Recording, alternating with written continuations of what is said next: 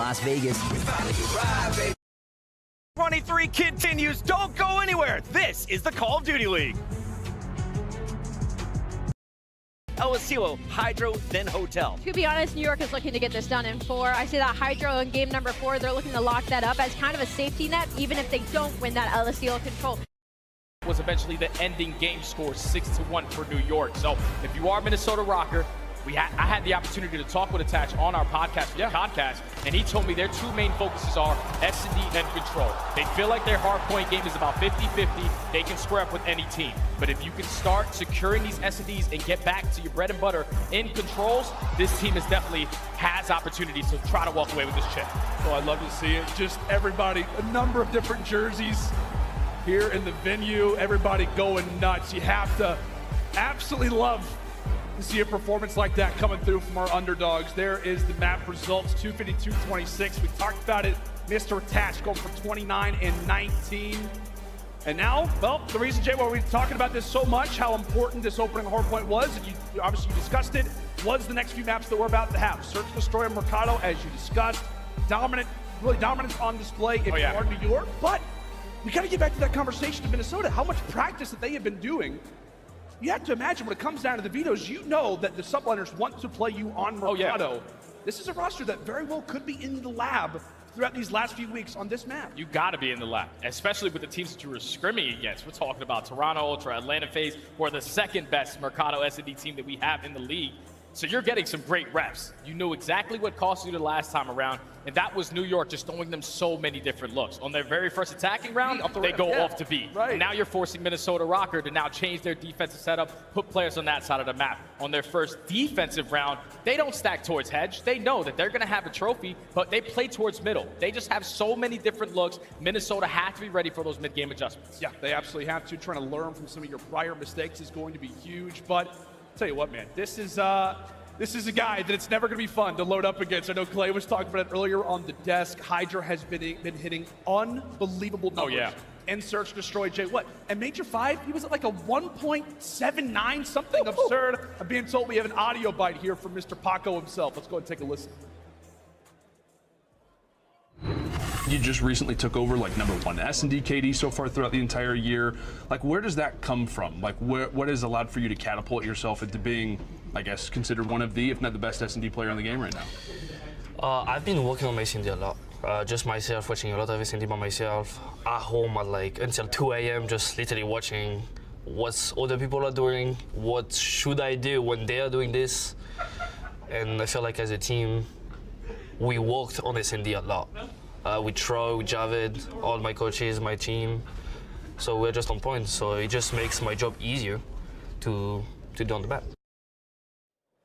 You love to hear that coming in from somebody who, Jay, has all the skill in the world. You know, you're coming into your third season. If you're Hydra, right now you're an MVP candidate, and a lot of that's because of the work that he's been putting on in the back end. Oh yeah, Search and Destroy has been his mode for quite some time, at least for the last 2 majors. He's been taking his game to a whole different level. When I had a conversation with Hydra, I told him, he said, why am I so good at Search and Destroy? I said, the reason what I'm looking at is because you have the raw talent to put yourself in any position to win any gunfight. But when you have that power position, it's all about staying alive in that scenario and not giving up your life for free. And I feel like he's been doing that all of Major 4, all of Major 5, and that's what now makes him the best Search and Destroy player in the game. And now with this team down 0-1, you gotta rely on him to try to bring it back. And I guess the question that comes to mind is, like, if you're Minnesota, how do you game plan for somebody like Hydra? No. Whenever you game play for one player individually, if that one guy isn't doing what you expect him to do, your whole game plan is out the window. So you have to make sure you're playing to your team's strength. And you can already see it early into this round #1 for Minnesota Rocker. It's a default setup. Let's spread. Let's make sure no one's going on the deep flank. No one's trying to take mid-map control. And at least the first blood with them now getting the bomb down at A. Hydra looking to strike. Does not see Cammy laying on his belly. So that is a quick 2 there for the Cam man. An instant 4v2 advantage for Minnesota. And it only continues to build. P-Dog put the sniper to good use. But that is the only moment of success that you have in round 1 for New York. Minnesota, a commanding start. And that's a great tone setter right there for Rocker. You spread map. Now New York are going to be a little bit nervous trying to hit those routes to go on those flanks. It's the way that they just came out in that round #1. Rocker now up 1-0. They need an answer on the defensive end because they're going up against the Subliners, who are the #1 attacking team. 74% chance at winning on the attacking side. What can Minnesota do to change that up? I think another thing that we touched on kind of in the pregame was the importance of first bloods for Minnesota, right? That has been one of their biggest issues all season long. Cammy starts it off, obviously finds a 3K, but that first blood was massive. Into round 2 we go, flipping up the sides. New York now on the attack, but it was a lovely start there for Kismet, but 2 quick trades end up favoring Minnesota in the end, and now we've got ourselves a 2v2, Attach and Fame versus Hydra and Skies. Fame already invests in Dead Silence as well, so he's slowly working his way up through the back alley. He's giving the info onto Attach as he's just throwing shoulders through the map, making sure the bomb doesn't go down, but Hydra, he gets that info. He's gonna put pressure over towards B. Attach just getting away with his life, playing this beautifully so far. Quite a few players investing Dead Silence. Hydra has a Attach! How in the world did he just come away with that? Champs Attach is something different. Wasn't here last season and is trying to show why he deserves to be in the starting lineup, deserves to be in the brightest of spots. Is he about to walk away with another? Yes! Attach just makes the plays happen. It looked to be a freebie for Hydra, but he gets the info, gets the snap, and wins the one-on-one. Then he reads the last player beautifully on Sky, super patient through back banana alley. Wins that one-on-one. Fame doesn't even have to shoot a bullet. We were asking if Attach was going to be ready for the moment. Obviously, the guy's a world champion. He showed it in map #1, and he's not slowing down so far in map 2. It's also a lovely sight to see if you're a Minnesota fan, because it's Cammy in round 1 with the 3K. It's Attach in round #2 that ends up coming away with the triple himself. We're talking so much about the SMGs, but right now for Minnesota, it's the ARs who are frying. Bance left in a position to try and come away out on top, but this time it is Kismet again toward bottom Cantina that comes out on top. We'll see if New York can finally etch a round #1 up on the board, as they will sit firmly on defense waiting for the bomb rotation. Yeah, the bomb's going to start rotating over towards B. Attach at least has some info. The players playing in towards Courtyard, but it's all going to fall into the hands of Hydra. Soul Man in towards 10. Gets a couple sound cues there around the corner, but it's not win the first gunfight. So now if you are Minnesota Rocker, you even up the numbers. You're making it 3v3. You have Cammy watching that mid-map cross. Let's just get this bomb down. It's also another massive gunfight, Jay, that Attach wins. It's not a trade. They end up evening up the numbers, and Cammy finds another through mid-map. Every single kill that he's found has come in a spot like this. Kismet finds his second of the round, and now they're going to need him. Dead Silence engaged as Minnesota have got that bomb down. 30 seconds to defend it. Kismet again with another. Now it's Fame left in a 1v2. He does have Dead Silence, but it's not invested. He goes for the chow, wins the one-on-one, but cannot find the second onto Skies. In a perfect position to play the trade for the Subliners. They retake successfully over at B. It all started with taking down Cammy through mid-map. And then in that position that Attach was in top 10, you probably just want to play your life in that scenario. Throw a couple shoulders, don't give up your life for free. But unfortunately, he drops it and puts Fame in a very difficult situation. Skies is able to win the one-on-one to allow New York to get the first. I believe that was, I think it was it Kismet? And then finding First blood? Yeah, We've done 3 in total. So that's what, 3 out of the first 3 rounds we've had somebody get 3 kills. So we'll see if that trend can continue. A lot of hat tricks so far. We'll see who can maybe put their name up on that board. As Minnesota have got to be ready for all these nades. Everybody in the venue a little curious about what maybe the other side of Cantina is going to look like after this round is over. Craters surrounding over toward that A site, when in reality, we're in a different spot of the map, Jay. And this is a completely different setup right here for Rocker, because last time they played, the Soul Man at B was always Bance, but this time you switch it up, you put Fame in this position. So now, he's in such a crucial spot. He knows that the pressure's gonna come in towards 10. He's playing this corner. Can he find the first blood? Wonderful patience being established from Fame. New York, it just feels like they've been waiting here for such a long time. And now it's giving Rocker the opportunity to regroup and to re-engage. Fame gifted a double, and it's a triple on top of it. Cammy delivers Skies with the snipe.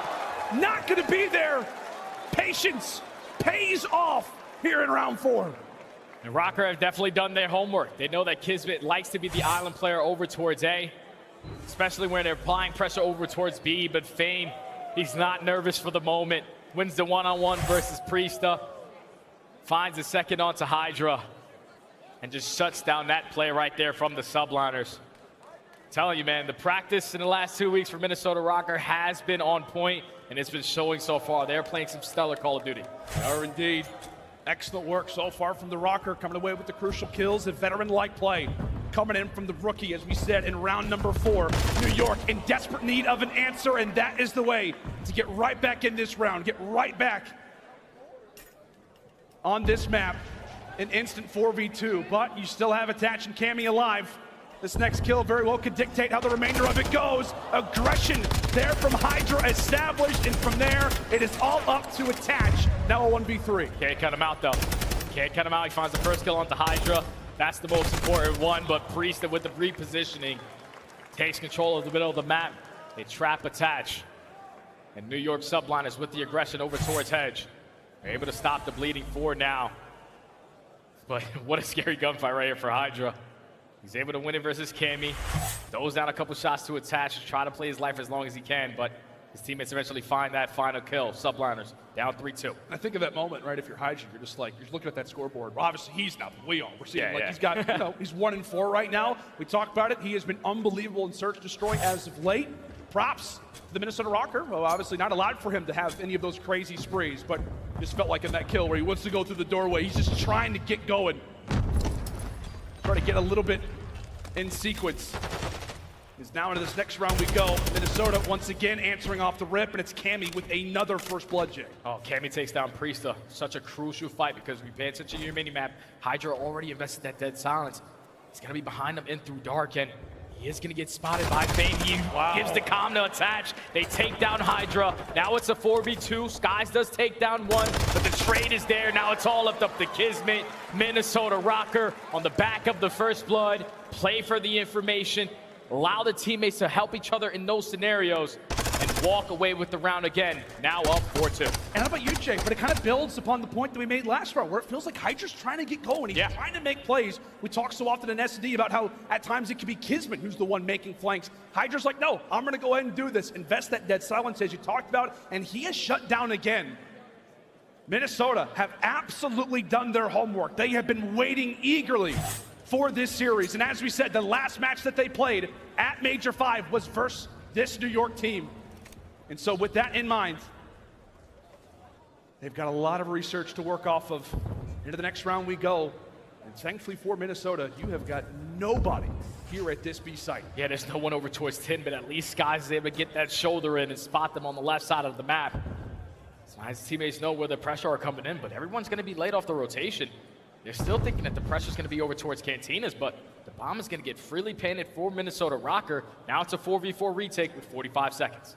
We're looking at that score. This is the swing round, right? This is one for New York that you have to grab. You are in threat of going down 2-0 versus Rocker. You're going to have to come away with something special. Retake about to go down as Minnesota prepare, waiting for the members of the subliners to enter in toward their reticle. Can they walk away with the first blood? No! Hydra! An excellent answer! Dives right on in, but it's Bant who's there to trade. One last player alive, Priesta!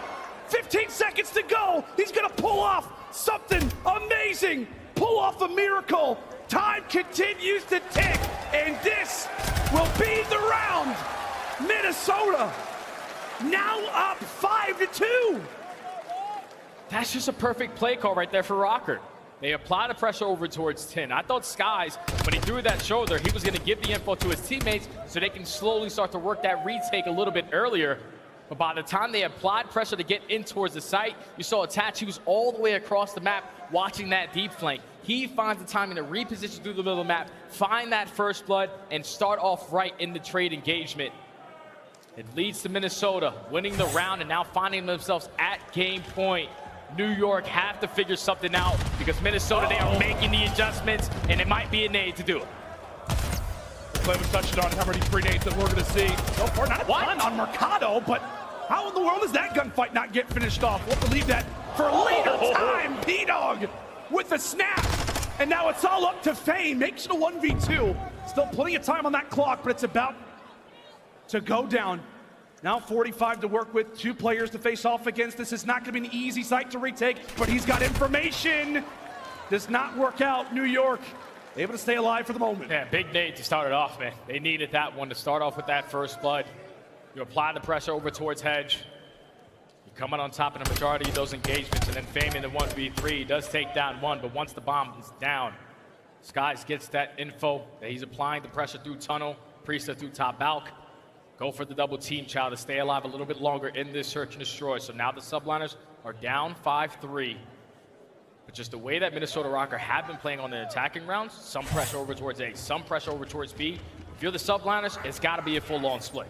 Well, Jay, it's a lot of stuff that you talked about the last time these teams faced off, right? I mean, so many looks is what really won New York the game so far for Minnesota. It's been the exact same. Nate over the top, gets Hydra out of the fight. Well, Bance is shooting dead bodies. It just feels like with Hydra, you got to put in an extra few bullets just to make sure that the man is down. Trades continue to go back and forth, but this time it's Fame who falls. New York even up numbers. Yeah, it's a 3v3, and you have Kismet. Already runs out of that dead silence. He's working that deep flank to try to take down Cammy. But time is starting to tick. Uh-oh. Cammy gets the right timing. He takes down the first, but Kismet's there for the trade. 25 seconds, 2v2. And right now for Minnesota, you have the information. You know they can only come in from one of two ways. Attach watching one angle, Bance watching the other. It's a crossfire, but now it's a 1v1. Bance is there to deliver. And Rocker now firmly in control. Now up 2-0 in the series. Just like we all predicted, Jay.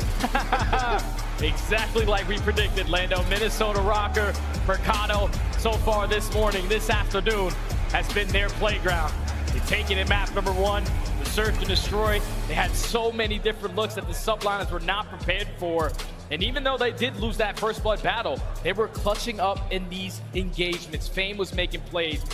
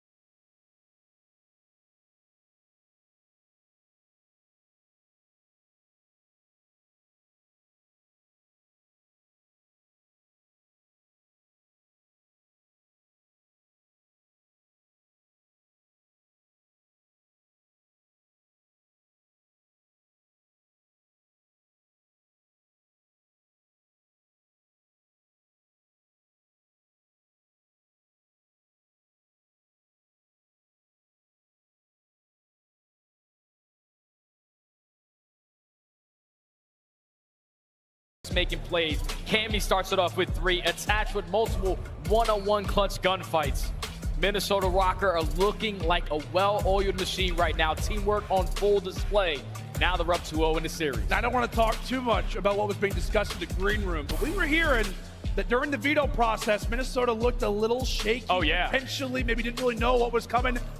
Jay, they knew exactly what was going on. They're playing some mind games right now. Back-to-back Mercados. We're talking about how New York are absolutely the favorite, and already our defending Major 5 champions, Jay, are down 0-2, one map away from already being in the elimination bracket. Yeah, I wasn't expecting this, man. Obviously, everybody was expecting New York to be able to win this series, not be down 0-2, but Minnesota came to play today, man. We're at chance for a reason. Anything can happen. The craziest part is that these teams have a lot of history on this map that's about to be on your screens before we head to that El Asilo on control. We got to hit a quick commercial break, but make sure and stay tuned. Can Minnesota walk away with the 3-0, or can New York, our defending champions, finally win?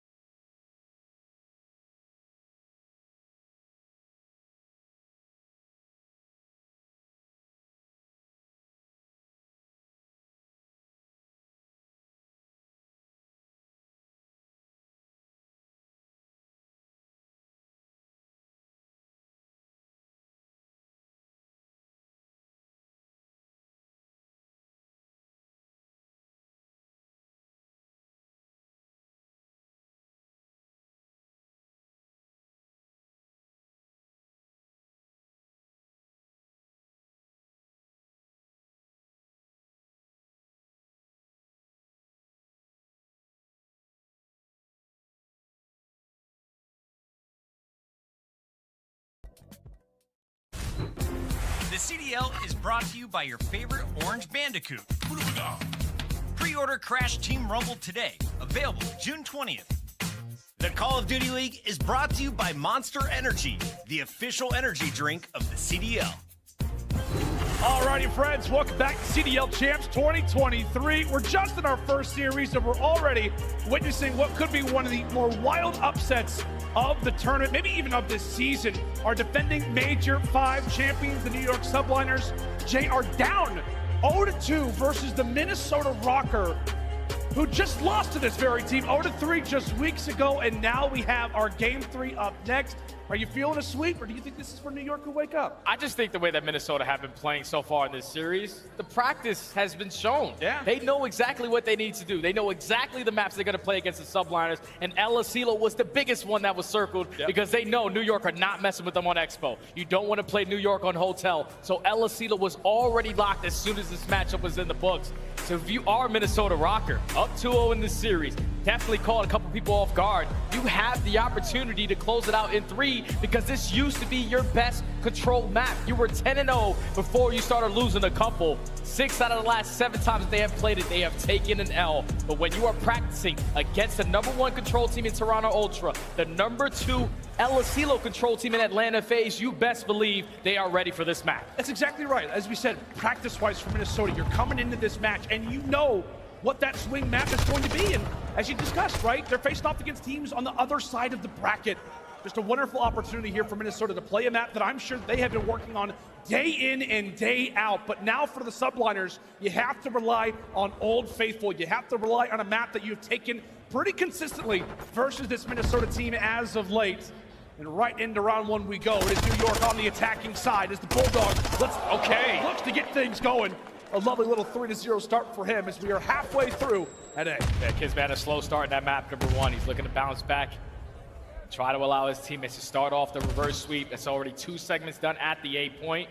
New York are currently up by 3 lives, so Rocker, they're just going to decide to chalk this one up, play for the exit kills. Subliners is setting the time.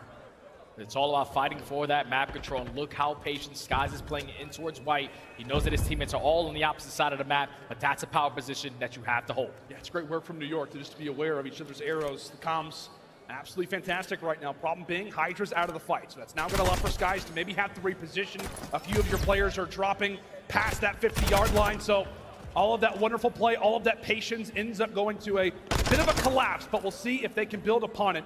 They'll have to work out of their spawn. Great kills coming in from Hydra. Quite a bit of damage. Lands that nade. At least it looked like it. However, Rocker come through and deliver another quick triple. New York now in their base. Sky's the only man who's past that 50-yard line now. Cammy's just finessing in towards White. He was able to find 5 in a row, earns himself at least close to the cruise missile if he can pick one else up. He takes down Hydra, can't find the kill on the Kismet, but job already done. That's 40 seconds wiped off the clock. You know your teammates still have full map control, but just in case it gets a little scary, you got that cruise missile to work with. Only a minute left. Subliners have full field control, so they can start to put pressure from the front end. But as long as you're Rocker trading efficiently, that's another 3 dead in the feed. They are doing what they need to do to win this defense. And just a subtle detail in that little player cam, you can see Fame. He's actually screen peeking, looking at his teammates. That's something that Bance loves to do traditionally. You can tell Rocker right now are grouped up and they're ready for every single little bit of attack that New York looks to make. This has been picture-perfect defense so far throughout these last few minutes, but this is the chance. This is the opening for New York that will pause the time at 39 seconds. Oh, Hydra's able to find 2. He's still finessing. He's still dancing around BS&D, but Fame wins the one-on-one. And attached to the back end takes down Skies. So with only 30 seconds left, potentially the final push coming in from the subliners. Kismet and Priest to start it off. Now you can get on that B point, stop the clock, but it's all about these next wave of fights. And look at the route that Bance is currently trying to go on. Bance currently in a gun engagement, trying to win that one versus Skies. Not able to do so. It's a nade that ends up taking him down. Mr. Benjamin, but it's Cammy with the streak over the top. The man is at 9-4. Pacing early here in round 1. New York doing everything they can, trying to utilize the smoke to be their cover. Time currently paused at 17 and change. They continue to build it up, but it's 2 quick ones there for the Rocker. Any segment is big right now for New York. Does not feel like this round is going to go their way, but they continue to dive deep. They continue to work hard, but Attach comes through with a few, and that very well should be it, Jay. He just shut it all down by himself. He found all 4 kills with that AR in hand. Doesn't matter, up close and personal, he makes it happen. Fame with the final 2. You have a couple players from the subliners going on flanks, but now it's the Soul Man here. It's Hydra. He gets taken down. And Minnesota Rocker, for 2 minutes and 15 seconds, hold down the B point. When it got a little bit scary, Cammy invests that cruise missile. You take down Kismet. But then it was all on Attach, man. He gets 4 in those final moments to secure the round for Rocker. They used to be the best team on defense. They struggled as of recent, but that's the team that we know of old. Rocker up 1-0. Yes, you said Rocker, their defense at the start of the season, around 80%. And then in their last few losses, it's actually gone down to around 25%, but that is vintage stuff here from Minnesota. We were talking about New York, it's been Old Faithful. I guess you could say rather it's been more of a recent one for them that they've been taking versus Rocker. In reality, this is Old Faithful from Minnesota. This was a team that at one point was 10-0 on this map, and right now they're relying upon it to possibly deliver a 3-0 versus the subliners. Job done in our opening round, but can they do it on attack? A lot of this game could be decided in this round potentially. If Fame can earn this string, a cruise missile on attack, you will take it. 1 away. Yeah, he's just playing his life. He knows how crucial this one-on-one gunfight is going to be. With his teammates dropping around the map, just check a nice little corner and play for 1 gunfight, which is all that is needed. Subliners fully pushed up all the way through A side, and Hydra wins the up close and personal to take down Fame, shuts down that cruise progression. But at least it opens up a lane for Minnesota to now apply the pressure over towards B, but every single player drops beside Attach. It's going to be easy to get these guys all spawned, but you got to be able to stop that clock. Time to wrap back in towards A. Oh my God, Attach again, goes low. Hits him with the old drop shot. Bance finally puts up his 3rd kill here so far of the game. Was that 1, I believe, heading into this round. So we're talking about slaying. You need it so often on LOClo just to get out of your base. You're starting to see collaboration, some kills coming in across the board. And from there, that is what allows you to hop on that A objective. Time by no means still in a great position. New York could go for the late contest. That appears to be the case. Hydra with 1, trying to go for a pre-fire. New York do not want to allow for this one to go the opposite direction. Don't want to try to get this one up for free. You still have players contesting it, but you also don't want to lose these gunfights too quickly. and allow Minnesota Rocker to go for the chain over towards B, but that's going to be A out the way. They tied it up in the lives column. Now subliners have to hold strong on their defense over towards B for a minute. You already have Skies in a position towards White. You have full control of back 10. It's all of Minnesota trying to apply the pressure through the back end. Advance in a crucial position, but that nade takes him down. He was trying to spawn New York on the opposite side of the map. But once he gets taken care of, New York, no need to worry. They're still in full control. And Cam eventually gets spot out as well. That just goes to show how important the bans can be on the map. He stays alive. Minnesota have a little bit more reinforcements to maybe make a play toward the back side of the mountain, to the back side of the spawn. There from the subliners, but 35 seconds still to go. Can New York continue to hunker down, to lock it down? Rocker end up finding 2 in stride, so this next gunfight's gonna be massive. Kismet trying to even up the numbers while it's Fame going for info. Yeah, Priesta knows that at least a player has to be close to me. I gotta back up, try to play my life as long as I can because my teammates are spawning across the map. Fame takes care of him, but New York still do a great job of trading efficiently. Priesta and Hydra combined for 2. Now the sole man here is gonna be Fame. With only 15 seconds left, he has to go big, and he gets sniffed out by Kismet, and this is looking like a subliners round. Yeah, it absolutely does. Final few lives are up for Minnesota. Maybe one last contest at this. Yeah, Tatch, he ends up falling in stride. Final resting place is going to be at the soccer field. And thankfully for New York, they're able to find an answer. Back-to-back defenses so far here on El Asilo. Now, if you are the subliners, you're currently up by 2 segments. So if it does go to that round number 5, we will have that defense. But on the attacking side, we saw early pressure over towards A. They got those initial gunfights. They were able to extend the time all the way to 2 minutes and 15 seconds. But they just couldn't find an opportunity over towards B. So the game plan probably is going to be a little bit different for the subliners. You find the kills at the right time, especially right off the rip. Let's try to transition over and capture that B point because that's a lot more difficult to get done. Let's see what the attempt looks to be. Looks like it is going to be somewhat standard off the rip. Try to look for some control toward bottom warehouse. Maybe get some players into A. Maybe transition over toward that B zone, which, as we said, is the more difficult of the two. The more prized possession on this map is to get B out of the way. But right now for New York, you're not really dealing with a whole lot of house money at the moment. Big gunfights coming in once more from the Rook. The man trying to cause some havoc really all across the map. Into warehouse he flies. And from there, it is Bance who wins another one. We've been talking so much about the ARs. Okay. Right now, it's the SMGs who are having themselves some fun. And he's starting to turn up. Like you said, in round number 1, he was sitting at 1 and 9, but now that's 2 in a row. 7 kills to his name. We know what Benjamin Bance is known for, and that's the plays and the routes that he likes to hit. Subliners have been yet to complete that first segment over towards A. They're trying to transition over towards B, but finally they take care of Bance. They can try to apply the pressure through the front end, but as long as Minnesota Rocker have tower control, have to commit over towards this B point. And that kill on the Hydra was huge. Problem being, attached doesn't stay alive for much longer. So right now for New York, the spigot of spawns continues to flow to the top side of the map. Right into B we go, and now it's Priesta looking for a bit of information. Tarzan, as he climbs up the mountain, eventually does fall. But thankfully the time still is paused. Right now for New York, they're just hanging on to a few crucial lives just to stay intact. The player on that zone ends up falling, and from there, we're now left with 24 seconds. New York have got to get something going. Yeah, they're over towards A. Hydra knows we're not going to be able to get towards B. Let's just transition to the easy one.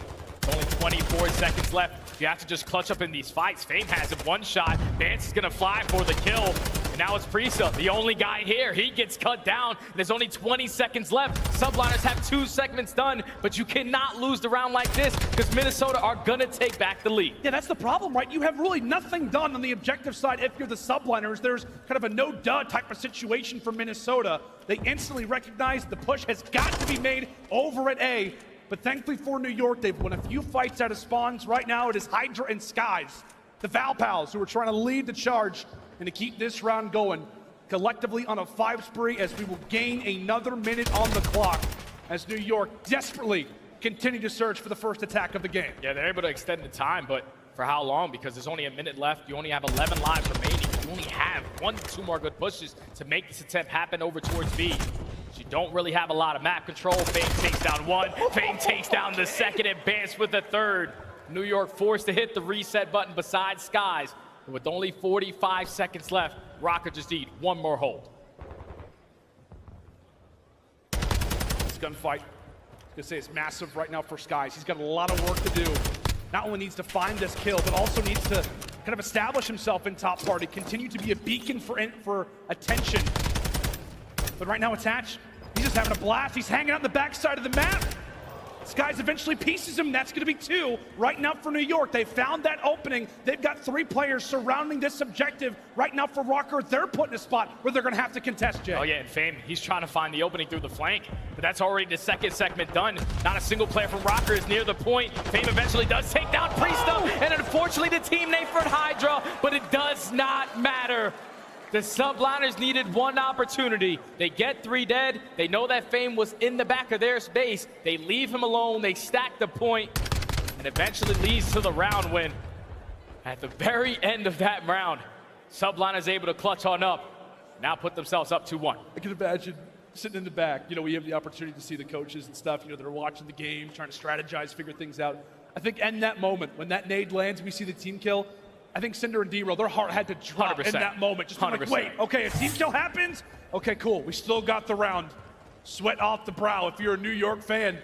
As they do grab our first attack of the game. Can they build upon it? Can they get us out of LSilo nice and early? Or can Minnesota pull off some magic again? It's going to have to be through the attacking side here.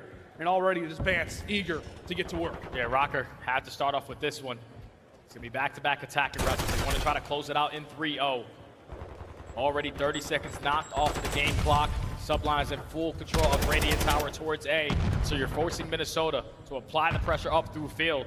Cammy does take down 1. Cammy goes for the second as well. So Minnesota have the opportunity to try to close out this B. Yeah, this is exactly what you want to do right now for Minnesota. Get B out of the way, at least chip away at a few of those segments. Currently doing a great job. Player number 70, Kizert, he ends up falling back inside of the base. So you're doing everything that you have to right now if you're Rocker. And right now, I believe it's Cammy, who's actually over toward top mountain. He continues to find players in stride. Jay, he has been so solid in this series. He's been on like multiple 4 or 5 sprees, had a few cruise missiles come in, and right now he's looking for another. New York end up finding 2, but for Minnesota, they just continue to wipe away time at B. Yeah, that's at least the second segment done, but now subliners have full map control. That's a clean 3 dead. They're forcing all of Rocker to try to fight out of their base. Bance starts it off with the first. The rest of his teammates still got to check their corners. The subliners are great on defense. With only 20 seconds left, they're trying to force that game 4.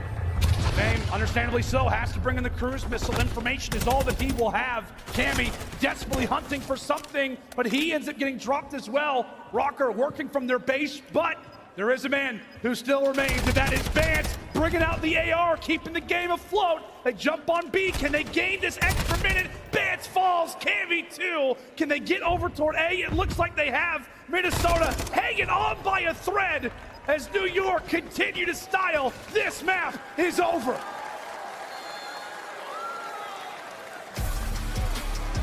And the subliners stay alive. They come out in LSilo. They know what it's like to play against Minnesota Rocker on this map. And all it really took was that one attacking round to close out this entire one, to keep them alive in this series. There's just beautiful adjustments from both squads. Great mid-map presence, great slaying from the Minnesota Rocker. They had like 3 cruise missiles throughout the entirety of the map, but they still could not get the objective done. As the subliners walk away with the control up 3-1, now down 2-1 in the series. And now it gets a little scary for me if you are Rocker, because the subliners choosing Team B, we knew that they were going to be able to choose map number 2, map number 3, and map number 4. Right. And as we go into the map number 4, it's going to be Hydro Hardpoint, where the subliners are basically the #1 team on the map. That's exactly right, my friend. And, we talk so often about New York when it comes down to their success. It always comes down to control, right? Always. They're 25-2 in series. When they win the control, they get the job done here. And I know we're talking about that next map, but it just feels like for me, buddy, in this one, it just came down to the attack, right? Yeah. They find that opening, they win that. Now they're in a position to lock things up on the following defense. Just great job across the board. What do you see there? I was just looking at the time remaining on the clock. Like, Minnesota Rocker, they found themselves in multiple scenarios where they could have walked away with an attacking round. But subliners, when they applied the pressure, when you allowed them to put themselves in certain positions to get one and get out with their life, that's what made it super difficult for Rocker to try to find a clean 2 to 3 dead, to take some map control and try to complete that B point. Subliners are 2 major champions for a reason. Yeah. They know exactly what it's like to be in this position. The series is never done until it's done.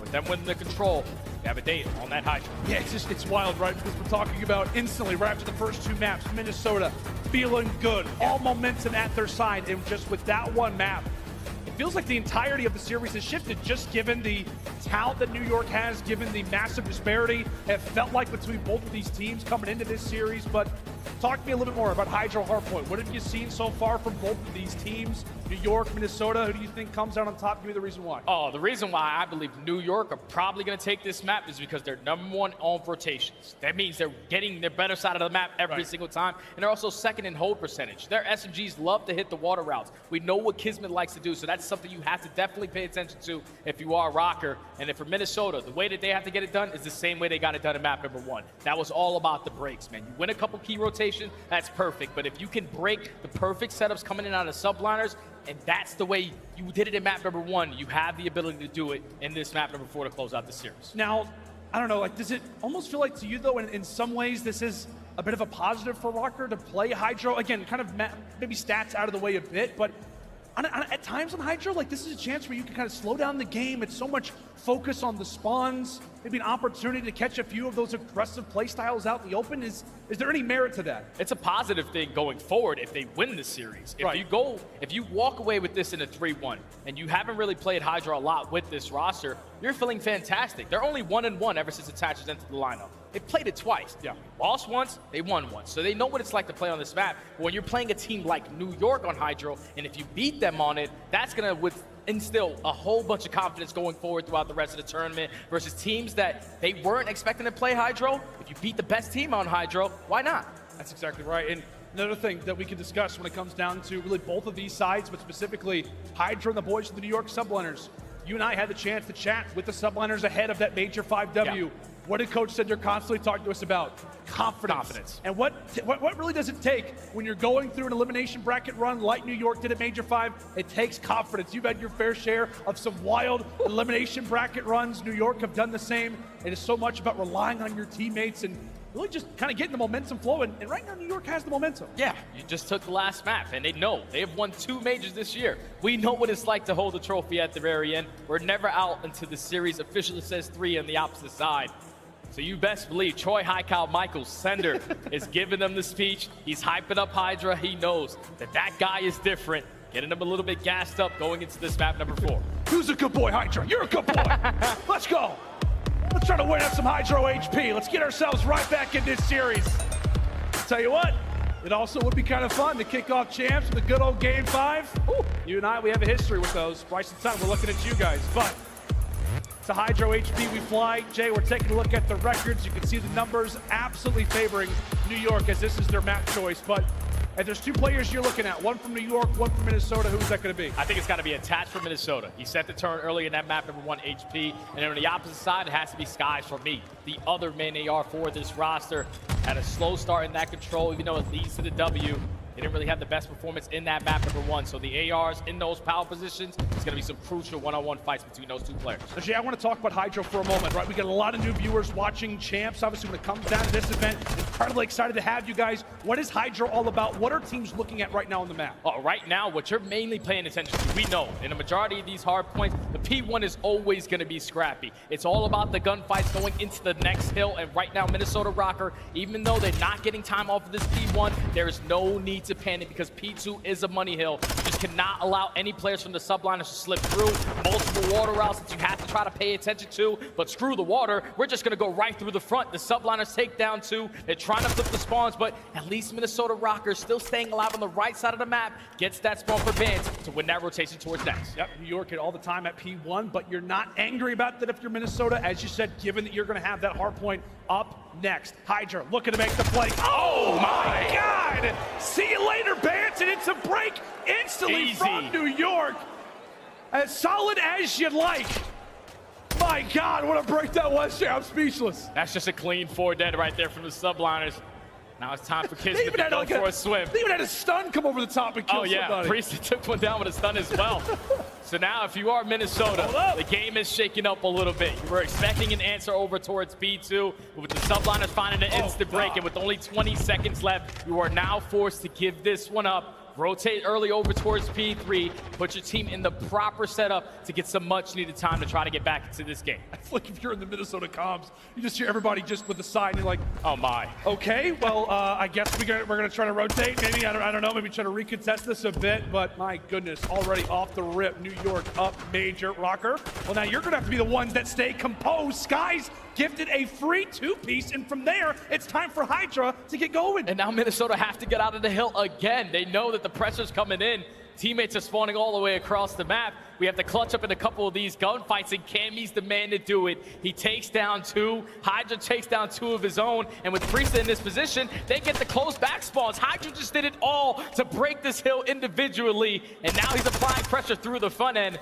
The French Phenom is starting to take over. And this is why many currently call him the best player in the game, starting to level up his performance, and right now having himself a swim. Hydra looking to hydrate. And right now for New York, they eventually do get wiped off the point, but they have made their presence felt so far here on Hydro. Now to Path is what we're gonna rotate. And it is Hydra trying to be a thorn in their side. That's now gonna be 5 in a row, and really a Minnesota team that's gonna be filled with anxiety, filled with stress, trying to figure out where he is. Finally cut down, but it's a cruise missile regardless. Yeah, cruise missile now earned for Hydra. And now if you are a Minnesota rocker, you didn't really have an opportunity to put yourself in the best setup because you were trying to locate where Hydra was going to apply the pressure from. But this is some much needed time for them to get back into this one. Do the subliners decide to invest that cruise missile? Most likely not, because that player's in some great positions. Hydra and Kismet already combined for 2, make it 3. The spawns now flip. Another break for the subliners. And this is the subliners that we saw at Major 5J, Yep. a team that is so scary when it comes down to their breaks. Hydra causing some problems through the water. He was lighting everybody up. You see Kismet on 3. Skies gifted another double. Flying through the air. He's looking like Spider-Man. Oh, he gets the 3rd. New York are styling so far throughout this game. Nearly up 100 points as Minnesota go on retreat, tail between their legs. Can they finally lock down a hard point, Jay? It doesn't look like it's going to be the case, though, because Skies and Kismet already find themselves behind enemy lines. Now Hydra at least takes down 1, but there's 3 players here from the subliners trying to go for a break. It's all on Fame. He does take down 2. He's waiting for his teammates to get back into the play, and so far that has led to a great hold. The rookie is making it happen for Minnesota to try to get back into this game, but when I say that, subliners right through the front for another break. That's the problem, right, for Minnesota. It just feels like they're having to work for every single second. As you said, Fame comes away with a lovely double, locking down time. Then the rest of his teammates end up dropping. Bance comes away with a few kills, but it doesn't matter. New York are constantly placed inside of that objective. It's going to be a 100-point lead as we get ready for the second set of rotations. And really, if you're Minnesota, you're just trying to keep your head on straight. Just try to focus and hopefully, Jay, have a much more successful start to the second set of hardpoint. Yeah, it has to be in their hold percentage because they are winning a rotation every single time. Every single hill so far, they have been the team early on. Just came down to the setups and New York finding those openings, finding those initial gunfights to find the break. But now currently down by 100 points. You currently find at least Bance in a position trying to hold down these P2 spawns. He gets the timing. Once he finds that kill, his teammate spawns up all on the right side. With the subliners, the lead they currently have, they can play for this remaining 40 seconds. They can play for all this time at P1 because they know that Minnesota have 2 things that they have to focus on. Yeah, like for New York, like you've eaten your vegetables. You've done all the hard work. Now it's just a matter of really do whatever you'd like. You have the ability to play with house money at the moment. And right now they're looking for another break over at P2. Minnesota beginning to crumble like the foundation that they sit in. Applying the pressure. Another cruise missile for the French Phenom as New York now have got that spawn ready to go. P2 is about to be their home. Yeah, this game is basically locked up for the subliners. They are doing everything that they need to do. On the first rotation of hard points, it was all about the break. So far, on the second rotation, it's been the rotations where they're the team early set up. Priesta, Hydra, and Kismet already combined for 3. They're going to be able to breach that 200-point mark. But it's only a matter of time before they're able to force that game 5. Oh, and Hydra. Look at his numbers, Jay. He's 20-8. Feet kicked up. Oh, here comes some more. Quick little engagement, Minnesota. They just gotta go. Green light engaged, but they just continue to not win the trades. Kismet, now he's on 4 in a row. New York, not a chance to necessarily win it here, but it's not gonna be all that much further once this hard point comes to a close. We talk about momentum. We're talking about a team who's got to dig deep, got to be ready. Minnesota delivered a nice little blow, but New York, a knockout punch here in game number 4. Can Minnesota even reach 70 points, Jay? I don't think that's possible. I don't think it's possible, but at least they do win a couple key gunfights off the rotation. And they're fully set up over towards this P3 again.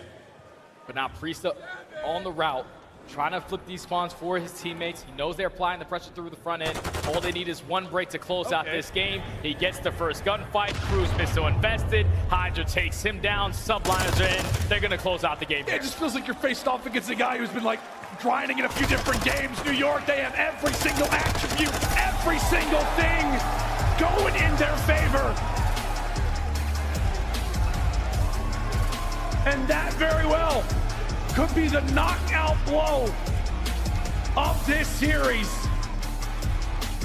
100-point club here in game 4 as New York are more awake than they've ever been. Game 5 to kick us off in Vegas, Jay. Remember the question you just asked me before the map started? Is Minnesota going to decide to play Hydra in the rest of this series? Well, after that performance, it's probably not going to be seen for that organization for the rest of this tournament.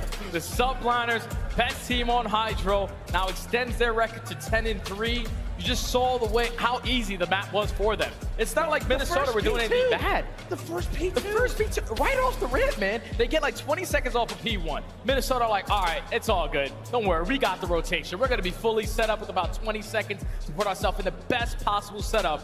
But every single time they had that opportunity, Subliners found the break time and time again to now force the game number 5. We knew that these guys had fight in them, but that map number 4 was a beat down. So now if you are a Minnesota rocker, gotta go backstage, hit the hard regain, because this map 5 is everything. Oh yeah, this is gonna be unbelievable. I cannot wait to see how this series will conclude. Minnesota started off looking phenomenal, but New York are defending champions. They've woken up here in game 3 and delivered one of the more impressive W's that we've seen on the season. A dominant Hydro dub. Who will walk away with the series and move on? We will find out right after this break. I love you.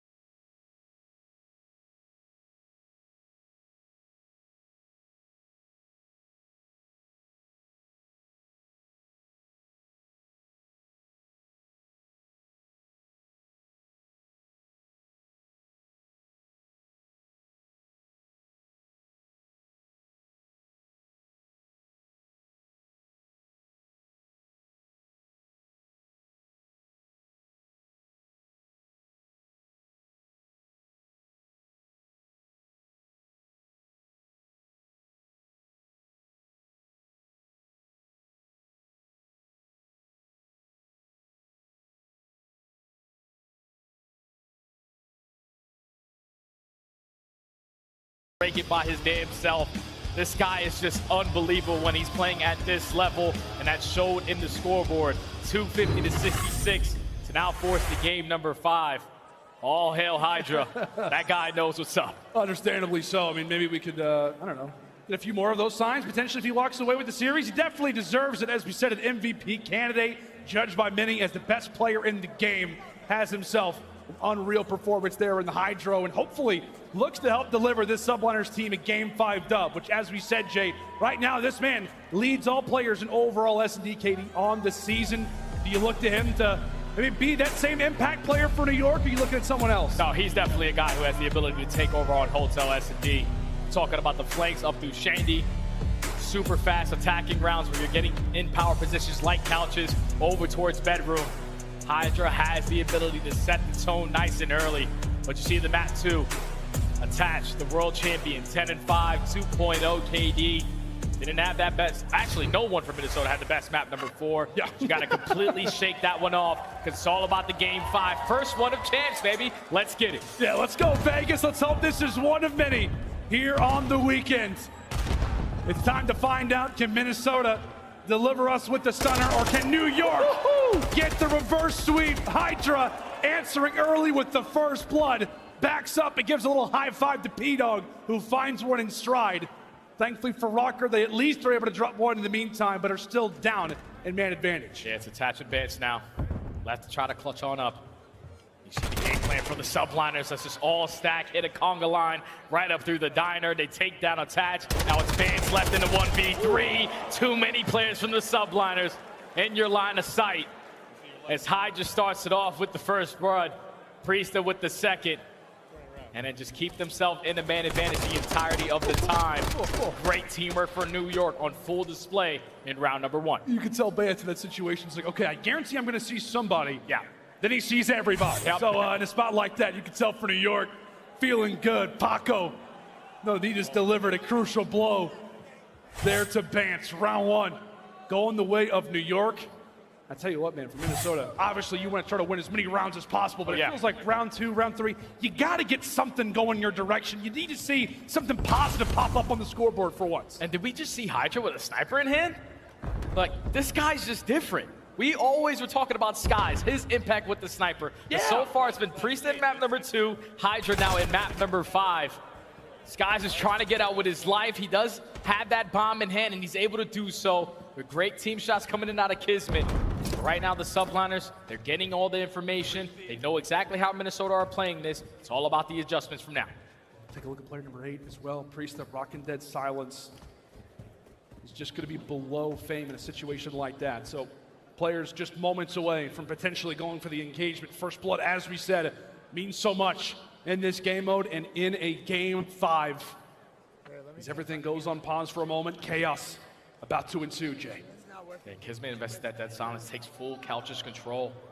Right now, Minnesota Rocker just playing this beautifully on defense. They're gonna run right into what Minnesota needs them to do. It's gonna fall into the hands of Bance. He at least finds the first blood. You do have one player in Priesta with full bedroom control, but it's about stopping this bomb plan, and unfortunately, Cammy cannot. So New York have the opportunity as Hydra finds the third with the snipe attached in the 1v3. It's all up to Mr. Price, puts in some shots, but surely this cannot go his way.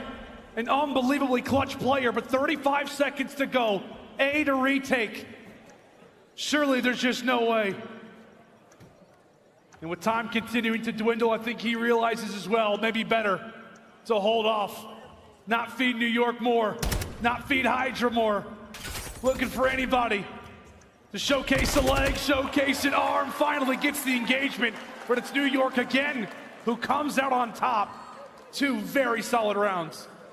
And that was such a slow round for both teams. New York, you can just tell on their attack, they were trying to see what Minnesota were going to do. It was early pressure up towards the A-bomb. You got Skies to back down, but they were not worried about losing that positioning. They wrap their way back over towards A. They find the trade on towards Bance. Priest takes full control of bedroom. And then Hydra, it doesn't matter what gun he has in his hand, he's going to be able to find at least 1 kill. As the Subliners take 2 in a row, now up 2-0. As we said, another round for Minnesota. You got to get on the board. Bance, the only player with a kill through our first 2, that it obviously has to change Fame, who has been an unbelievable SD player on Hotel, quickly tagged up. A nade over the top is going to give New York numbers for the moment, but it's Cammy who comes away with the double. And just like that, we're talking about twos. Now it's a 2v2. Bomb drop, but still plenty of time on the round. And Cammy advance versus Kismet and Priesta. Bomb going to be down in towards main arch. Still a lot of time for Minnesota to work with. Vance invested that dead silence, trying to find the timing in towards bedroom. Kismet is not going to get any sound cues that he's in his positioning. But now with Vance here, probably want to go for the chow, and he does. Kismet makes him pay for it. Now it's Cammy in a 1v2. And that's so frustrating, right? If you're Cammy, you don't even end up finding Kismet as the trade. Kismet with a huge 1v1 delivers yet another blow that Minnesota cannot handle. In the clutch, New York come out on top again as they continue to stack up the chips. Last 6 out of 7 times the Subliners have played Hotel S&D, they have found a W. They have played this map so much as of recent because this is one that they know they have to square up versus every single team. So far, that is 3 rounds in a row for New York. To now try to complete this reverse sweep, Minnesota Rocker have to have a response here, and this is the round that I love out of them. When they force stack through the middle of the map, you have Attach watching that cross over towards A to not allow any players to sneak on by in towards bedroom. But it might not work in their favor because the New York Subliners, they're applying the pressure in towards Diner, Hydra. I thought he found a time, but the rookie takes him down. Minnesota, man advantage. Just that one route that Hydra takes is maybe the one angle that Rocker were not prepared for. Quite a bit of blood splattered already in this round. Minnesota finally able to get on the board, and the crowd is loving it, Jay. Yeah, that's a much-needed one right there for Rocker. Stacked through the map, whilst crosses towards both sides. Put yourself in a position to where you're instantly able to go for a trade. The guns engagements go down. Minnesota Rocker now able to stop the bleeding. But now they're back on the attacking side. It's been multiple first bloods from the Subliners so far, 2 on their defense. Want to try to slow this one down, play for your info, but most importantly, play for that first kill. That's the thing we talk about when it comes down to this map 5. Minnesota, their map choice, but for New York, there's a lot of VOD to watch. Yeah. I mean, this team has played it so many times. They've played it 14 times since Major 4. They've won 6 of their last 7 Hotel S&Ds. Rocker, can you start to really weed out the strategy, start to figure things out? As I'm sure the brain is moving, the strategies starting to be learned. As Rocker will get that bomb down on B for free. Now it's a 4v4 retake. Subliners have 3 players applying pressure through the back end. And 1 player in Kismet invested that dead silence going for the super long route. Eventually leads to Fame, finding the first blood onto Skies. Now Priest and Hydra had to slow down, and Kismet could not win the one-on-one. So now Hydra and Priesta need a miracle to happen because it's not easy to break in towards the kitchen. It's all up to P-Dog. He gets silenced. Minnesota, Jay, they come into that round with the plan and knew exactly what they wanted to do. Rush right in the kitchen, get the bomb down, make New York come to us before they can start to figure out what we're doing. And once they get there, it's the rookie who comes away with the first blood. And that's just another situation right there where Subliners get all the info early into the round. Same thing like map number 2 when Skies watched them cross over towards B. You got to be quicker on that retake situation. You cannot allow that bomb to go down for free. At least open a couple doors, make it a little bit scary for the Rocker players. By the time they get there, relied on too many one-on-one gunfights, which eventually leads to Rocker chaining 2 in a row now. Back into this search and destroy. Bang! Subliners go for the 2-2 split. Hydra again, with the sniper in hand, finds the first blood. Guy can literally just do it all, Jay. As we said, Everything. SMG, he and Sky's been trading, having that sniper out. Wonderful work here from the French Phenom. Now it's 6-3. I would love to see a 7. We are in Vegas after all. Can he manage to snap? Rocker down in numbers, and really the only player in here's distance up. This is going to be player number 2. Cammy hanging out in luggage. Thankfully, is still remaining. Dolphin dives to safety. So Rocker, do not drop that second member just yet. Yeah, they just got to make sure they're holding down Cammy in his positioning. Because with those doors open, he'll be able to spot anytime that they try to go for that bomb plant. Fame saves the nade. He's able to get Kismet off of it now, but what happens to Attach?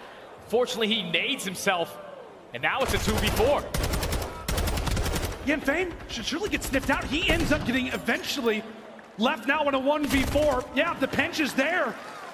If we have a replay, we'd love to see it. That is absolutely, Jay, where that round comes to a close. Oh, yeah. Once attached take care of himself, New York, no. We're in a 4v2. We got the positioning of at least one player towards bottom bed, and we also know where Cammy is towards bottom luggage. So let's just try to go for this bomb plant, keep ourselves in the man advantage. But to take a replay, look at it again. Attach is already out. Yeah, he's already dead. All right, that's the final two from Skies. Subliners take the round. They're now up 4-2. But Attach is going to be beating himself up for that one. That could not happen, especially in this moment. Yeah, in a situation like this, now down 2-4, Minnesota starting to build some momentum, trying to even things up at 3. Had such a wonderful start to this series, and they're going to need him to be on point. Now from this point forward, Bance, aggressive as you'd like. Watches that trophy get placed down. He's still looking for his first COD Champs trophy. But with Deddy popped, he's at least gained quite a bit of map positioning, and he's also gifted the first blood. Excellent start for Rocker J. Big first kill right there out of Bance. Now that Dead Silence does reset, they have the ability to cover more ground without being heard. But now into 4v3, let's just get this bomb down. Let's force New York to retake in this scenario. All the players from the subliners invest that Dead Silence. They know that Bance is in his positioning. Kismet again wins that one-on-one to make it a 3v3. And it's been versus Bance, I think, in both occasions. Yeah. Kismet, unreal in a spot like that, but still a job to do. 3v3, time continues to tick. Cammy brought low, Fame ends up answering, however, he drops. Now we're the 2v2, Cammy a big one! Rocker, hold on! Despite some heroics in top bed from Kiz, Minnesota lock it down in a round that they had to take, Jay. Such a crucial one, indeed, my friend. Bance starts it off with the first blood. You get the bomb down, you force New York to go for the retake. But then everyone was playing their life beautifully. Fame in towards Eldes. He wasn't popping up until Cammy needed help. He finds that kill, the trade is there. But then every single player from Minnesota wins a one-on-one gunfight to take the round, now down 4-3. Such a back and forth search and destroy that we have had on our hands. But it's gonna be the subliners on the attack. Going back to the 2-2 split, old reliable, but this time it's Hydra with the SMG. Hydra. Clearly hungry, he's hanging out in the restaurant. And now will become the owner of it. Tosses out some utility, gets some map positioning, but from there, rest of the round is going to come down to the other arrows on the map. He does at least lure Attach into the top side of the map. Meanwhile, it could be the bomb that's rotating. Looked like a lot of min-map pressure, and now we begin to shift over into the restaurant. First pick still yet to be found. Still a decent amount of time on the clock. Yeah, and Skies is just putting out a couple shots over towards A. He's just trying to keep Minnesota at bay, continuously having the 2-2 split. They don't know where the pressure's coming in, but Fame with the first blood onto Priesta finds the second kill onto Hydra. What? Don't know how he wins that, but Minnesota now into 4v2, making a 4v1. Fame does it all through the middle of the map to take down 3. Minnesota Rocker, we're down 0-3. They have tied the game at bat 4. That's up close and personal versus Hydra with an SMG. You do not see that happen. The rookie is not afraid of the moment. Minnesota tie the game up. That's a kill that's basically like worth 5. Like you should add like a +5. You should earn a cruise missile for that one. Especially versus that guy. Fame not affected by the brightest stage that he has ever seen. Gets a hat trick, and look at that scoreline now. Minnesota right back in it. Into round 9 we go. Rocker once again will have that objective on their back as Bance looks to lead the charge. We find another first blood here. Oh, and he's making plays, man. He's covering so much ground. I don't know if the subline is going to be able to read this positioning, as the bomb is now going to get planted over towards A. It's another retake for New York. Every time that Minnesota have got the bomb down, they have found success. Can New York try to turn it around here? A few players in through couches, mid-cross. Was watched there from Kismet. Vance looking for information. Cammy has got to stay alive. Brought down low. Kismet there to start things off. Fame again, as solid as you'd like. A statue ends up dropping another. New York currently inside of the bomb site. As Bance looks for info, you got players from Minnesota all over this site looking for information. Time continues to tick. He finds nothing. They find all 3. New York, they find all 3 on the retake. What just happened? That cannot happen. There was only 15 to 20 seconds left. All the players from New York had no info on where anyone from Minnesota was playing. Once you put down a couple shots through luggage, you at least get the positioning of one player. But Priest, once he wins that first gunfight, you know the second guy isn't towards luggage. You stack the bodies just in case you try to go for the defuse and eventually find the final. But that's a round that Minnesota Rocker definitely want back. You can't give that one up. It now puts the subliners at game point. What do we think, Vegas? Is it done here? Or are we headed to a round 11? Minnesota, one they gift away. They cannot afford to make another mistake in one as valuable as that. New York on the attack, looking for info. First blood would mean everything right now, especially for the Minnesota side. In Minnesota, they're going back to old reliable. Let's just stack through the map, watch the cross over towards bedroom. Put down a couple shots on the cross, but that's just teamwork on full display right there from the subliners. Early shots from Skies, leads to Hydra fighting the first blood, and there's too many bodies for Bands in his positioning. It's now a 4v2. The rookie and Cammy left to clutch up. Man, he's gotta be ready. He's gotta be ready. Oh, Priesta wins another. It's all on to Cammy.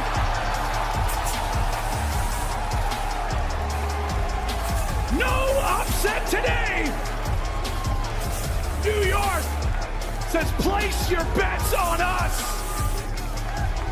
Down 0-2. And they fire back with the reverse sweep to kick us off here at Champs. And that's how we start Champs 2023.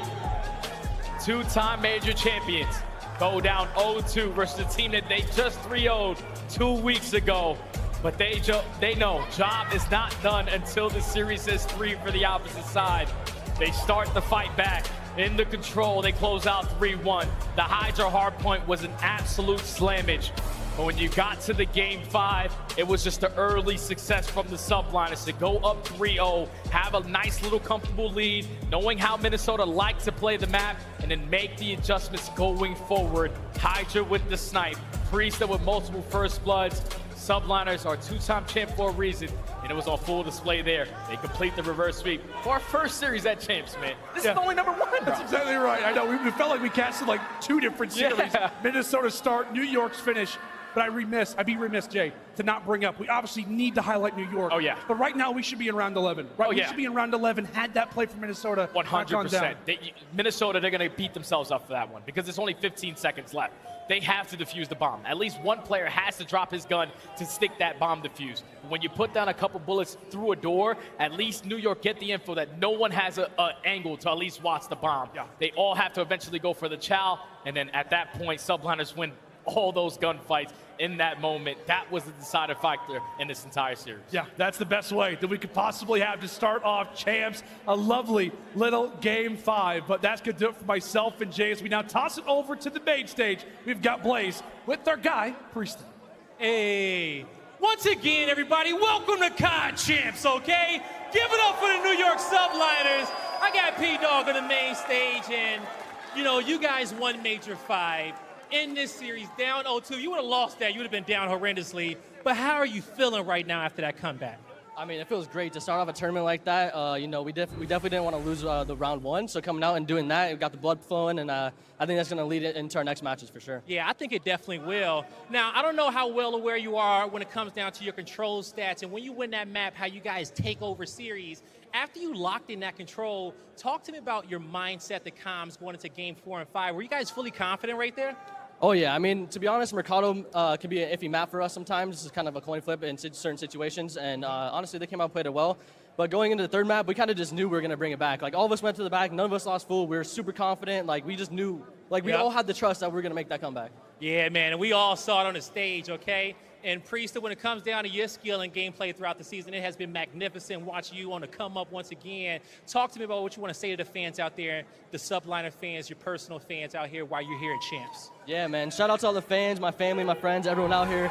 I mean, you guys are going insane. This arena's sick, man. I'm excited to keep playing. It's so sick, okay? Keep up the energy all weekend long. That's going to do it for me and Priesta on the stage. Chris, take it away. Thank you so much, Blaze, and congratulations to New York. The city will be celebrating a reverse sweep from the Subliners to open up COD Champs. Welcome back, everybody. This is your analyst desk. We've got Namless, we've got Alley Cat, and the three-time is joining us this week. And Clayster, I want to start with you. You played the Subliners squad. They 3-0'd you. Minnesota, they were up 2-0, though. How does the Subliners squad bounce back and rattle off 3-0 again?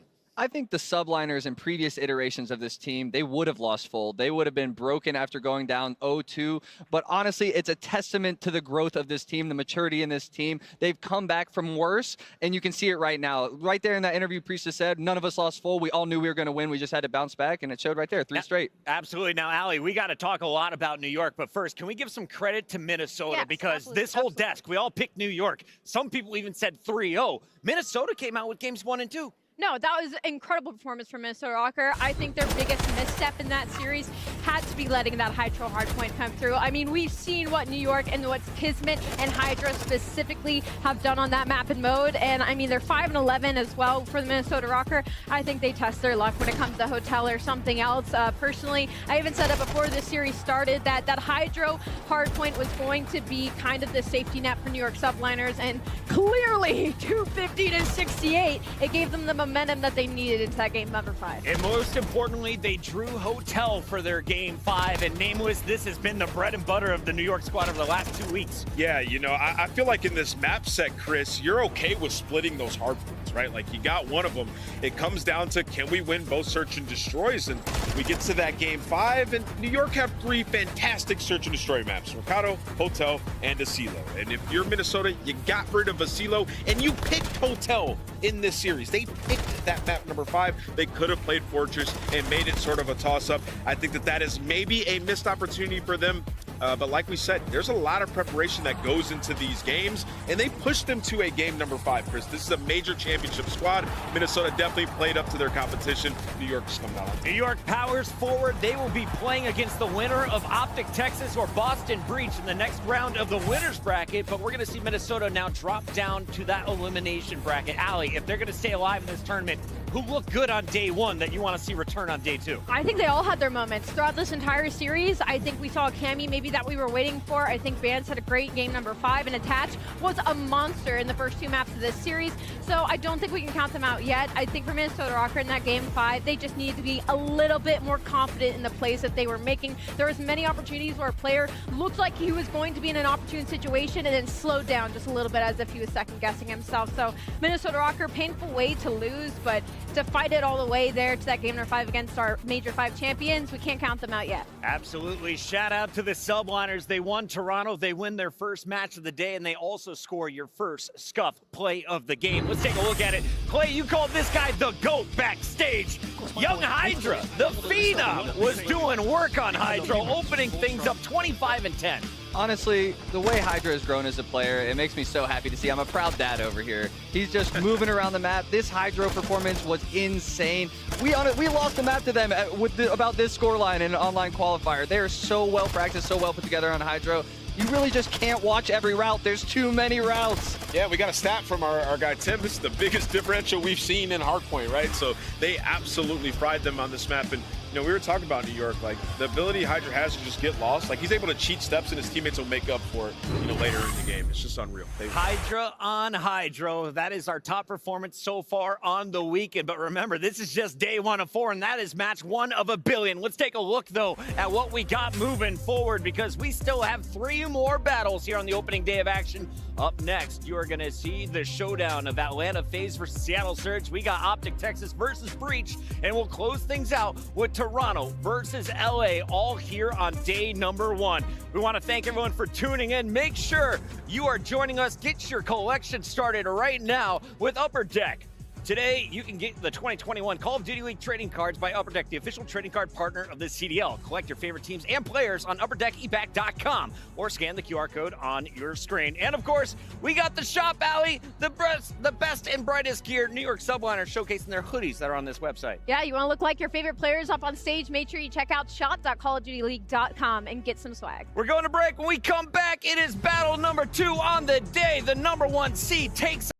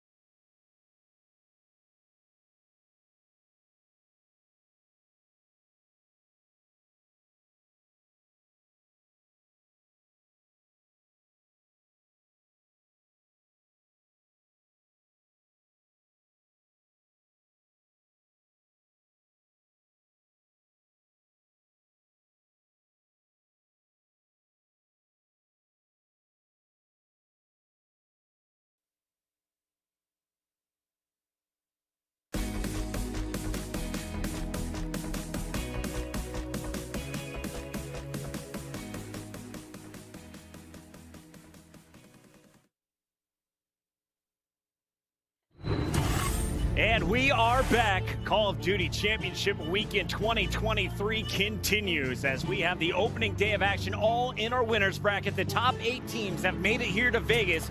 Tonight, we find out who is powering into the second round of our upper bracket. So far, the Subliners have locked up their spot as we have the number 3 seed moving forward. Now we got our number 1 versus number 8. And statistically, this one way closer than you would think looking purely at the numbers. Nameless, these teams have matched up 9 times over the last 2 years. Yeah. How's it gone? I mean, it goes to game 5 over half of that time. It's been 5 times. It's gone to game 5. It's always a nail biter. Pred is unbelievable up against Atlanta FaZe. They love this match. Seattle Surge versus Atlanta FaZe. Clayster, for you, you've watched it. You've played both of these two teams. Why do they match up so closely against each other? I really think it's just the players that they have on the team. Having somebody like Pred and Mac as your sub duo, they can go toe-to-toe with Simp and Abizi. And you have people on your ARs that like Sib and Accuracy who are really just holding down lanes, locking stuff down. And really, they just put forth that baseline level to allow the subs to fly. And you need a sub like Pred to go up against Simp and Abizi or you're just going to lose. So that's why I give him such a good shout. Ali, you're looking at some of the numbers coming in. Historically, Accuracy, not his best matchup when he plays against FaZe, but Pred has had some monstrous numbers. Yeah, unfortunately for Accuracy, this matchup hasn't been his favorite with a 0.7 when it comes up against the Atlanta FaZe. But honestly, Seattle Surge as a team overall tend to struggle when it comes to search and destroy on LAN, and that's going to be the game changer here when it comes to the series. So for the Monster Energy pregame, of course, Stay Competitive Respawns, like I said, they've been seriously struggling in search, and they're going up against the #1 search team in the building. So if they can't go toe-to-toe there, they have to, at minimum, take the respawns. And of course, play the Tiny Terrorist Search and Destroy. Like I said, Abizi and Simp, I mean, some of the best S&D players you'll have to go up against on that main stage. And Accuracy, with that 0.7, needs to have an event here, and it has to start against Atlanta FaZe. Seattle Surge locked in. They've gone to second place. That was at the start of the season. It's been up and down since then. Clay, you guys knocked them out of the last event in Toronto, and I feel like the Surge have been at the lowest we've seen from them in recent history. How do you wipe away the previous month and just start this weekend fresh? It's champs. I mean, it's champs. You have to wipe it away. The entire season comes down to this. You made it. I'm kind of salty I'm not in that spot right now. Hey, they got that spot. They better do something with it. You really just got to go in like a goldfish. It's champs. Nothing else matters. On the other side, you're going up against a team that knows nothing but grand finals appearances. #1 seed coming into 4 straight COD champs. Atlanta FaZe has been the juggernaut of the CDL, but they're looking for another world championship ring. How does the team get it done this weekend? Yeah, I mean, I think the respawns have to be on point once again. Obviously, it was uncharacteristic of them in that finals to lose 3 S&Ds, right? So if they could sort of emulate that Major 5 performance, they're in a great spot. Simp is back to being absolutely dominant. Everybody's peaking at the right time. When you talk about their hard point, it has gotten so much better. This is a team that was not great in rotation all year long, rely on Gunny, trying to make plays happen. And you know, more times often than not, they'd still get one of those in the series. Now that they're figuring out some of those fundamentals and getting to their final form, they're rolling every team that they go up against. And now they're going up against the weakest version of the Seattle Surge that we have ever seen. Typically, this will be a banger of a matchup by the numbers when you look at the respawns. As it stands right now, they should smoke them based on Major 5. Ali, I got to ask you about this FaZe crew a little bit. This team is always booed. Are they actually the favorites for the crowd coming into this battle against the Surge, you think? Ooh, I mean, I don't know. I feel like they get booed no matter what, but I mean, if they have to fix anything when it comes to Monster Energy pregame, I mean, their hardpoint has slowly been getting better since Major #3. It's been their only weak point, and they've been placing top 3 regardless. So the amount of talent on this squad, they just have to fix a couple of those mistakes. 11-2 in this stage, and still, again, #1 S&D team in the building, in the league, continue that dominance.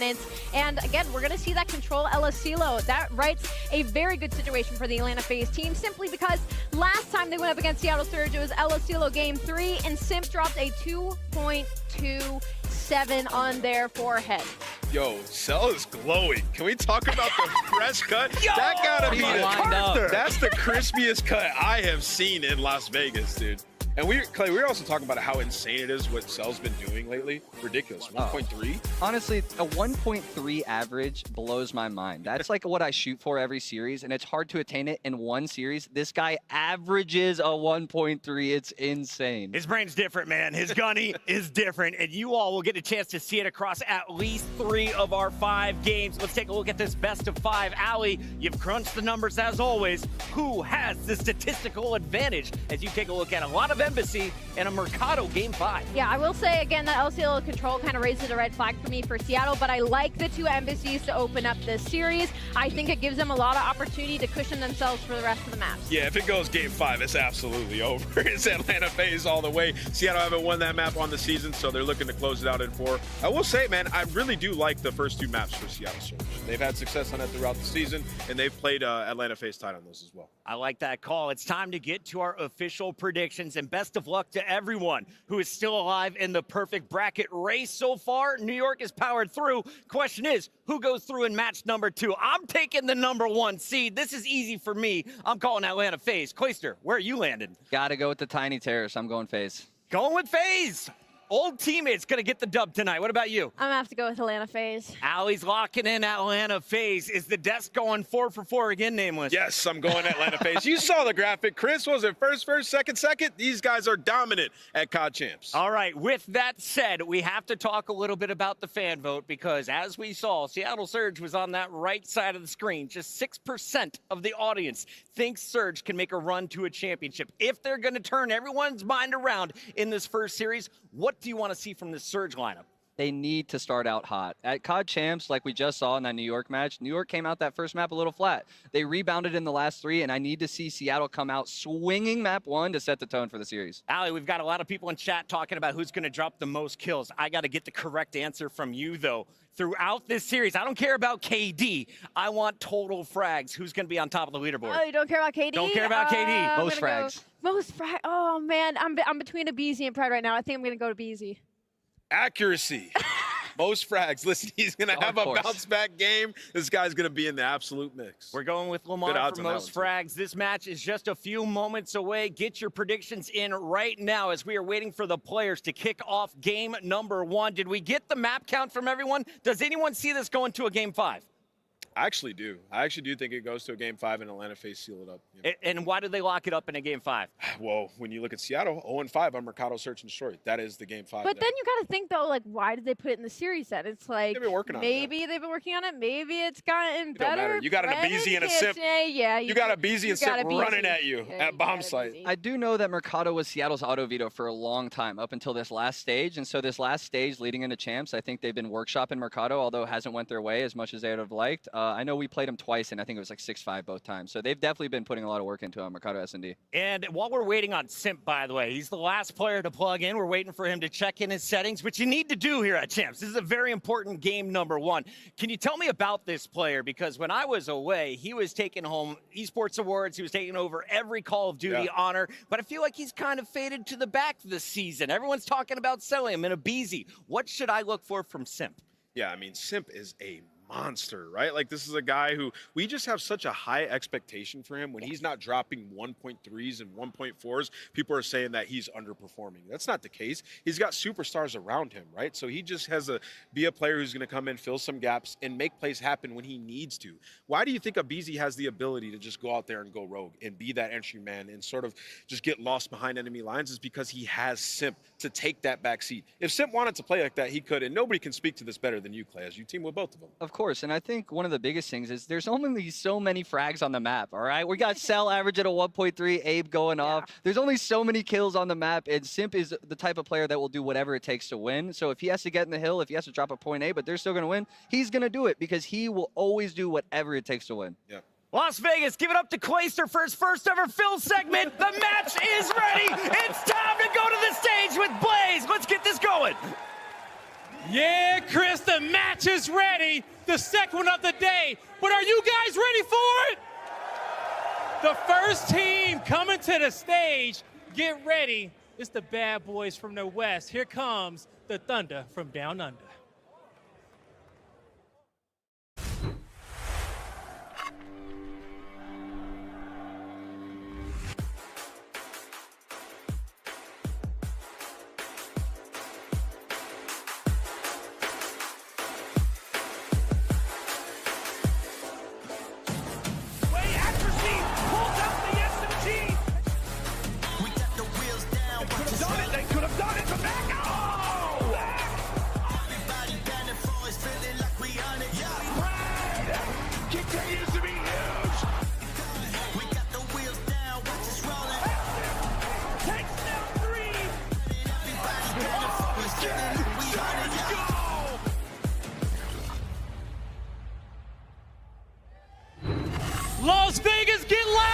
the Seattle Surge. Here comes Sim! Accuracy! Mac! And Pred! Give a warm welcome to your Seattle Surge! You can talk about their season, but does it matter if they make a run at champs? They can make up for all the missteps right here, right now against the Atlanta FaZe. Pred in this matchup has a 1.2. If you don't know what that means, he's been absolutely slamming them when he goes up against it. We're looking to see if he can do it once again. Let's bring out the Atlanta FaZe. We got the bad boys from the west. Now it's time to bring out the bad boys from the south. Las Vegas, get ready, because here comes those menace in red.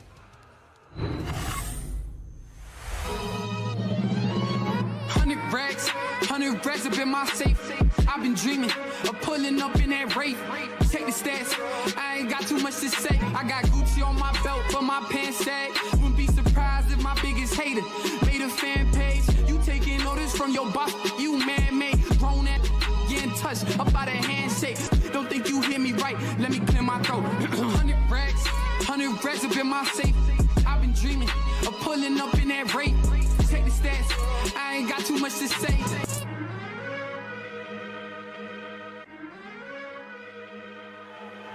Las Vegas, get ready! Here comes Atlanta FaZe! Give it up for Slasher, Sim, Abizi, and Salio! It's the Atlanta FaZe! To be honest, I've never seen Celium look as serious on that stage as he does right now. Maybe looking to be the Undertaker in this series. The Atlanta FaZe has not looked better this season heading into champs. It's the villains of the league and they're looking to get a chip, and it starts right here. Let's get this match started, Blaze. Ali, I agree. When it comes down to the looks on these players' faces, they're ready to go and it's looking intense. Vegas, you ready to get it started? All right, let's go, Merc, Maven. Let's get freaky. I'm ready to get freaky. We've got a blast ahead of us. What a fantastic first series it was to kick this off, but we have a lot of incredible Call of Duty action to go. Maven here, joined by the ever glorious and beautiful Joe Mercaluca. How you doing, buddy? I feel good, man. I look like a PE teacher, ready to hang out. It's hot here. It's like 100 degrees outside. I'm vibing. If you told this entire arena to like get down and do 20 push-ups, they'd probably listen to you, honestly. They like, better. You're literally our gym teacher right now. I love the polo look. It looks good. I'm feeling good, man. This is going to be a whole hell of a lot of fun. Audience, you guys have been spectacular so far. This has got to be one of the most lit Thursdays we have ever had at a tournament, so thank you. But now here we go. Listen.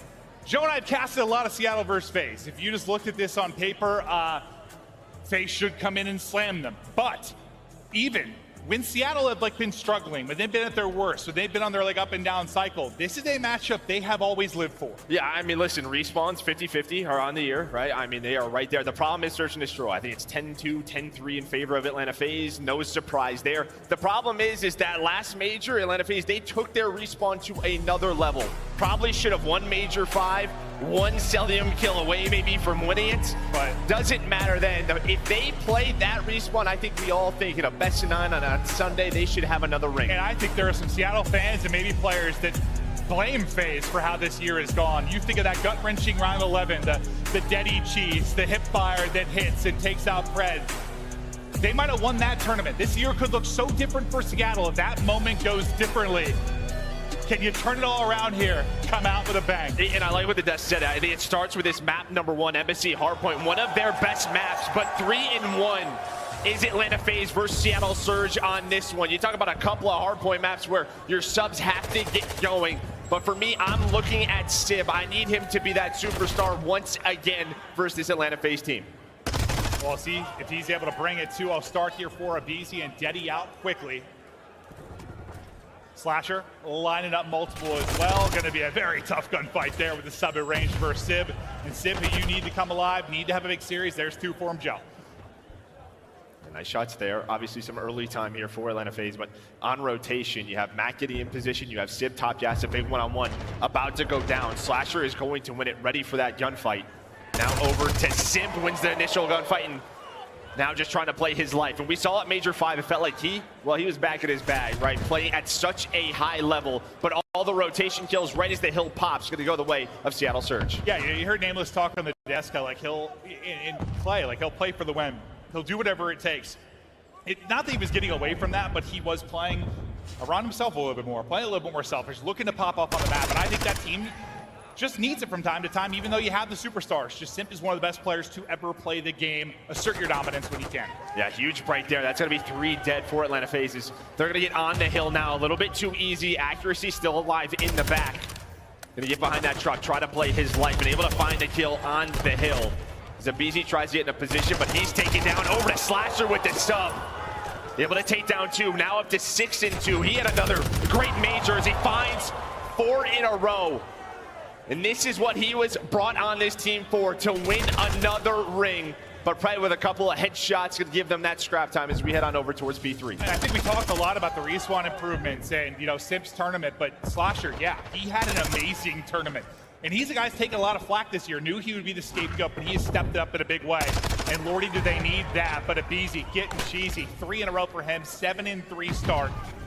Just a 10-point advantage right now for Atlanta FaZe. Yeah, trophy down, AR in hand now. As well, Abizi gonna find that one. All the kills going the way FaZe's way. You can see where Seattle Surge is spawning just so far out. The map control all to FaZe. A clean 25 seconds to start this P3. That's about as good as it gets, right? Just nobody even in contention. Then you have one player that's gonna be spawning out. That'll be Simp.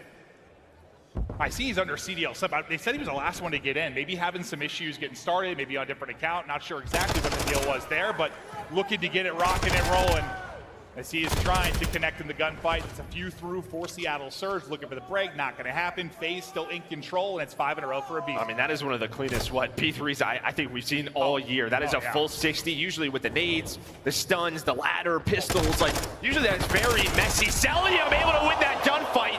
Avoids the nade as well on rotation. So now this could get messy for Surge. They got to try and rebound off a spawn. Slasher's going to take down 2 with the nade. Pred, the last player up in position, loses the gunfight, and that cannot happen as FaZe going to get on the hill. I think you nailed it at the start of 3. Like, they were spawning so far out, man. Like, it was just such a comfortable hold. Now can they do it again here? Accuracy, a little bit windier in the last gunfight. Team kill comes through. That Sib gonna be guilty of it on the heady. It's Abizi winning gunfight, and it was a 40-30 game, Joe. That scoreline a little bit different now. Yeah, P3 to P4. I mean, just all Atlanta FaZe. They are winning all of the gunfights 5 in a row now as a team. Now this rotation over to P5. You have Slasher working gas side. One player's gonna spawn up in the back to be able to take him down. Next up is going to be Abizi. Him and Celium just taking their time. They know every kill. Very important on this rotation. Just trying to get some match control, but there is that 100-point lead, and Abizi able to snap. Okay, that looks like an absolute joke. I don't know if there's some help there, but Mac now with the melee out, able to hit, snap there, but Slasher up to the gunfight. Now, Joe, if you're going to bring this back to your Surge. Starts here. Yeah, say it starts here, but like, have you seen anything going wrong or just a hot phase start? I just think it's the slang, right? Look at the top left. You have nobody positive. We talked about Pred's, impact versus Atlanta FaZe team. You need your stars in this matchup. For the other side, everyone playing extremely well, especially Slasher and Abizi. But they have to slow this game down, right? Force a break for Atlanta FaZe to have to make, right? You control this, maybe get some scrap time at P1, you're right back into it, but there's the break from FaZe. That's gonna be 3 dead.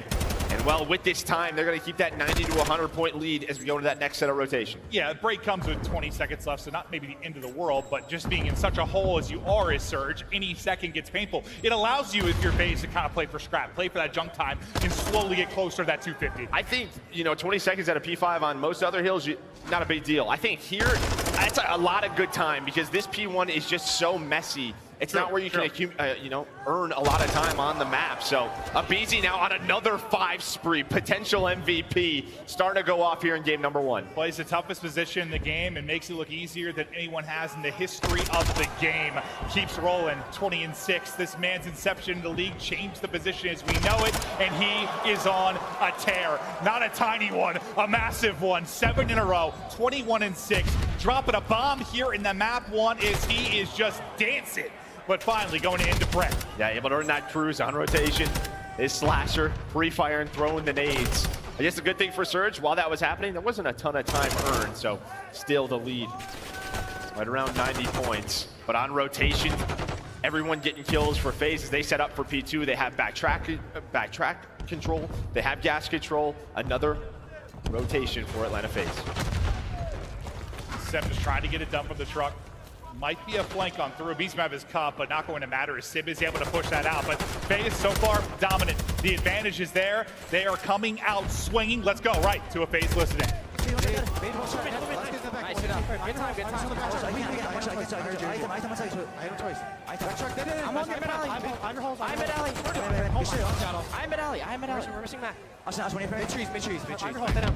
Trees weak. He's going front hill. He's going front hill. There's two. One's going laundry too. I can help you. Stay down. We ever help. Hold laundry too.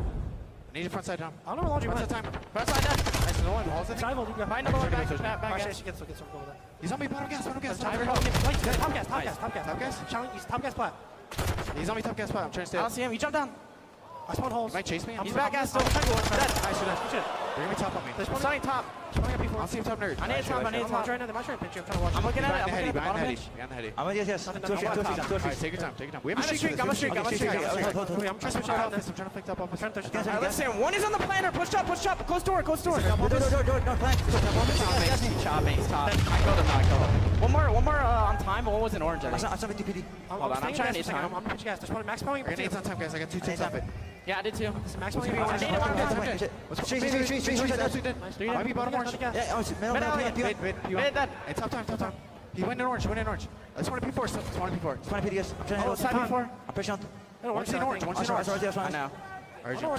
Inside planner. Top off. Watch it. Dude, our own time and top office, yeah. Yeah, that's fine. That's fine, guys. I'm going new. We should all go new. One more side. One's front, put on P1. Yeah, tap it. Nice, 2. One more in there. Anything? I'm in the back. I'm new. In new, dead. Nice. I think old one shot. I am new. I left. I have your bathroom, okay? For me, Joe, the Cubs were on point. The small talk in a couple of situations was excellent. I mean, just compare it maybe to years in the prior with this team, right? It just felt so quick. Everyone was just sort of just yapping, repeating themselves, very calm there. I think you got to give big props to Slasher and the coaching staff for sort of dialing in the comms, calming everyone down. They're now 30 seconds away, yeah. Well, 26 apiece for Slasher and Abizi. Abizi not able to find 27. Not quite a 100-point club, but they got a chance to close it out here with emphasis. Come out and make a statement in this map 1. What a map from Slasher to start this off. Such an improvement there, Major 5. Looking to roll that right into Champs, a guy that has always seemingly got better later in the year. Just a monster here. 10 more points needed. The beams are continuing. Looking for the 30 bomb, nearly triple positive is Slasher. The 30 not going to come as the drop shot's on point, and Pred makes a spectacular play. But Pred, who Ant said kind of like a 1.2 in this type of series, has not got to go into map 1. No, he is getting cooked. Surge is getting cooked, and FaZe take map 1.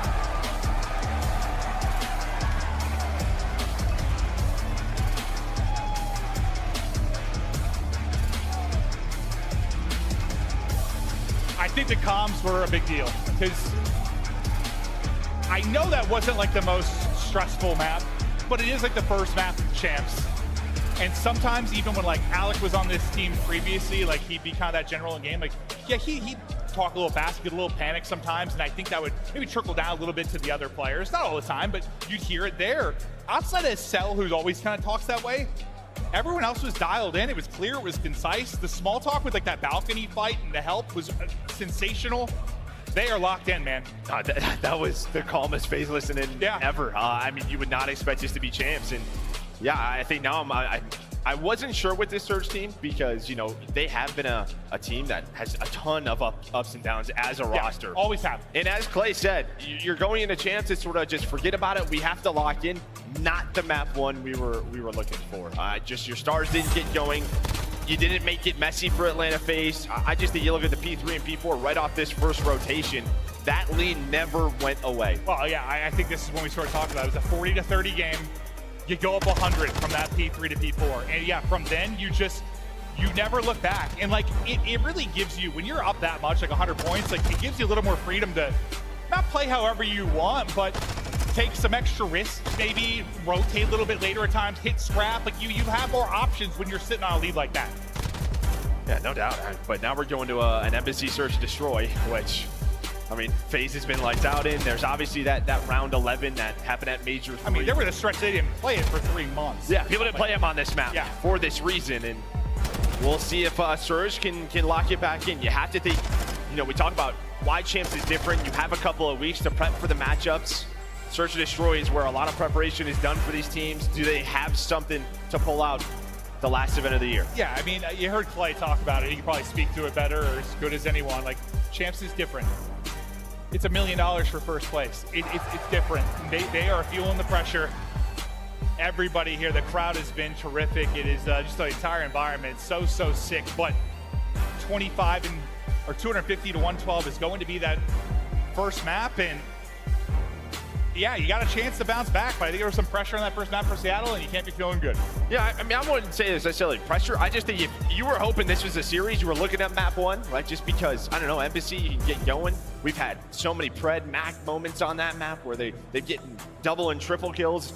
Just nothing there. And I mean, you have to give props to FaZe. They knew that Surge were going to be looking at that one. We're going to take a look at some of the players to watch here for the Search and Destroys. We're ready for map 2. Pred versus BZ. They have both been terrific. The stats, pretty damn similar, Joe. Yeah, I mean, the only stat that's different is sort of the win-loss column, right? For Search and Destroy. We've seen Pred have double digits after double digits on this map, but at times, they just don't win it. They don't win it. But on the other side for a BZ, yeah, I mean, this is just what he does. But I'll tell you what, the First Bloods being that close, props to Pred on what he has produced this year. And the Search and Destroy, like, listen, the hardpoint has improved a ton, and I think, you know, we talked about it on our podcast, sort of like, if we believe that FaZe's hardpoint has actually improved, then it wasn't just not a lucky stretch, but like a hot stretch. We've seen that where teams get respawns. But if they actually have improved, they're the favorites for me. That's how I feel if they've actually made the improvements. But where they have struggled a little bit or where it's fallen off a bit has been the Search and Destroy. And Search in this game is like, it can feel like a coin flip at times because how Deddy works, and there could be some random timings, but if the hardpoint and control have improved that much, like, they don't need to be that team that was winning 15 searches in a row. They just have to be like the solid FaZe search squad. Yeah, and I think that narrative around them is sort of struggling. I think going into the final of Major 5, they were 2-1 going into it, right, at that event. They just lost 3 to NYSL. Yeah. Obviously, the Asilo, that 1 kill from Celium, if that happens, it's a totally different narrative.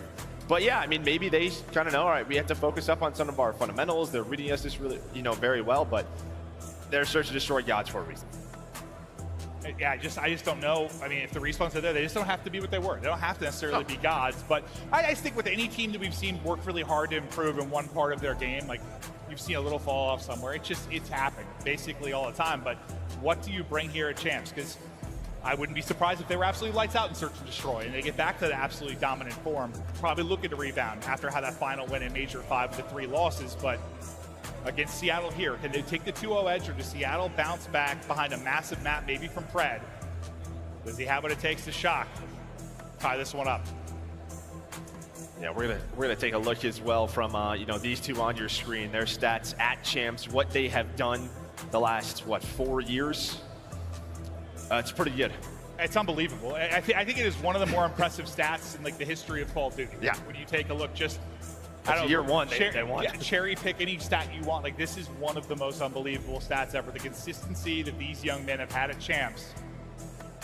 It's why it's so hard when you're doing a bracket, not just at least have them in the final. Like, they're always there. It's why when they walk out on stage, they get booed, because they've probably chokeslammed their favorite team over and over and over again. It's just what happens. We'll see. Can Surge bring this back, though? I know the narrative has just been, you know, maybe that map number 1, but like we said, maybe they've had a lot of S&D prep going into this event.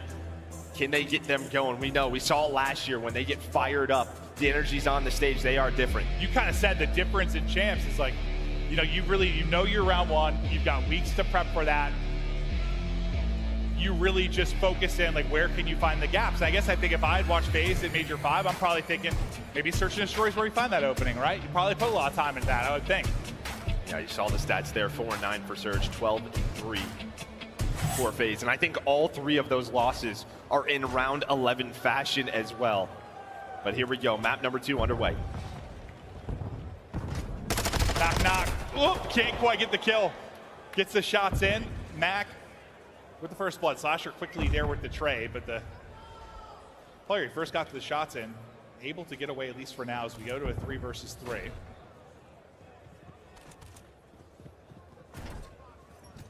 We'll see how this starts to develop as they begin to work this bomb over. It's snipe in hand for Sib, try to get haircuts.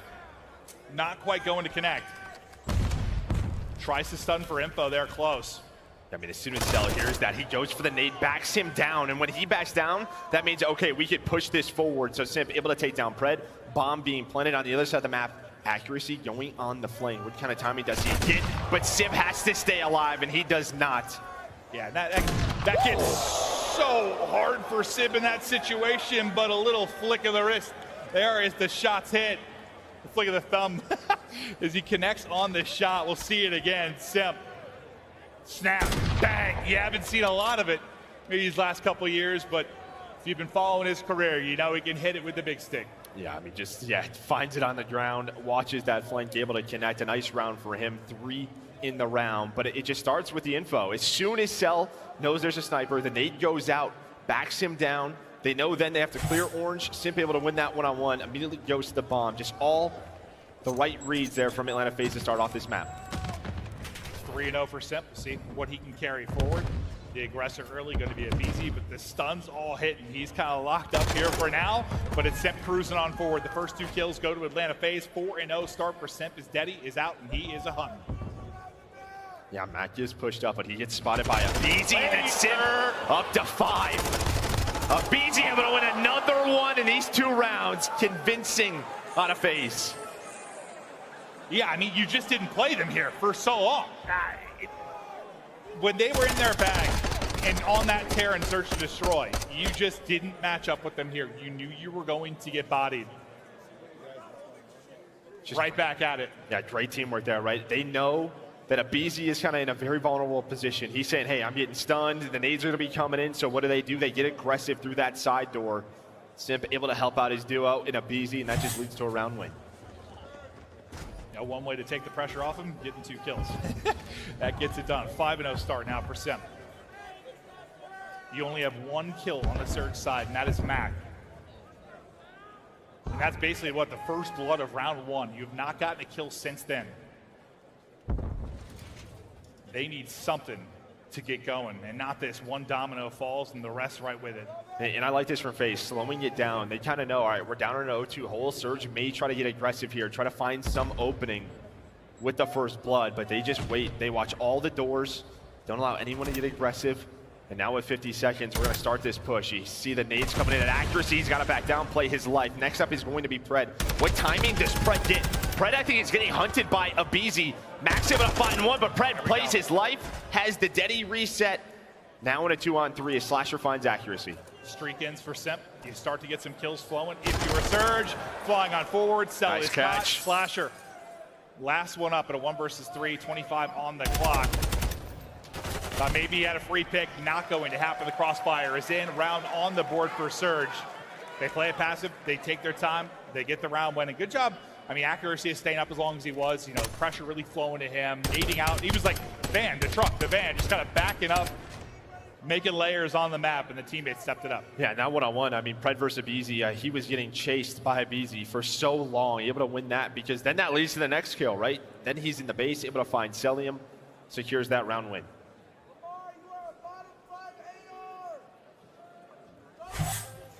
You need that one badly. How the first few rounds went, you get it done. Pred now. 3 in the round, out to 3 and 2. Sib, see if he can get a hit.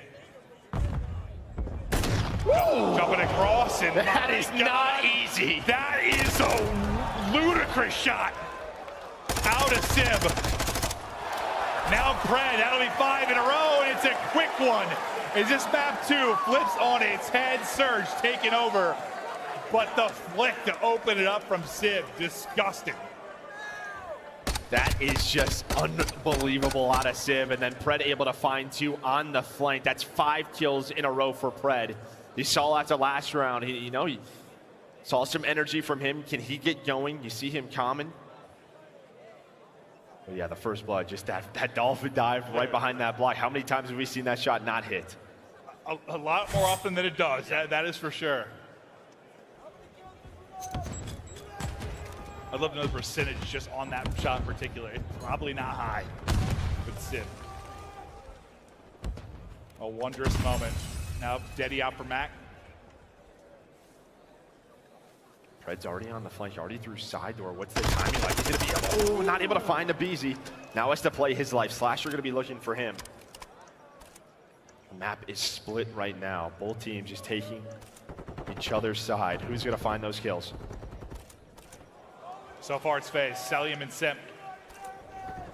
Getting it done, Mac trying to bring it back. Abizi went from down low, now on to Pred. He's on 6 in a row. Pred, my God, the snap on the site, trying to send it, isolate this 1v1 while he can. Trying to get there. Takes about 17 seconds to mantle in this game, so by the time he gets up, Abizi repositioned and takes it. He didn't really reposition. He just gets snaked, and well, that's just what happens in this title. Zabizi able to snap onto him.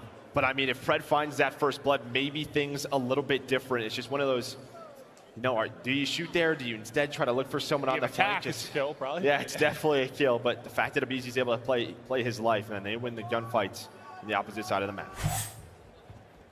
3-2 now. Back to FaZe. They are getting aggressive up in map. Pred gonna call on the cruise. We'll see what spots. Simp just pushes and takes that one-on-one versus Sib. That has got to be a frustrating death as you're just playing it slow behind the screen. He's still alive. He's still going. He's still going. That's number 3. What is this play from Simp? They had all the info. They knew his position. It does not matter. He clearly knows theirs as he runs through basically the entire team. This round has fallen apart for Seattle Surge. Now Pred, last guy up. Will it be the ace here for Simp?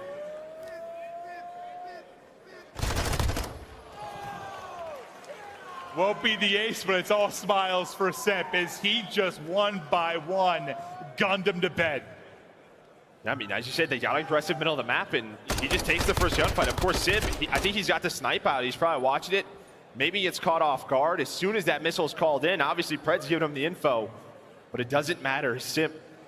Well, he gets pushed up to the close block, and I think like Rise of Streak gets called. I mean, if you're Simp, it's sort of like, well, I gotta take the fight. Yeah, you gotta go. I gotta go. Yeah. And just takes it instantly, wins it, and never slows down. And he has those rounds sometimes where they just flow. 9-3 now. 2-round advantage for FaZe. Now a 1 in 10 start for Sib in accuracy. Actually yet to find a kill on the map. Another first blood, and just so quick over towards this A site. Simp already on the bomb. Slasher able to find Sib looking over him. Mac does bring it back, but all of a sudden it's a 1 versus 3. Just so quick from the FaZe side. Yeah, they are executing, huh? Yeah, pretty well. Not really much else to say. I mean, this is what FaZe does at times. Yeah, I know. You know, you had some lovely round wins there from Seattle, but some of these just feels like a step behind. Like, it's just the execution so quick from FaZe. Like, they're trying to figure out, make decisions. Like, the decision's already been made. It's being dictated on the map right now by FaZe. Yeah, maybe 2 steps behind, actually. Yeah.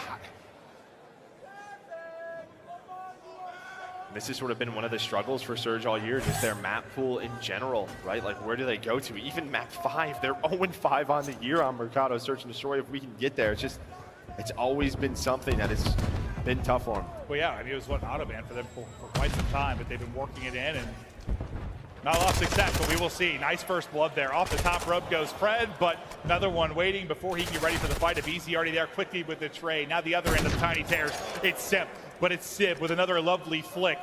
He's only got 2 in this game, but 2 have been nice snipes. Yeah, one player jumps up, though. That's Simp. He hits the mantle.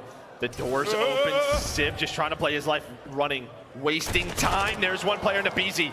Now it's down to accuracy. 0-6. Can he find a kill? Can he find a kill? No, he will not. No. The new James Bond has been found. Oh.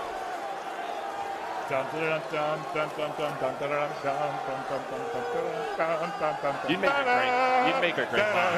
Oh, I think, yeah, I would, dude. Probably be a great Bond. Domination from FaZe thus far, up 2-0. Maybe a little slip there in rounds 3 and 4, but everything else. Dominant. Crowder on the main stage. Fist bumps to the boys. They are flowing thus far.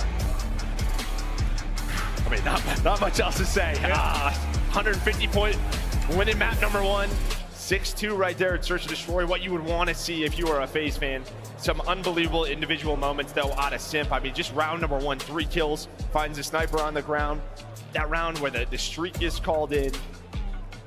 Just perfect execution out of Atlanta FaZe and Search. Yeah, they were decisive. Decisions were coming in quick. Seattle couldn't just quite keep up. Now you take the 2-0 edge. You look to maybe close it out in a control. The control was lackluster this year for FaZe. The hard point even worse, but this past month and a half, they have flipped it on its head. The improvements have been there, and they look to close it out here in the control. Yeah, this is CeeLo control. It's just been so strong for them recently, so we'll see what can happen. I mean, we saw it in the first match of the day. It was a reverse sweep. Can Surge get something going? We've seen so many magical moments between these two teams.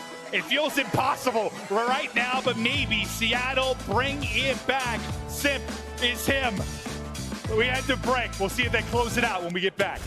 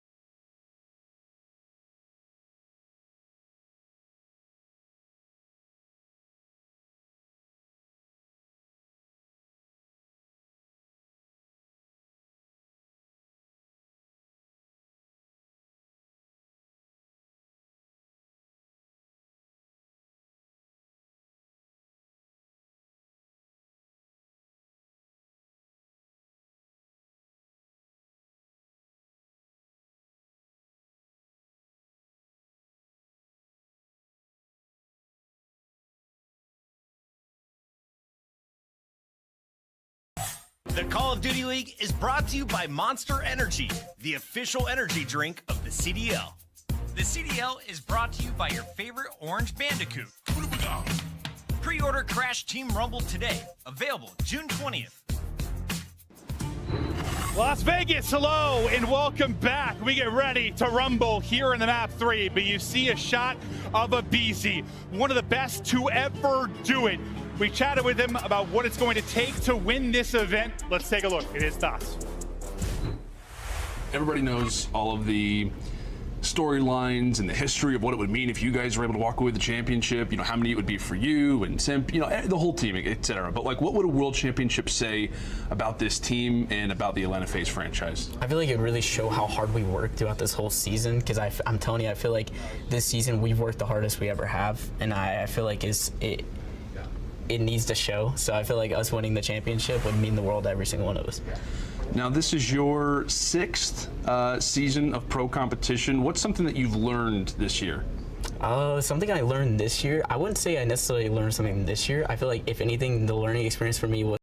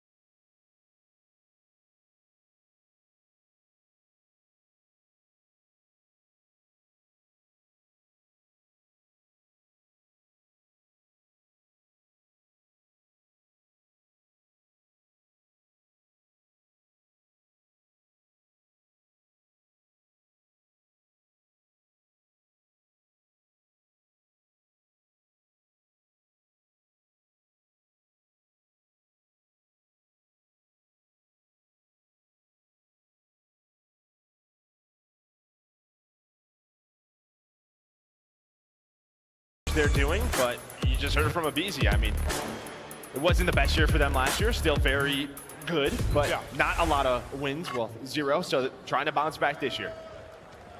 They got one, looking for another one. And here we go, on a CeeLo. As the hit comes in, Pred gonna get laid flat, or Pred laid flat, Simp, and then try to take that second fight. A BZ out of there for now, but we'll see how the opening moments continue on. Yeah, I think if maybe there's something good to take away from map 2 for Surge, it was maybe that Pred had a couple of multi-kills. Maybe you saw his individual gun skill waking you up a bit. Well, sort of like you said, though, like he'd had the stats, like they were comparable to a BZ. His win just hasn't been there, right? Yeah, but maybe just his ability to win some more of these one-on-ones, clutch up some respawn situations, you get the rest of the guys going. Is map control first 45 seconds, all Seattle Surge, but MC Celium with a takedown 2, work over towards A. Yeah, we'll see. Now that he gets out the tower, it's going to be such a crucial position to help them take this first site.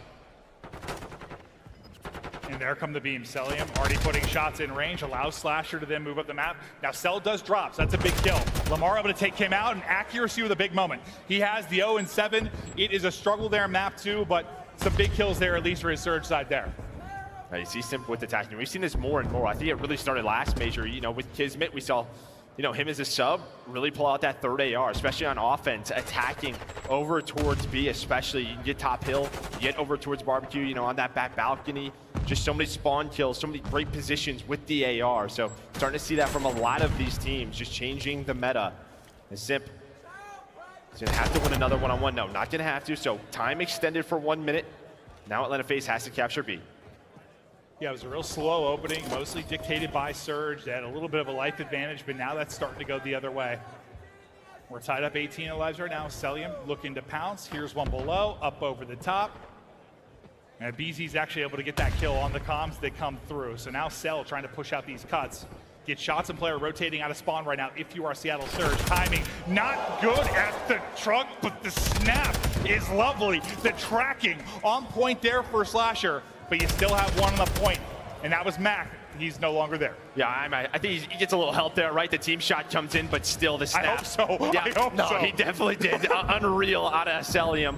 But this allows them to get Slasher into this position. Mac, though, did a very good job coming back from Atlanta phases base to find a couple of kills, get them off of the point, and now Slash up to 5 in a row, but Mac right off his spawn gonna take him down. So 30 seconds left.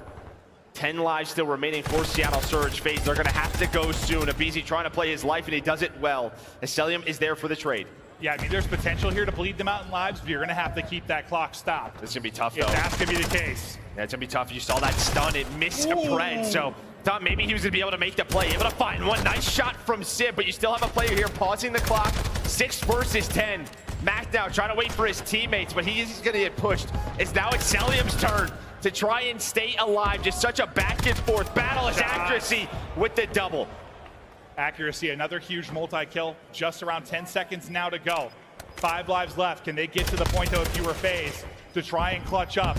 Gonna have to find an opening. The stun's starting to hit. The shots can't be there for accuracy as the stun does connect. Stopping the clock for a moment, but the kills didn't come through. Pred, Sib, take out 3. They take round 1.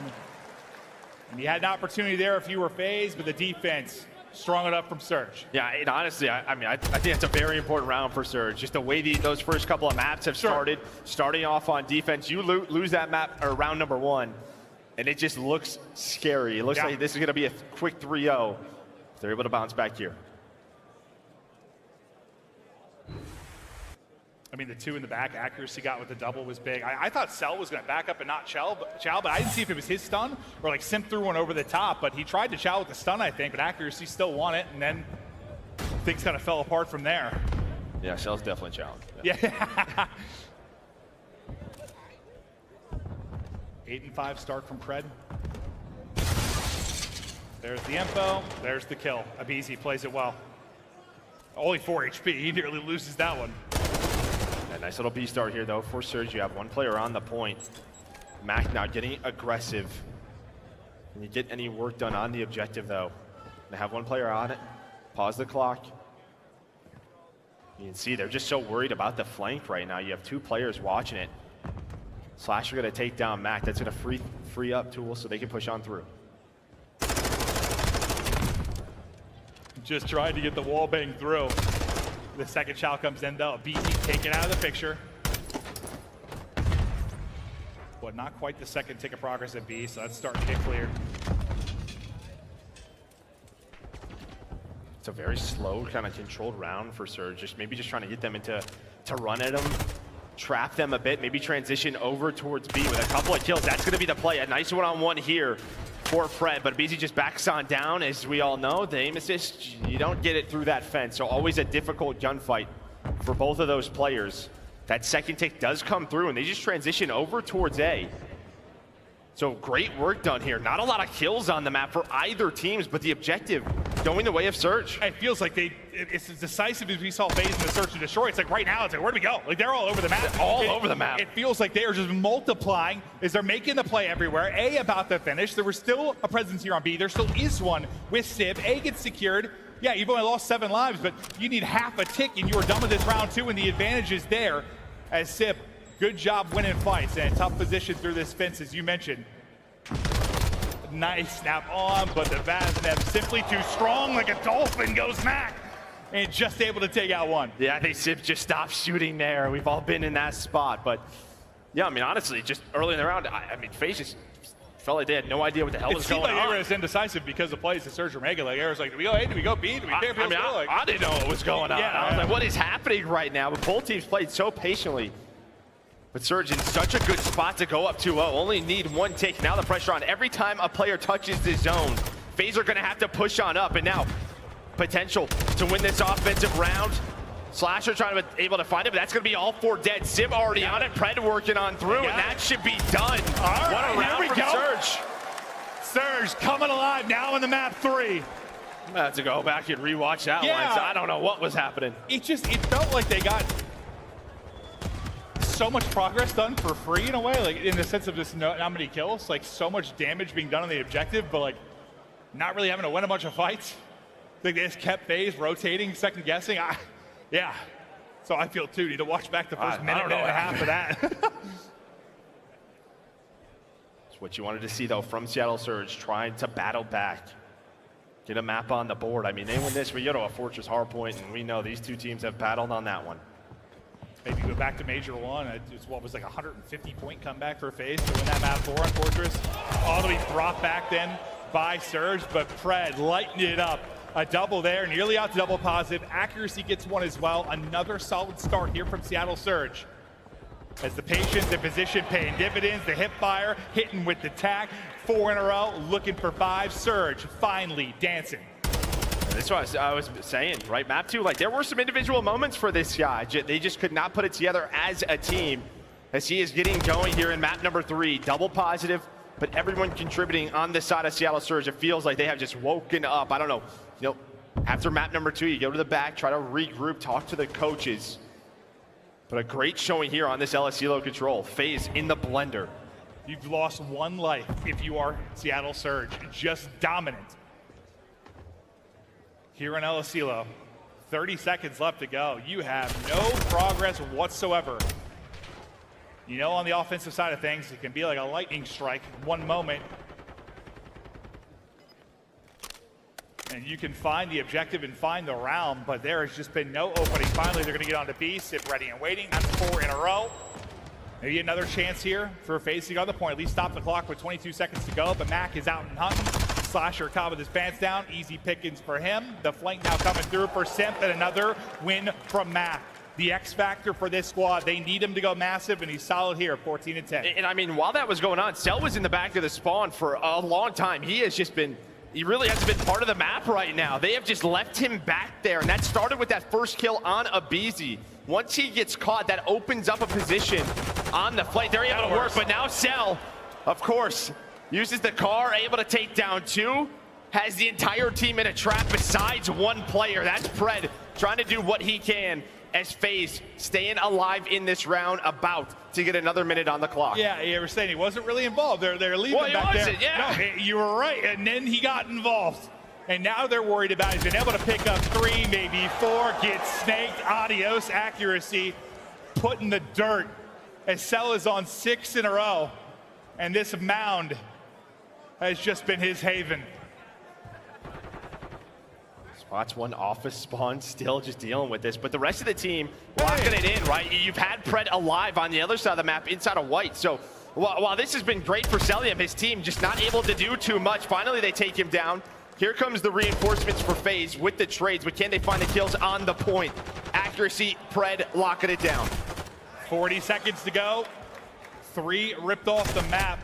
Last player dropped. So there you go. You restart it. 3 of those were from Pred. He's on 5 straight at 21 and 10. What a map there from Pred. Okay, now if you're FaZe, you have the crews on to Cell. You have to use that to get onto the point, but they need map control. They have 0, 5 lives remaining. You have a BZ pushed on up. He's able to find 1. Maybe now the opening. The last chance for FaZe on this map. Accuracy gonna avoid that. His teammate's gonna find kills. 3 lives remaining.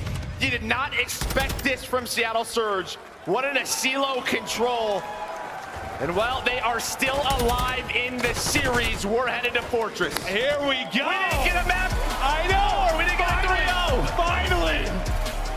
Oh, we get a map 4. Joe and I have been going through with a stretch of sweep. Seattle. Unbelievable win there to control. It is dominant from the get-go. It is an odd Asilo.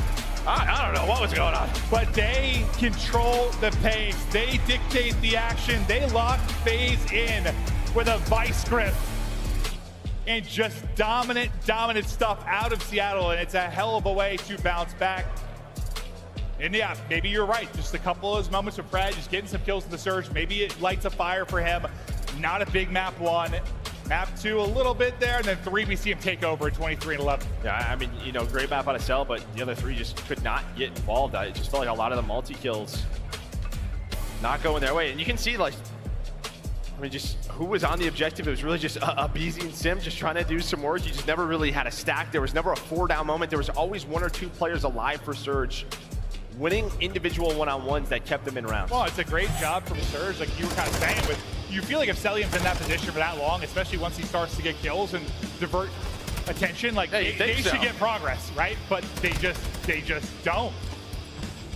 And there were a few moments where it felt like FaZe maybe gonna take over the round, but once again, good reaction from Surge, good retakes, some nice multi-kills from Lamar. I know he's like 13 and 15, nothing crazy, but he had some big plays. Better than 0-7. You Yes, take it is, that, Joe. you Yes, take it that is. all day. Yeah, you know, he did have some multi kills, but winning this offense was huge from them. Just working the objective. They almost had both with, I mean, what, they wasted like 3 lives. I don't. It was an insane round number 2, and then Fred with the attack. Yeah, some unbelievable efficiency. And then this was the moment, right? You have Cell in the back, but doesn't matter. Mac on the pinch, able to deal with it.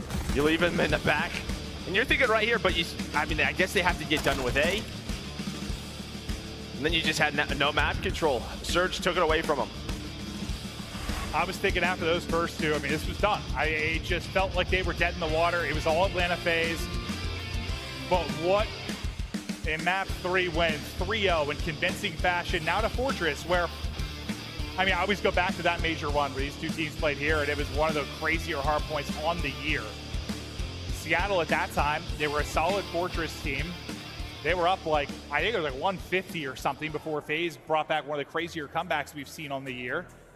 But Seattle, we've seen them be solid here at times. Yeah, I mean, I think this is probably their best hard point. I mean, 9-5 on the year. But head-to-head, it's a 1-1, right? So 50% between these 2 teams. Obviously, yeah, the other one is that crazy comeback that we saw a long time ago. But here you can see FaZe, their hard point throughout stage 5, and we're a different beast. Yeah, we're talking about a team that they were, what, like 30-38, something in that ballpark going into kind of the stage 5 qualifier. When you looked at like their plus minus, I remember looking at a chart that kind of broke down like points against and points for. It was like 220 dead even for both. They lost a lot of nail biters. It was just playing a ton of tight games. That has shifted entirely, as you can see there from the stat line. The hardpoint improvements have been insane. Just, do you have another nice run and you in the mode here, champs? Well, no, this is just, you know, for the other side of the stage, for Surge, like some life, something to work off of, some confidence. Just felt like, yeah, like, felt like they were kind of out of it. Yeah. Just looking at them on the camera, but some big moments in that map number 3. Your individuals now are getting going. Huge map out of Pred. Can he keep this up? I mean, we know on Fortress, the Vaznevs, you get the Deddy resets. You can never find them. But I think what we always look at is that P3 rotation. That is the huge money hill on this map. And maybe FaZe going to that map 3 a little bit like, I don't know, they just dominate so much in the first 2 maps, or else they think they have it in the bag. Seattle hands them a quick reminder, like, we're not going out of it like that. Now you got to lock it in. Focus on this map 4, because, you know, if that's the case, if you sort of gave them life a little bit, how does Seattle not use this energy? We got Sebi's like partially putting in caffeine, partially yawning on the main stage. And we've all been there. Yeah. The nerves are going a little bit, right? That yawn comes out, but you can see these 2. Slasher and Accuracy, their history at champs, average placing a grand final for Accuracy, 3 for Slasher and a ring as well. These 2 best friends outside of the game, so they always love this matchup. Yeah, they'll pal it up outside the game, in the game. They're ready to lay each other out. We're just waiting on this map 4 to get started. You know, if anyone was going to brush off a search and destroy game like that, it's Omar. I mean, I wouldn't be worried about it. He's seen it all. He's had his struggles. He's had his ups, his downs. He brings it back. Now for Slasher on the other side of the stage. Hat on, ready to rock. Can you bring it to the Thunder here in map 4? As we're just waiting to get started. Not sure if an issue with one of the players or just waiting on this map 4 to get started. But as soon as we get ready to go, I think I saw, yeah, just a restart of the game here from the host. Should be back in just a moment here. I just see the Surge boys kind of locking in. Going over comms. I think they're all like, I'm ready to play. Like, let's get this going. You're mid-series. I think that's just you. I think you're ready to go, yeah. I am. Dude, this has been, I don't know, Champs Energy is just different. You walk in the venue, you see everybody. You get a Series 1 like we had to start things off, an absolute banger. How the map 1 just to get us rocking and rolling. Lando absolutely losing his marbles. It's Champs time.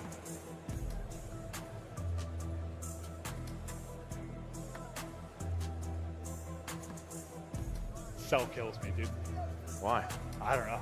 Dude, he's evolving. I think it was Ali. Somebody walked down the main stage like, I've never seen him that serious. Dude, he's evolving, dude. He's got like the goatee now. The facial hair's coming And then I out. saw him, I walked by him in the hallway and just like pinched my arm and said, what's up, Nathan? I was like, hey, bud. But his fans are getting anxious, and we've seen a little bit of, well, we got player smiles here in Abizi. He knows what's at stake as he saw the video earlier, but On the other end of it, was mostly quiet. Maybe Pred started to get these guys ramped back up. We're going to show you what a year it has been from Seattle, like how we've kind of got here. And, you know, in years past, there's been a lot of ups and downs. Like, it's been all over the place. This has just been like up, then just down. For Way the most down. part. Yeah, you haven't had that like bounce back like we expect them. Like, if this was like years past, that like Major 3, top 6 would probably be like a top 3, top 2. Major 5, probably like the same thing. That's how it was. It was like good finish, bad finish, good finish, bad finish. It's been like that for years. Yeah, they didn't start off the way I mean, obviously that second they were in a final, and then 9 through 12, we're like, all right, this is Seattle Surge. I mean, the 5th, 6th wasn't a horrible event. Again, 1 round, 1 kill away from potentially being a winner's final, being top 3. But the last 2 majors have just not been good. As Des said, I think the worst form we've seen this roster in. Yeah, no, certainly. But they're here. They're the 8th seed. You gotta go up against Atlanta FaZe. You got a map now. Can you make it 2 and push it to a map 5? All right, we're going. Ready. To Fortress we go. Thank you for your patience at home and in attendance. We get ready to send it. Well, we have another just absolute banger, like Major 1 between these 2 teams here on Fortress. You can see it has been a solid hard point. You're 4 and 6, but you're second and second. That is insane. They've just been turning it around as of late. Here we go. Seattle, FaZe, map 4. FaZe to close it out. Seattle a bounce back.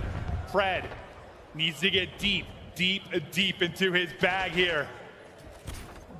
Take over the map. All right, nice start there. Looks like BZ kind of messed up his dive right off the get-go. Mac now, he finds 2 kills with the attack, just playing his life, soaking up this time. This is exactly what you would want if you are Surge. You're controlling the map, you're trapping them in. You have Pred inside of maps, going to town, going to work as the AR is looking over him. Trying to pick targets there at Sib. Too many in front to deal with. You can see the urgency and accuracy to the player cam. The comms were frantic and coming out of him. Lovely little attempt at the drop shot there, but not able to quite take that fight was Pred. The headshot from Slasher will win it. Now Sib just looking for info, but what a start this is from Seattle Surge. Now, you were what? It was like a 30-40 game early on map 1, pretty tight. And that's when FaZe erupted. You can't let that happen again. The double from Simp ends up being very, very important. They get into the site. Well, I mean, that just leads to the break. Yeah, I mean, he gets the reinforcements off a spawn. There is a team nade, though, so you're going to be right back to it. And on the rotation, you're already going to have Pred. You already have Pred working over towards P3. They are not going to know he is there. Slasher going to be the first one. That's a Vaz. You are losing that. So the 30 seconds going to be the focus for Atlanta FaZe. They're going to lose on both fronts. They might right now. Is Mac able to find a double? All right. But here we go. It's up to Pred to deal with this push. Got 2 now. He's got 2 players here. Doesn't matter. So he's able to find it over to his duo in Sib. This is a perfect start so far for Seattle Surge, but can Sib hold on? Got the closer spawn, but you're going to be in between. Kind of a mess right now with you or FaZe. Just pinched in between both sides. You have a good patience there from Celium to wait on the spawners to push forward. Now, is the help going to be there? He is just stuck between a rock and a hard place. Nowhere for him to go. Seattle holding on. Lovely, lovely start. When you're talking about time inside the objective, lead now up to 50 with 45 remaining on the point, and the kill still flowing. Accuracy, Mac, Pred, Lamar again, all through on the feed, and that is a clean wipe. On this map, man, you can blend it up. That just starts with that double from Mac. I mean, that puts FaZe in a position, or do we rotate? Do we hit the scrap time? Right, because if you were FaZe, you're hoping to get that 30 seconds. It's a tied game, and maybe you try to break P3, but that does not happen. Instead, they lose scrap time, they lose rotation. They're all of a sudden down 80 points. They need a response here. Reminded me a little bit of Major 1, though, Joe. Well, that was about 150, not 80. Yeah, not quite there yet, but Seattle were so dominant. And then just a switch flipped, and you can chain together hard points so solid to mount insane comebacks on this map. Another hard point pops. This time, FaZe inside. They're down almost 100. Look at the map control as well. You do not see this often on P4. I mean, you have 2 players map side. Simp trying to force them to go through closed and open, through bottom art. Abizi has the help of the ARs, ready for the next gunfight. They needed a hold. So far, so good here. Over towards P4, but maybe Pred gonna start the break. Cell just kind of lurking in the back. He's at least able to take out one. Nice win there from Abizi. Getting right back into this game. You had a stranglehold on it earlier if you're Seattle, but you see the grip starting to loosen a bit. 3 in a row for Slasher. Same set for Abizi. Next rotation upcoming. Honestly, just props to both of these teams. Just the holds have been so good. Finally, Surge gonna get on it, but it's as the next hill is popped. Over towards his P5. Simp now just trying to control this area, has the help of his teammates, and now maybe gonna start the break, and that's gonna be it. As Celium, that's gonna be a free couple of kills, gonna take down the trophies as well. And that break comes so fast, but you still have a presence here now from Seattle. Not much anymore, but Simp caught between two players. Back into the hard point, go Surge. Just blow for blow. These two teams go. Trophies eat up everything in sight. What, lead was 90, now down to 50. Slowly, FaZe clawing their way back into this. Yeah, big set of kills coming up for Seattle Surge. Can they get out of this trap as we head back towards P1, right? You do not want to be spawning on the right side of the map where those blue arrows are. Well, that's where they're going to be, as FaZe just trying to hold them in. Not allowing one player or a sub to get through towards Art with that Deddy, but Celium and Simp locking it down. As Simp, oh, I thought he was going to find another one, but it's a nice kill for Mac to keep it messy. Yeah, no, that's a great kill, because I thought when you're prone like that, all he gets is headshots usually. Like, I thought he was just going to evaporate him there with the Vaz, but he's able to win it now. Cell getting cheeky angles here. 4 in a row for him. Make it number 5. 1 HP. God, he barely wins that. Sib almost just guns him. But now lead down to 23. And they just have not been able to get out. That's really been it. They've had some presence here, but Cell's been ready for it. He's had the help of Simp as well. Finally, you have 2 players pushing over towards Cannon, putting presence on the hill. Slasher hanging out, just trying to play his life. Almost a lead change in, but a nice comeback here from FaZe as 3 players go down with 15 seconds left here at P1. Make it all 4. You do have one player who spawns up over towards open. Maybe they won't be ready for it. Beezy going to spot it. This map could just be a game of swings. First it was Surge swinging back into things as FaZe. Now a lead changes. They go out in front. You expect Surge to make their rally and their run at some point. We'll see how FaZe will deal with it. But for now, new hard point pop. They're set up inside. One player coming off a spawn, but you got the angles right now if you are FaZe. Big break. Opportunity now for Seattle Surge as Abizi just holding the doorway. Tough fight, but able to win that first one. Up to 4 in a row, but it's Sib through on the trade and into the hard point for now as Sib is snapping. Yeah, nice break there. Again, 30 seconds left. We're start talking about towards P3. You already have Abizi towards the middle of the map. One player spawns Kate. That's going to be Simp. He's going to have a 1 versus 1 for right now. As the rest of his teammates, they're going to get this scrap time now. Everyone from Surge is going to try to hunt down Simp. He's able to find all 3. He gets 3. What? And he's able to play his life. And now all of Surge going to spawn out. Simp making the plays. Oh my God. A 40-point lead. The rest of his teammates now in position to lock down Gate. That might be the moment of the map. That might win it for him there. The fact he's able to get 3 on an island, basically in a 1 versus 4. And now the reinforcements are here. The help is in. And the lock, it's down. 50-point advantage. Simp looking to keep it going. Now 4 in a row. Finally going to drop Seattle. They've got to make a break or to losers bracket they go. That's 4 in a row. And right off of that, to elicit it with Surge. Push one absolute, Simp. Hold the gate. I need a trophy. I don't have a trophy. Okay, I'm gonna try to dodge it. Separate. Nothing gate. Gate. Kill me on time. Front. He's front framing by the stables. Nothing cages. Absolute. Gate. Absolute front. Front got in. Gate. Cannon. Listen, selling with the guy on the cannon. Watch it in the cross. Cannon. Absolute. Just try to get out of here. Yeah.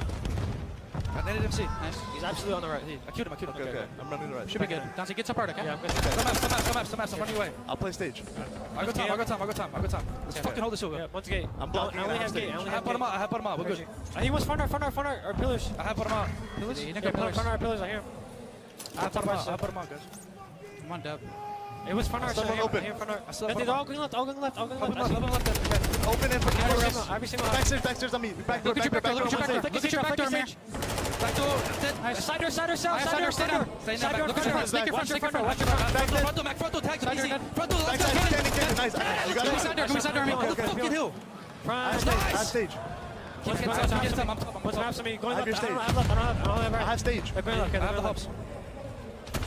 Bench, going match. Bench, absolute.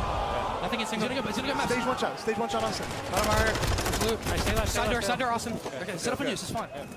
I'm holding for Beezy. Half stage. Half stage. I'm sitting a push right. I'm holding the wrap. I'm gonna get P1, okay? Half stage. I'm hiding under one step apart. He's gonna jump out. I'm looking. It doesn't matter how this matchup looks beforehand. It is always a war as Surge and FaZe deep into this map 4. Just 26 points needed for FaZe to close it out. But Surge in the point and ripping back into this map 4. Yeah, you heard the energy trying to get picked up, especially from Pred, trying to fire everyone up, trying to lock this hill down. Nice early time. Slasher was able to find 2. He's on 4 in a row. Here comes a break from FaZe. Mac now has to deal with the snaky of Abizi. Abizi able to play his life for now, but there are the trades.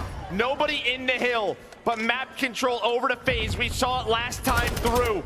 Can Seattle Surge get out? It looks like a couple of players are out through Cannon for now. Nobody on the time. Nobody on the hill. Abizi not ready for the second one. Accuracy, just trying to find anything that he can. And behind that too, they're gonna try and hunt down Sip.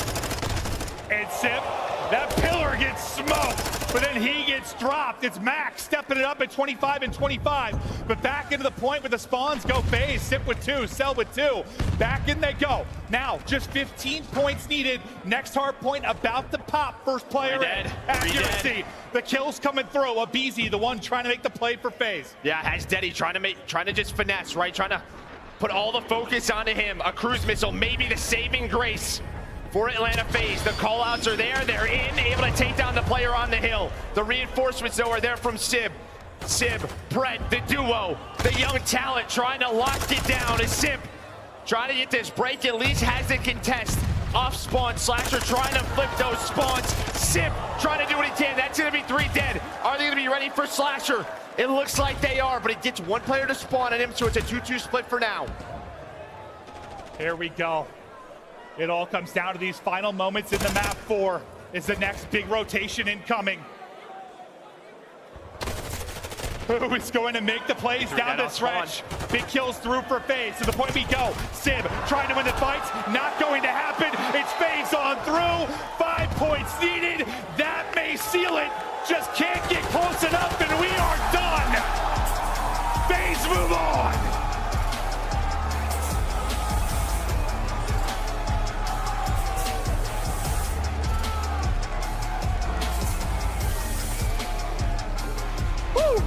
Those two always go to war. They do. It's just like, I don't know why I didn't expect the map 3 to go the way it did.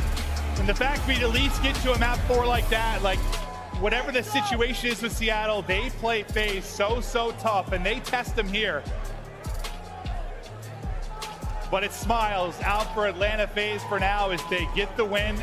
Remember, they were down about 90 to 100 points at the beginning of that hard point, but they rally, they get it done.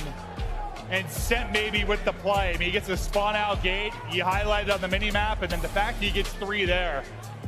Unreal. Well, then they had 2 cruise missiles. That was it. I mean, even with the sim play, Surge still broke on through. Then Celium had to use a cruise. They had that. And then that P1. I mean, if you don't have that to get accuracy off the point, maybe that looks a little bit differently, right? He's locking an angle down. You have this set up, some more time going the way of Surge. There wasn't enough time to win it, but like enough time to make it a lot scarier, more frantic, right? Like you're looking at maybe like a 245 game on rotation type thing. No doubt about it. The ARs of Atlanta FaZe go off here. 32 for Celium. Slasher 26 and 19. 2 minutes on the hill. And that's something that they've really worked. You know, I was talking to Crowder about their hard point, like leading in time, it was like Sip and Abizi. Like they had their hard point time, and it's not always like gonna work out perfectly, but in a perfect world, like you want your AR in there, like Octane, he's been soaking up all the time. Like you want that, you want your subs flying out cuts. Like that is the stat line you want to see if you are FaZe, and that is what they have worked so hard to do. Like you heard in the interview with the BC, they have been working to fix that part of their hardpoint game. Starting to get there, but let's get to the stage. We've got Slasher, who was a beast, an absolute monster there across the series with Blaze. Yes, he was, Merc and Maven. Las Vegas, give it up for Atlanta FaZe as they progress on through the bracket. Now, Slasher, let's hop into this series, okay? You guys go up 2-0, you lose the control. and then right there in that hard point, you're down by almost 100 going into that P4, looking like you was about to go to map 5. Tell me, how did y'all turn around from that P4 to really close it out in that exciting fashion? You know, that's the thing about this game. It's a lot of chains, especially on that map. The P2 to P3 chain is kind of deadly, so we ended up down 100, but we know we can do it right back to them on the next set of rotations, and we did that. And I think also they kind of trolled on the P5. They should have beat us, to be honest, but when I got that streak on the P5, it literally won us the game. Yeah, it truly did, okay, in that 3-1 fashion. Now you are back at Champs once again. We know your Champs history. Now, coming off that last event, y'all kind of got clutched up on here and there, but here at Champs, what's going to be different? What do you guys want to accomplish here in Las Vegas? I mean, we're here to win, simple as that. I think we're the best team in the game right now. I think we're the best team at Major 5. Yep. We just let that one slip. If we do what we're supposed to do, we're going to show up and win. Yes, you will, all right? I'm going to let you get out of here and go catch some sun, my guy. Anything you want to say to the fans out there? Yeah, we appreciate the support, guys. You know, you guys have been a great crowd. Thank you guys so much, and hopefully we can bring this one home. All right, that's going to do it for me and Slasher on the stage. Chris, take it away. 25% of the fans think FaZe Clan is going to take this whole thing. Atlanta FaZe has been doing work all season, coming in with the #1 seed, but this time looking a little bit vulnerable. We saw the reverse sweeps were out earlier, but all of a sudden the broom breaks for Seattle Surge in that Game 4. Walk me through it, Clayster, because I was watching this Game 4 and I'm thinking, oh God, we're going to another Game 5. Pred and crew are rolling the first half of this hard point. I thought the reverse sweep was on. I mean, the beginning of that map 4 looked incredible for the Seattle Surge. Like Slasher just said on stage, the chain is crazy, P2 to P3, and I genuinely believe FaZe figured out P4. They held an entirety of P4 to get back into the game and transition into the P5 with ease. Let's take a look at some of the highlights here. Allie, what did you see in the first half of this one? Well, I mean, I don't know about the first half, but I did see Shellium dropping 34 kills in that map #4 before that win. So the guy came different later half of this series. I think Slasher made a great point. They do look like the best team in the game right now. We already knew that heading into Champs, simply because their hard points have gotten so much better. That Embassy map #1 was flawless out of the Atlanta FaZe. The BZ goes 28 and 13, and then they follow it up with one of their top 2 search destroy maps as well. El Silo, unfortunately, just could not go their way, but when you're winning games like that, you don't really have to with the Atlanta FaZe. Yeah, I was really impressed, especially by their setup on that P4 to come back into it. I mean, they were all the way pushed up in maps, and, you know, Clay, you were highlighting, they could spawn up behind them. Well, what do? Simp backs up to Cannon, plays his life, and from that position, you can get the angle on the cross towards Stables, and then also you get the angle into bottom art, right? They also simultaneously had a guy sitting backstage as well, so nobody was getting through, and even at the end there, the panic button was not hit, right? Like P5, it's sitting wide open. They're waiting for them to make a mistake, and what happens? Seattle makes that mistake. They peek Slasher 2 or 3 times. They give him that streak, which then leads to a victory. So for Atlanta FaZe, just think cool, calm, and collected, and know you're never out of these maps and making the calculated play. The second half of that game till the end, they were in the power position throughout the entire time they came to spawns. As we take a look, the final score, 3-1, Atlanta FaZe powers into your winners bracket round 2, where they will play the winner of Toronto or LA Thieves tomorrow. For Seattle, you still have to wait and see who's going to drop down to you. Is this team in trouble, though, Clayster? I want to get your take first. How do you bounce back if you're the Surge, or do you think this could be the start of the end? I'm really not sure about Seattle Surge. I mean, they didn't have a great Major 5. They come out here. They showed a little bit of life in this series, and that's something I give them credit for, is that they kept the mitts up the entire time. Honestly, there looks to be a little fight left in them, at least in this tournament compared to last tournament, so we're going to have to see something a little bit different out of them tomorrow. Surge coming off of 3 straight losses. We'll see what they can do tomorrow. Let's take a look, though, at our scuff play of the game, and this one, of course, belongs to Atlanta FaZe. Walk me through it, Allie. Simp always shines when it's Champs time. I mean, I have to assume it's from the Search Destroyer. Yep, I mean, this guy dropped a 2.0. Some of the snipes that he was hitting, I mean, he has just come diff here for Champ. He also had like the game-winning play in that hard point. We didn't catch it from the observer view, excuse me, but the money hill on that map is that P3, and he gets through, and there's a player just watching the front. He finds one, turns around, and finds a 3-piece.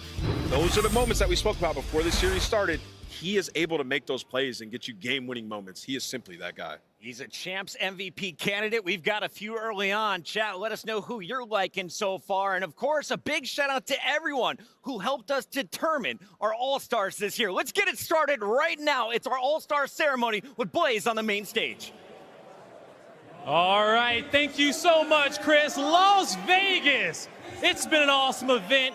And all year long, we have the best Call of Duty players on these stages and throughout the league. battling it out for your hearts and to be the best. But now it is time to show some love to the best players in the league. It's your All-Stars. Coming to the stage first, help me show some love to the second team All-Stars. Make some noise. Give it up for Octane, Dashi, Shotzi, and Prayer, your second team All-Stars. What an incredible lineup we have here. Two of the most impactful ARs in Octane and Dashi. And then you round it out with Pred and Shotzi on the SMG. This is a squad no one wants to take on in a 4v4. Yeah, I mean, this team would be absolutely unbelievable, right? Like, you're talking about Pred, who's been lights out. People call him LeBron, like when he was on the Cavs just taking over. And then Shotzi, his movement is second to none. He's an absolute beast. And then you have Octane, best comms in the game, and has the shot to match it up. Do we even need to say anything about Bruce? The guy is extremely accurate. He's been getting better every single year, so this team is disgusting. That is your second team All-Stars, but it's time to meet our Scuff Team of the Year. Yes, it is, Chris. Las Vegas, help me blow the roof off this stadium for your Scuff Team of the Year. Coming out first, the rookie with the most is Scrap.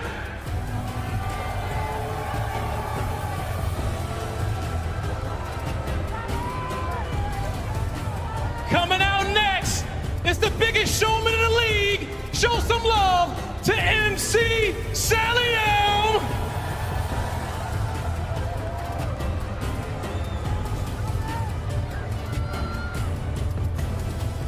Coming out next, all I gotta say is, it's too easy for a Beezy.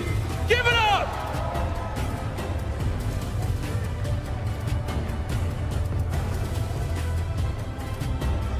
And last but certainly not least, to round off your Scuff All-Star Team of the Year, all hail Hydra!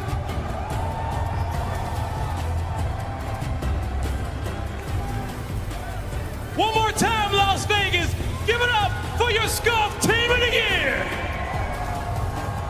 Congratulations to our Scuff Team of the Year, Hydra, Abizi, Celium, and Scrap. I want to start here with Scrap, the all-star rookie. Has been popping off for Toronto as an AR. What have you seen from the youngster, Clay? He walks the walk and talks the talk, man. This guy can shoot his gun straighter than anybody else. Scrap, honestly, is a beast. I love the way he came into the league this year. Just absolute trash talk.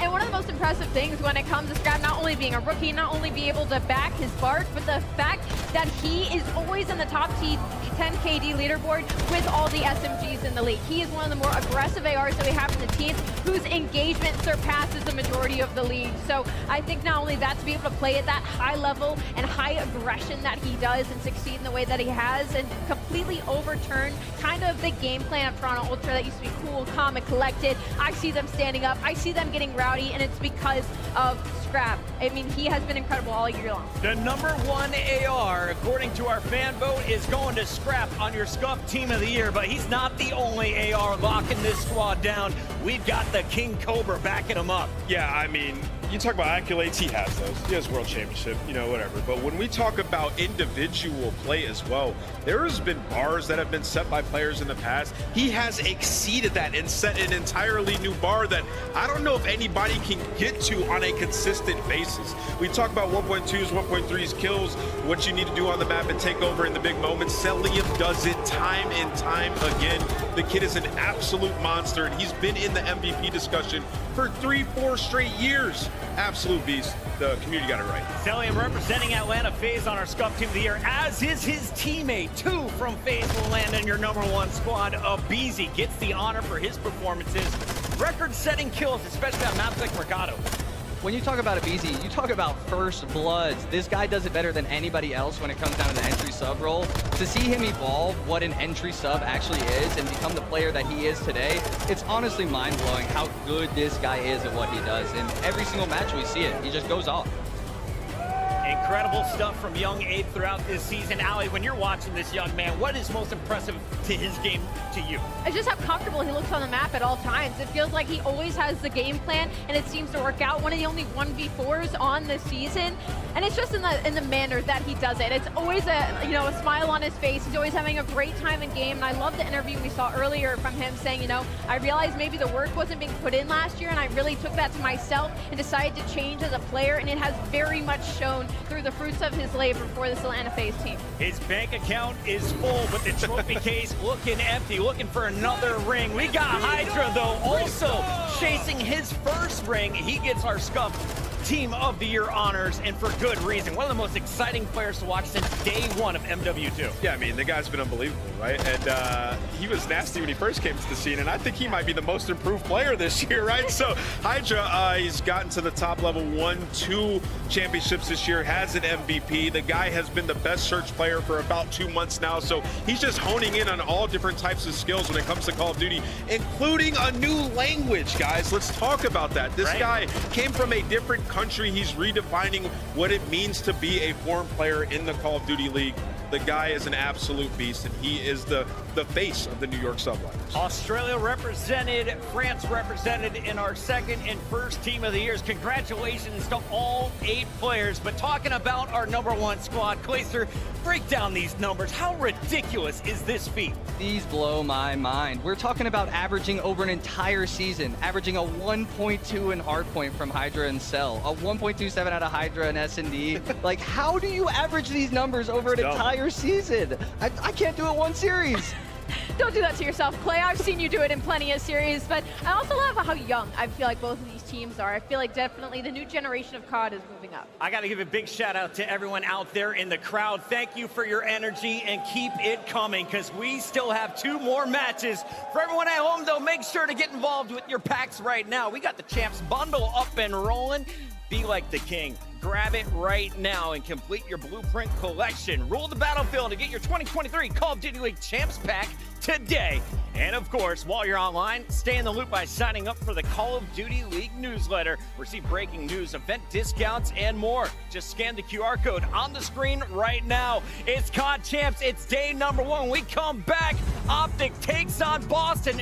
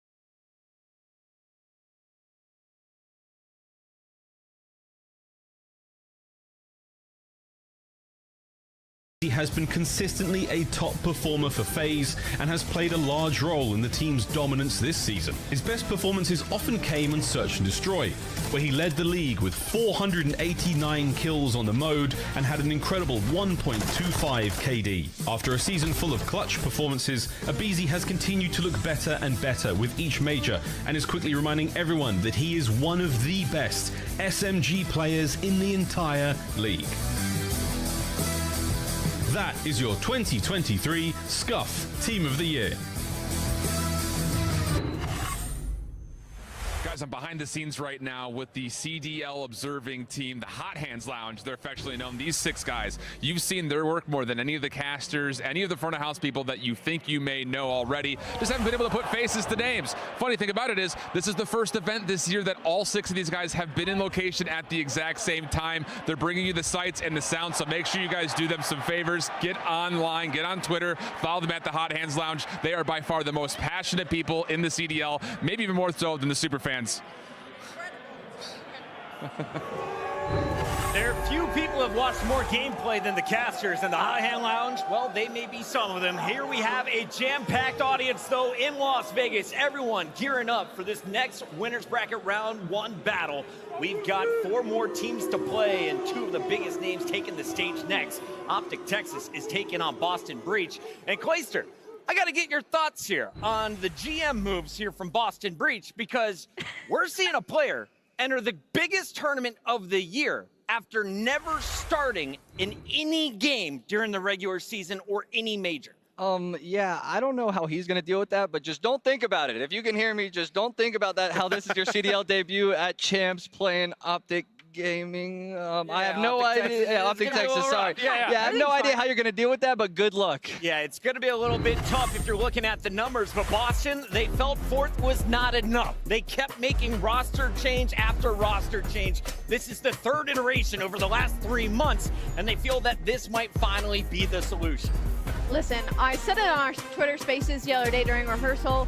I'm just questioning what is the difference between Kremp, Nero, Snoopy. They're all just known as high engagement SMG players. At least with Vivid, you got a little bit of a playmaker out of him sometimes, and maybe a little inconsistency with Nero. So with Kremp, we found some consistency, but it's a bold move from Boston. And, you know, I'm sure they're all sitting back, and should this pan out, I mean, good kudos to you guys over in the GM side of things, but for Boston, like, statistically, this matchup should have been good for them. We got to talk about the new guy here, Nameless. We got Snoopy coming up from the Challenger scene, and he didn't even win the most recent Challengers event, but they still saw enough in their young academy player to put him in a starting lineup. What are you looking forward to seeing from his gameplay as an analyst? An elusive SMG player.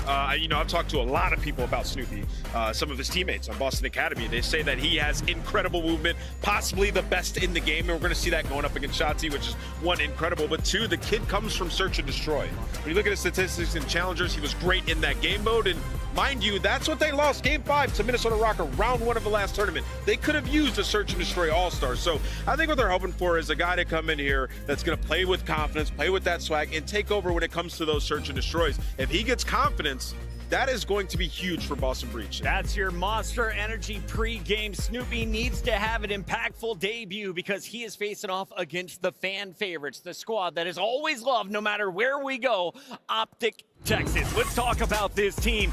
Back-to-back finals appearances at Major 3 and Major 4. Major 5 didn't go their way, but they're ready to shake those 6 games off and start fresh here in Las Vegas. Clayster, everybody loves this squad. Why are they so fun to watch? They're so fun to watch because of the players on this team. They shoot straight, they move around the map like water, and they make it look fun. They have a good time while they're doing it. I mean, look at him right there, Shotzi. He's just vibing all the time. I think Optic has to have a very good showing here. Which Optic are we going to get? The one from last major, or we're getting a new one of those second place ones? Yeah, I mean, with Optic, that last performance was very concerning. I think the biggest storyline with them, as you look at our Monster Energy pregame, some of their statistics, you can see they've been great in respawn. But the biggest thing for them is how do they respond to adversity? Like, these guys got double 3-0'd, smoked. Everybody got cooked individually. The SMGs, they have been the backbone of this team when they're running through teams. They lost some of their lockdown maps, which we have once again in this series. So a ton of pressure, right? Like, this is COD champs. Optic and these guys have so much pressure on their shoulders. Can they rise to the occasion? I don't know if you can keep a leash on Shotzi and Hook for too long. Allie, give me your thoughts on this breakdown. How do you see this match playing out? Like I said, before Boston made the change, statistically, technically, this was a pretty close matchup as far as numbers goes. Obviously, Optic Texas have gotten much better when it comes to their fundamentals. It's about what side of the coin, right? Again, if we get the Optic Texas we just saw, or if we get Major 5 Qualiters, Optic Texas. For Boston Breach, I think in the slaying department is where they're going to be leaning heavily. They have all year. The problem is they're going up against an Optic Texas team that has done the exact same thing, right? So this is just going to be a high kill, high engagement matchup. And personally, I'm leaning towards the green wall. It's going to be a fantastic showdown. Let's take a look here at the maps and modes, Clayster. We don't have any numbers from the starting lineup from Boston. So go with your heart on this one. Break it down for me. Who do you think has the edge? And if Boston is going to play spoiler, where could Optic potentially be vulnerable? I do think there are a couple what we call coin flip maps in here. You look at the Mercado Search and Destroy, you look at the Fortress Hardpoint. Those are maps where a couple things go your way and you can take it over anybody. So I genuinely believe Optic needs to have a come out and have a good 3-0 here, or things get a little sketchy. All right, well, I'm told the match is almost ready, audience, so it's time to get to the predictions. Let's make it official as we try and stay perfect in our analyst bracket. I'm starting things off here with our number 2 seed. Optic Texas bounces back in game number 1, and that's purely because I've done 50 shows. I've never seen Snoopy in one of them this season. I mean, you got to go with Optic, right? We're talking about a brand new team here in Boston. Going up against the green wall, you hear the crowd out there. It's going to be tough for them to lose. The curse was broken in Texas, guys, so don't boo me this time. I'm going with Optic Texas. 3 for 3 so far, Nameless. Yeah, I'm going with Optic Texas in this one. I can't see Snoopy coming out here with these guys and taking this win.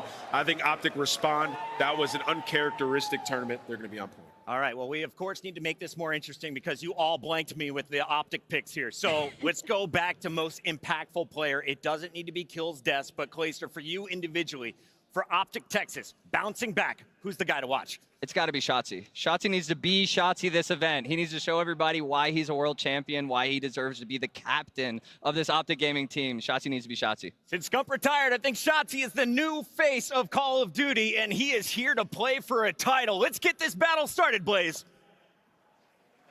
All right, Chris, I'm ready for this one. It's time to light this stage up green. And coming to the stage first is who you all been waiting for. Get ready for those boys from the South. Here comes Optic Texas. Show some love to Bruce. Give it up to Who. Get loud for Ghosty. And here comes Shotzi. It's Optic Texas. This is a championship team that just wanted to wait till champs to turn up. Last tournament, uncharacteristic. They got double 3-0. So they know they still have a ton to prove. When they are rolling through squads, it is through those SMG players. I'm looking at Hook and Shotzi to have a dominant performance. They've won a world championship before. They know what it takes. Let's bring out Boston and see if they can spoil it.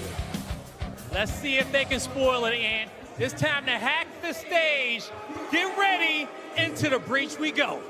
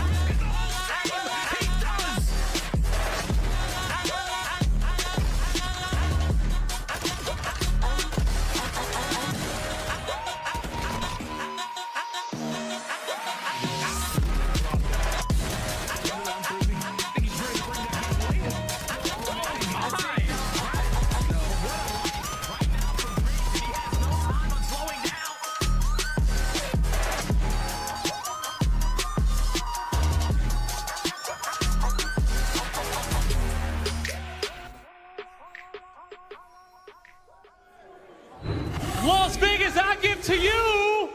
You know what? I can't do this on my own. So I'm gonna bring out somebody just a bit more yoked. Ladies and gentlemen, here comes Doug Sensor Martin.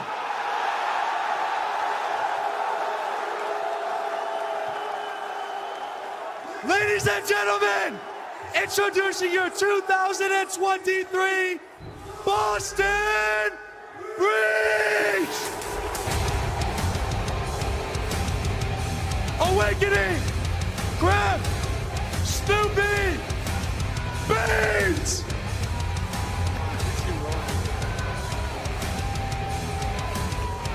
I know everybody has been awaiting this matchup, not only to see Snoopy, but to see the Boston Breach that we are going to get today. And my eyes, they're all going to be on Beans. The kills are there. The engagement is there for Boston Breach, but where is the leadership? I'm looking at him to step it up in that main AR role. This is the battle of the Jedi, and it's time to see which green team comes out on top. Let's get it started, Blaze. Oh, Allie, I love that one. The Battle of the Jedi. But this stage is lit up green. Las Vegas, you ready?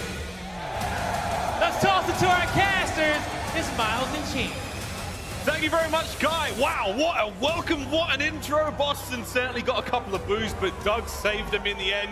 You can always count on Sensor. I mean, that's got me gassed, right? That's a nice little surprise to get the blood flowing and get everything pumping. Because I tell you, these two teams, as loud as it is going to get, everybody's going to be challenged, including the crowd. It's very loud in here indeed. The Thomas and Mack Center here in Vegas, only day one of COD Champs here in 2023, and already off to an electric start. Well, Optic Texas, Boston Breach Champ, they've met them a few times throughout the year, but we are going to have all eyes on the young rookie, on Snoopy. His debut, there has never been deeper waters here in the CDL. I mean, it is truly an unbelievable situation to be rolling up on main stage for the first time against Optic with a crowd like this at Champs. This is an incredibly unique situation, an opportunity to see if they can thrive and, you know, try to take over. And again, the maps that we have on this series, it is fantastic for both of these teams. On Hotel Boston, the ARs, they have been dominant throughout stage 5. So watch Beans, watch Awakening,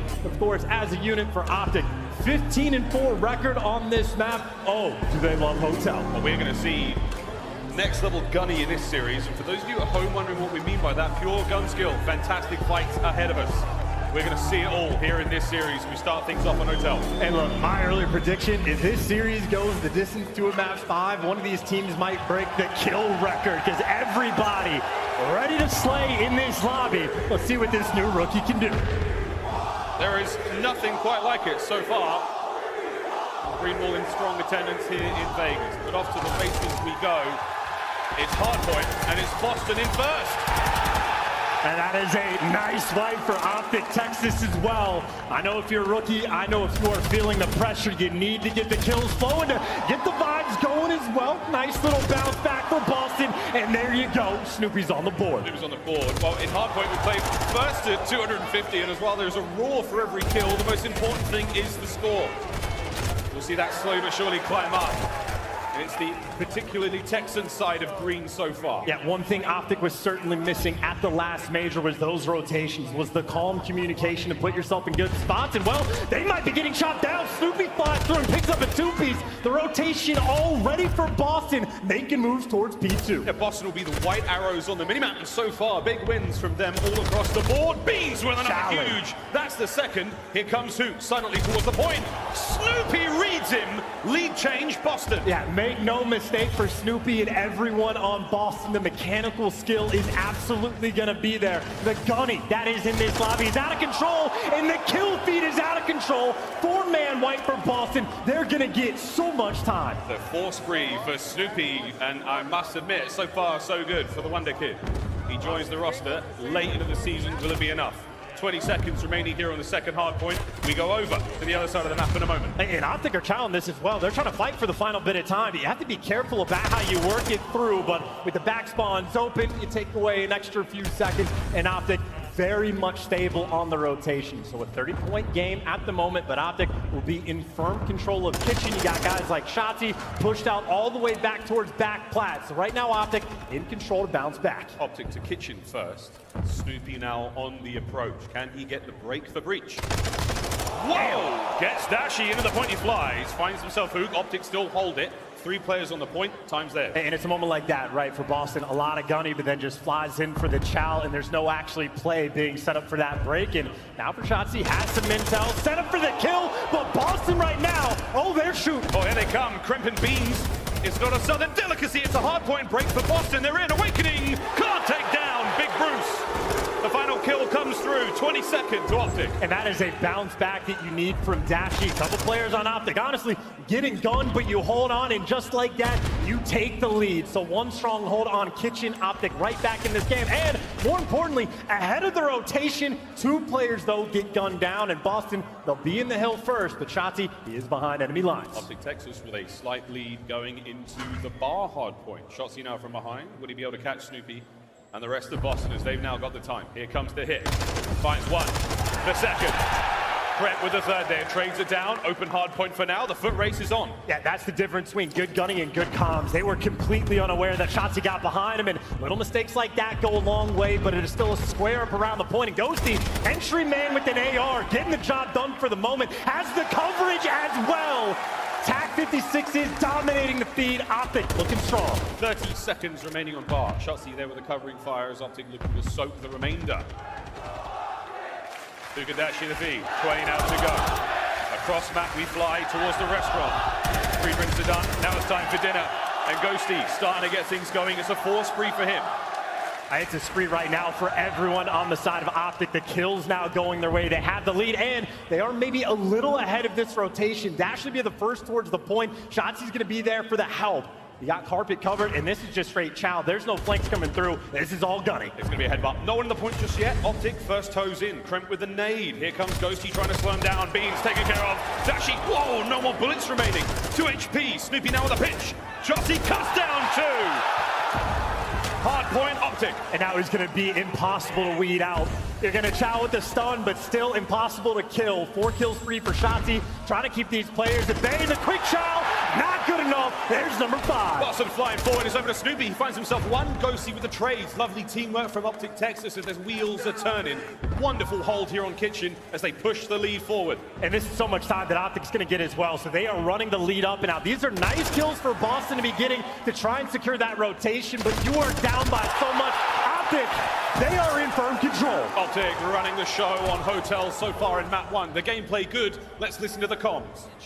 I saw He's on me default. I spawned sat. I'm gonna play through mid. I'm gonna play through mid. What's default? I have the rest of age. He's cutting mid somewhere. What default? Default 1 HP. What default, guys? Default 1 shot. Yeah, default 1 shot. No. Default. Alright, white block away. What's default? Other guys hop up. Yeah, nice. Yo, one guy's default. Default. Let's go. Jump in, watch out. Heard you. Let's just flood. Watch out. Gonna go pop. Here, watch my cat, Brendan. Again. I'm gonna pinch cat. Literally sit on point. Yo, no, what's my kitch? One guy's pitching top cat. Yeah, top cat dead. What's up, kitchen? I'm watching top cat. Deep waterfall. Deep waterfall. I'm ignoring that guy. He's gonna go back 7. Yep, he's gonna go back 7 with the sub. I'll let you go. Back kitch, one shot, back kitch, back 7. Back 7. When are you going back 7? Side When you get around glass, when you get around Side kitchen, top head, okay? Heard you. What's the top end on me? White time's good time, Brendan. Good play. Inside kitchen. He's back left. Plat really weak, Brendan. Plat on you, flanking you, Brendan. Yo, one more time. He's default beans. I'm gonna rotate you, make sure we're playing north too. Your second right now, you wait. Front doubles then. The right side window. Default absolute. He ran pool heady. I need to watch white block, watch that. Alright, one more pool heady. I killed him off time. One's pool heady and then we're missing one. We're missing beans. Pool heady done. Nice. They're gonna be doubles. Doubles and beacon. I have the right. Top cat. Fantastic listening to Optic Texas there. We're looking at the stats, and Ghosty, 19 and 14, over a minute of hill time chance, and he's calling all the shots in game. I was about to say, main Slayer, Hill Kitten, and this guy is directing traffic. That's the player you wanted to see bounce back from the last major. Ghosty right now is on point, and Optic are loving it. Got a nice lead. Still though, Snoopy proving to be a menace on the map. We see the first set of hard points complete. Now we go back to the middle of the map. We do it all again until somebody gets to 250. Hook, though, looking towards P2. Can he get any more kills out of this? No. Reach with a pinch. They've got spawns for next. They break 100 points as well. Now, can they hold on to that side of the map? Oh, these are big gunfights as well for Ghosty. One more, and he's going to break P2 for free. But Beans actually gets shot by Dashi, so there you go. Optic full control of the rotation. They got P2 on lock. They're in control. They've got the setup. Here comes Breach through the middle. Awakening finds his first. Over to Ghosty from the stairs. No one home just yet. Hardpoint time ticking. Here come Beans, Crimp, and Awakening on the inside. Snoopy right through middle. Still time ticking for Optic. Looking at the 200-point mark. No one on the contest yet. Here comes Zook. Finds one. Trades are in. Shotzzy trying to watch the cross, but nobody home. As Breach make the break. Shotzzy keeping the play alive. How long can it last for? The last man standing. He's gone and out of here. Optic, a dominant performance right now on Hotel. Talk about a way to set the tone. Beans flying forward. Dashi finds another one, and the hard point is still back and forth here. Ghosty, last man, standing! Gets two! Over to Snoopy! Gets two of his own! Trade still going down. Final 10. Optic can't win it here. I mean, this is just too big of a lead right now from Optic. Yes, Boston have the rotation, but everybody right now for Optic Texas, they are frying. They're working together. 3 players going to be set up. Make it all 4 going through restaurant. Boston have to be perfect from this point on. Beans in Beans. Awakening, trying to cut down the reinforcements. Finds one, 2 over to the kitchen side. Beans has to hold the line alone. Nades now as Boston Breach hold on for the push. Trophies out. Here comes Shotzzy. Shotzzy versus Beans, shoulders thrown. Damage dealt. Nerves are getting there. The contest is inside the kitchen. The battle brought ever closer. We're burning time here. Optic are in! Optic are in! Awakening trying to stay alive. This could be game. Playing with their food. Optic are gonna get it done. From the last man around the kitchen has to thrive to try to make a play, but it's contest time that you are desperate for. Maybe gonna force that rotation, but 13 seconds away. Optic gonna take map number 1, and they already have that rotation. The rotation done. We are very much in the business end of the hard point here on Hotel. Rotation towards the bottom right-hand side of the minimap. Optic, all bases covered. What can Snoopy do? The rookie now from behind. Catches one. Not every corner has been checked, though. He didn't get shot at. He's got to get on the point to save the team. He gets the break. He's alone, though, waiting for reinforcements as Boston are in. Dashi from top bed. The fight continues. Okay, well, it is going to be a fight from this point on. Boston looking to be nearly perfect and in good spots right now for a moment. No flanks coming through. Everything just dealing with the front and a team kill from Optic. Boston still alive. Holding it all together. Snoopy finds another big one. It is not over yet. Over the top, though. Hoop managed to catch him out. Crimp's got to go big. The pinch is there. It's 11 points for the win. Optic are in the hard point. Awakening dealt with. Here comes Beans. Ghosty fries him. Final 5. Snoopy gets onto it, and it's not over yet. I mean, you're just waiting for this levy to break right now. Optic, they can play for the scrap. They can play for the roto. They can get the time right here. Someone's got to shout. You can't get it done. In Optic, Texas, take map number 1.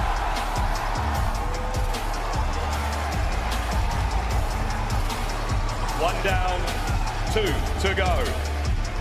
A strong showing off the rip there from Optic Texas. Snoopy, a very tough debut here in the CDL. I mean, this is not an easy place to start. And honestly, from the jump, you had Boston Breach playing well. Optic did not care. They were on point on the rotations. Quite literally, once they got in the kitchen the first time around, they basically never looked back. And again, Dan Ghosty, what a pickup for this team. Main Slayer, minute 45 in the hill, and even his comms are amongst the best in the game. You would expect this guy to be a veteran. It's his 4th tournament at the pro level. Well, he's got 2 second places. Found someone who was the bottom. We'll see what he can do at his very first ever CDL chat. So far, so good, though. Map number 1 in the books, Optic Texas. They take the lead. As now, we take a look at the highlights. I mean, it's just completely on point, like, the entire way through. Honestly, one of the most impressive moments, I would say, from the side of Optic is, like, the break they had on the kitchen, where you had that standoff between Beats and Shotzzy. It's just not a clean setup for Boston, where it's your ARs that are pushed up looking for the kills, and you're leaving your SMGs to the back line. So Shotzzy was able to play with the food. You saw Hoop was the guy able to pierce the setup through the middle, and it's just clean and efficient teamwork. That is Optic at their very best. What did we expect coming into this matchup? Again, the gunfights, both teams extremely strong. Individual prowess alongside that fantastic teamwork. That's what's really going to separate these squads. So far, Optic Texas, they've got it in spades. A lot more time, a lot more experience as a squad, and it certainly showed there in the opening map. And this is going to be a very dangerous and peculiar situation for Boston Breach as well. Obviously on Hotel, it's one of their stronger maps. You go to map number 1. Now we go to Mercado S&D for map number 2. That has been Boston Breach's auto veto all year long. They have only played it 3 times throughout 5 stages. And of course, Optic, they're no stranger to Mercado. It's a square up 50-50 map, but Optic certainly have the experience. A lot of experience. See if it pays off. Mercado, a bit more of a particular map. We'll see how the strategy plays out. As we look across our maps and modes, Desk went over it, but Mercado S&D can be a coin toss. We'll see what happens again. All the tricks come out of the playbook here at Champs. You can't take any of it with you into the next game. You've got to leave it all here on the field. Already though, that has to feel so good from Optic Texas, right? You get double 3-0'd at the last major. You feel a little bit of that pressure coming in at Champs. As soon as you get one out of the way, you just fist bump and say, hey, we're back. We are right in form. There we go. S&D coming up next. And for those who are just joining us, there's a lot of Optic fans out there. First to 6, and take turns attacking and defending. Hey, is that Woody? Front row, crazy. Vegas, we've seen it all. It's only day 1. Into the search we go though, Chance. Anything crazy that we're looking out for here? We've seen nade spots, we've seen some different wall bang positions. Is there anything new you're looking for? Well, I certainly know on Mercado, I'm going to be very in tune to the number of nade kills that are coming through, but obviously the B hits potentially as well. If you have no research on the side of Boston with this new team and on a map like this, a lot of opportunities to be created. So exciting to see. We'll see what happens in a moment, but first and foremost, we sat down with Snoopy at his very first ever major tournament. Let's see how it went. I mean, yeah, a lot of people have compared me to Shotzi, and I mean that's pretty crazy because I mean Shotzi a world champ, he's won a lot of things. So I mean, I'm happy about people comparing me to him, but I don't know. I mean, I just want to be the best version of myself, so I want to be the Snoopy, and I'll try to prove myself. He wants to be the Snoopy indeed. Well, tremendous pressure on the young man's shoulders coming into this series, Chance. And this one's his stats and challenges. The pressure is on. Will he become that diamond? And obviously looking at those stats, and it's something that Name was touched on the desk, search and destroy is sort of what he's known for. That is where he's looked his strongest, and obviously this is exactly the map where he needs to bounce back. And you know how it goes with the aggro Vaznevs on Mercado. Those first bloods are going to come through at a rapid fire pace all over that Cantina building, and it sets the tone. So he's got to pay attention to, he's got to square up. Fortunately, against the world champion Shotzi, there is no taller task. Here we go into Mercado Las Almas, search and destroy. Map number 2 here in our winners round 1 of the 2023 Call of Duty League Championship. Wow, this should be a fun one indeed, ladies and gentlemen. Looking at the stats this season again, a very different sample size, a very different look, especially for Boston, a new roster. Snoopy's in. Let's see what he brings to search. And I just got to say, that 58% for the first bloods, especially in one round where the nades are coming through, you get access early off the map. Interesting timing, though. You see Boston delayed their nades, but not able to connect. You're vying for map control. Snoopy sent in for the kill. Gets away, but not for long enough. That's Hoop for 2. Hoop gets 2. Awakening manages to slow him down just a moment. It's now a 2v3. Optic Texas, man advantage, and the bomb down. I mean, hey, you like the aggressive strat, but Optic just there to pick it apart. You got the man advantage bomb down. This is incredibly difficult to try and retake, especially with 2 TAC 56 players. Beans and Awakening need some magic. Yeah, we're not going to see trophy systems anytime soon. Less than 30 seconds to go. Oh, Beans has a snipe. This might turn things around. We'll find out, though. He's got to do a little bit more than just take heads. He's got to absolutely run these players through. 20 seconds to go. Beans making his way forward. Awakening backing him up. Ghosty takes care of 1. All down to Awakening. Finds 1 kill. The clock ticking. Optic now will play it safe. No way this round gets away from them. Even with Demon Joe shooting like that. I mean, hey, he'll take the extra kill, but can't even go for the streaks. Gets shut down at the end, and that is a beautiful round 1 strat. Both teams waiting out the nades. I like the aggression from Boston. Snoopy trying to get in through the tunnel. He just gets sniffed out, and Hoop sent in for the kill. So Optic, no stranger to pushing the pace. Happy for the first round. Strong shots either side. Didn't see anything with a snipe there from Beans. We have seen a lot of fantastic snipe play throughout the year here on Mercado. Beans, one of the players indeed that certainly wields the boomstick better than most. Let's find out what happens. Round number 2. We swap sides. Breach now attacking. I want to see if any of these nade kills actually come through. You got trophies out on one side and plenty of trophies out on the other. One player made it in Cantina from Optic. Snoopy's got the square up, and that is a lot of protection. There's an Optic player just above him. Popping Hoop, though. That Optic player finds his first blood. Massive advantage now going to Optic Texas. Then he popped. Crimp, though, heard him coming a mile away. Hey, you'll take that trade. Now you just know all guns forward, and for the 3v3, Tough angles to deal with, but plenty of time for Boston to work with. Boasty not letting anyone get to that bomb site. Oh, bad timing. Beans flies in, gets 2. Shotzzy gets 1 on the cross, now it's a 1v2. And you know he's going to be looking through this wall as well, potentially. Or he just wants to play it quick. He's popped the dead silence. He's moving around, and 2 players there from Boston to gun him down. Great reads out of Beans. Great reads for the 2v1, making sure to stick together. Talk about that kill up top. When Hoop gets in your top cantina, if you don't trade him out, that is a dire situation.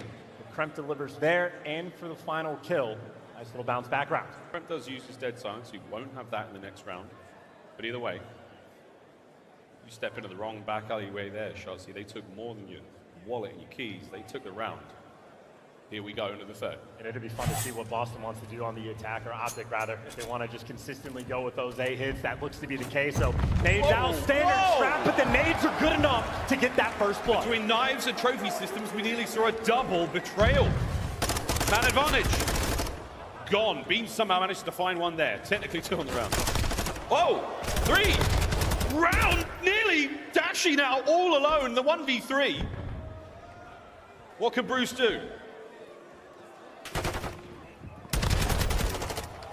Can't get anything done, man. That was so tough. I mean, that is a round from Optic that starts off perfectly. So many nades rolling through. You force the team kill with the trophy, and then you just get jumped on.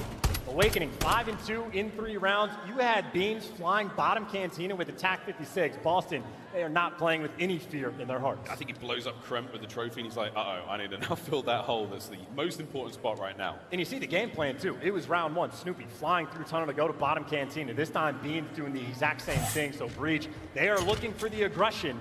And maybe the aggression through the middle of the map. The sniper to look over, an opportunity to make a play. Unfortunate teammate. Oh, so close. That one, not as much. Shotzzy, though, his bullets land. Awakening Beings find their respective kills. Man advantage, Boston. And just like that, I mean, you miss one shot in Dashi, now you're down a man because the trades are coming through. They have no intel on Hoop. They haven't seen him yet in this round. But Snoopy right now in prime position to get a kill. There it is. Now a 1v3 for Hoop. Snoopy sneaks in under the radar, manages to catch himself one. And the second, no. Hoop stays alive. 1v3. Talk about an opening as well. To get that kill for free and to get out with this much time. This is clutchable for Hook. He's got both weapons as well. Maybe not quick enough to check the cross, so Boston Breach do have the intel game for the moment. He's about to spot something. Here we go. 1v3 now down to a 1v1. Beans pops steady, looking to get things going. 30 seconds on the clock.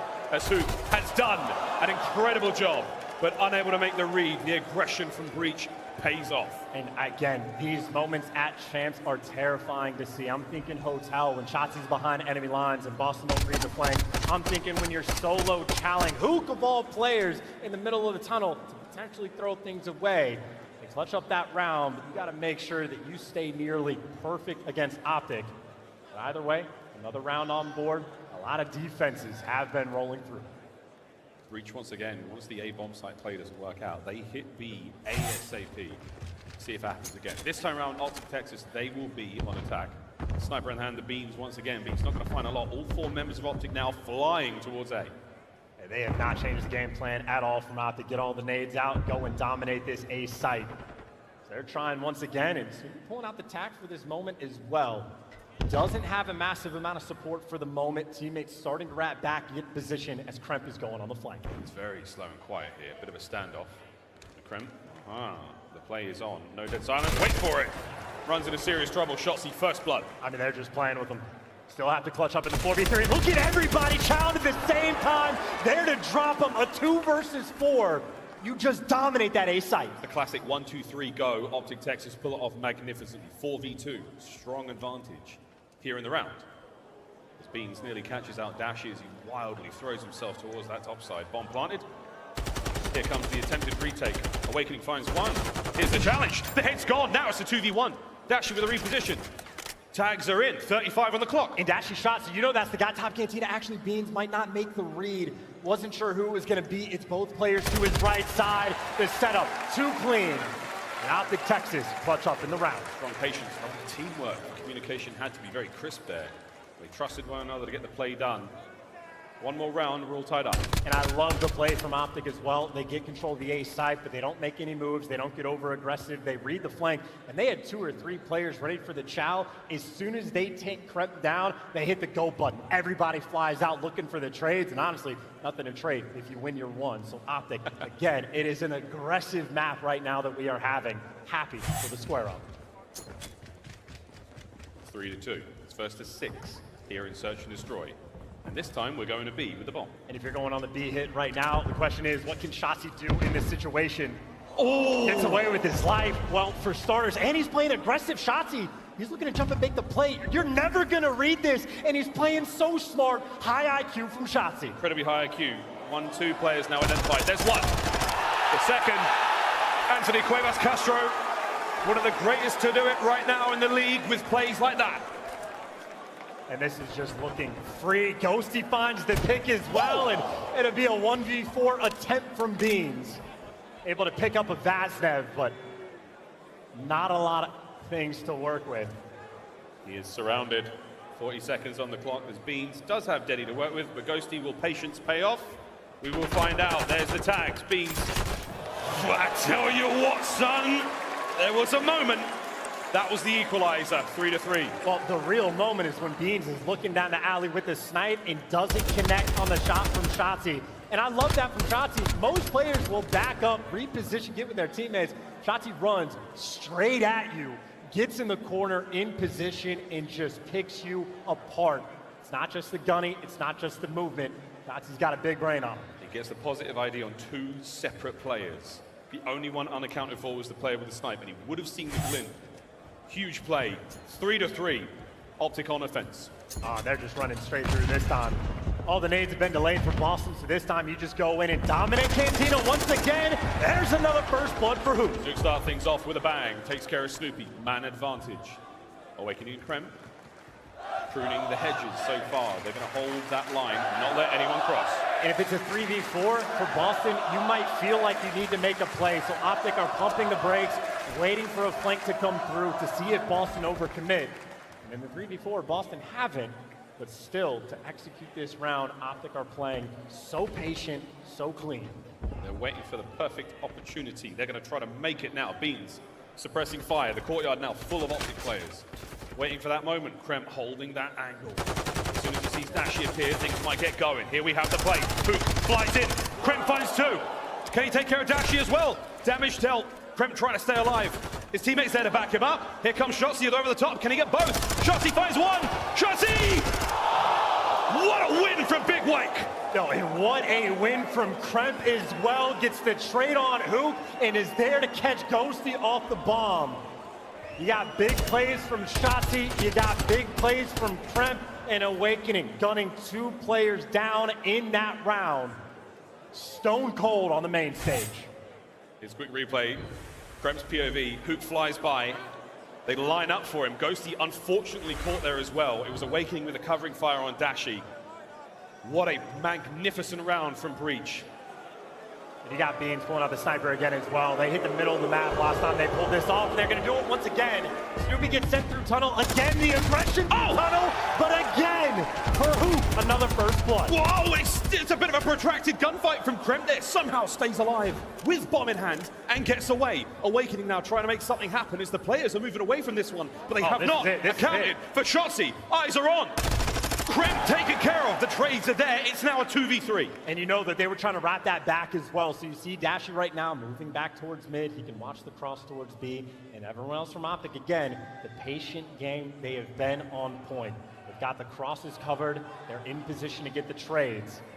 But if you get picked, hard to trade the snipe, and there it is! Beans ties it up in a 2v2. Now the problem now, what do you do if you're Boston? Do you take the bomb to A where the members of Optic are? And it looks like that's what's happening. Over to B, we now go. Round the corner, fly. Who only gets 1? It's a 1v1. Beans v Ghosty, 30 seconds on the clock. 2 rookies going at it. And right now for Beans, he is running out of time. Good news is he has bomb. And he's going to be able to get this down. Ghosty not going to check it in time. A true 1 versus 1. Dead silence now complete. Beans now making his way forward, thundering into the fight! All Ghosty had to do was wait. And the loud, thunderous footsteps As he splashed through that puddle and splashed into the equalizer. 4-4. And make no mistake, both of these teams feel like they need this map. Boston on Hotel Control have been 5-0 perfect throughout this past stage. You do not want to give them a tied-up series going into Game 3. Both of these teams hungry for Mercado. Pressure rising for our rookies. The deeper we get into this map, the higher the heart rates go. Dashing with a snipe. Got him. Beans wins that first blood. That's such a big moment, but now Shotzi gets caught as well. Boston bounced back just like that. And look, you got the timing on Hook. You don't get slayed out like that, and you know where he is. Fly at this man and kill him. Boston breach an instant round. Match point. Boston breach. A lightning round from them. 2 snipes from Beans.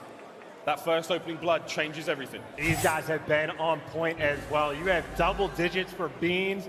You might be the same right now from Awakening, and you win the sniper battle against Dashi. So much value Beans provides in Search and Destroy. Fast hits from Hook, not able to make anything happen. Now we go to a dire moment. Optic Texas. We test their resolve. Can they tie it up once again? They've been trailing in the search so far, and this time the bomb to be. And we saw what happened last time. Shotzi picked them apart. It's a different angle right now for the MVP of champs, but he's dealing with them all again. It's Shotzi. It's here to take as many as you can down. He's already done his job. He has kept you at bay. Shotzi is built different. 1 kill might be enough. Can Beans find number 13? Here's the check. Rips Hook. 3v3. And you can hold this as well. Right now you have Awakening just looking out for Shotzi on the Chow, but eventually they just want to double back, reposition. But I think Optic might be reading this, right? If Beans gets left on the flank, you still have guys like Dashi worried about that A-bomb site, so this is a 50-50 call, but Optic Texas right now fully prepared for this roto. Dashi's got a very important job. He has eyes on the small cross. The tiniest of angles there from that teeny little Christmas tree. We'll see if Christmas comes early. Awakening and Beans now through the top side of Cantina. Here's the check. Less than 30 seconds to go. Eyes on 1, eyes on the second. Here comes the hit as Krem finds his kill in mid. Awakening on the bomb. Here comes Dashi, springs to life. Oh, shoot. It's all down to Dashi. He might be in a bit of trouble. They've got to find him and deal with him ASAP. 15 seconds. Bomb being planted at B. You kill Dashi, you win the map. Oh, there's nothing he can do. Kremp out here making MVP caliber plays. We didn't catch it, but Kremp just went and dominated that round. There we go, Boston tie the series up.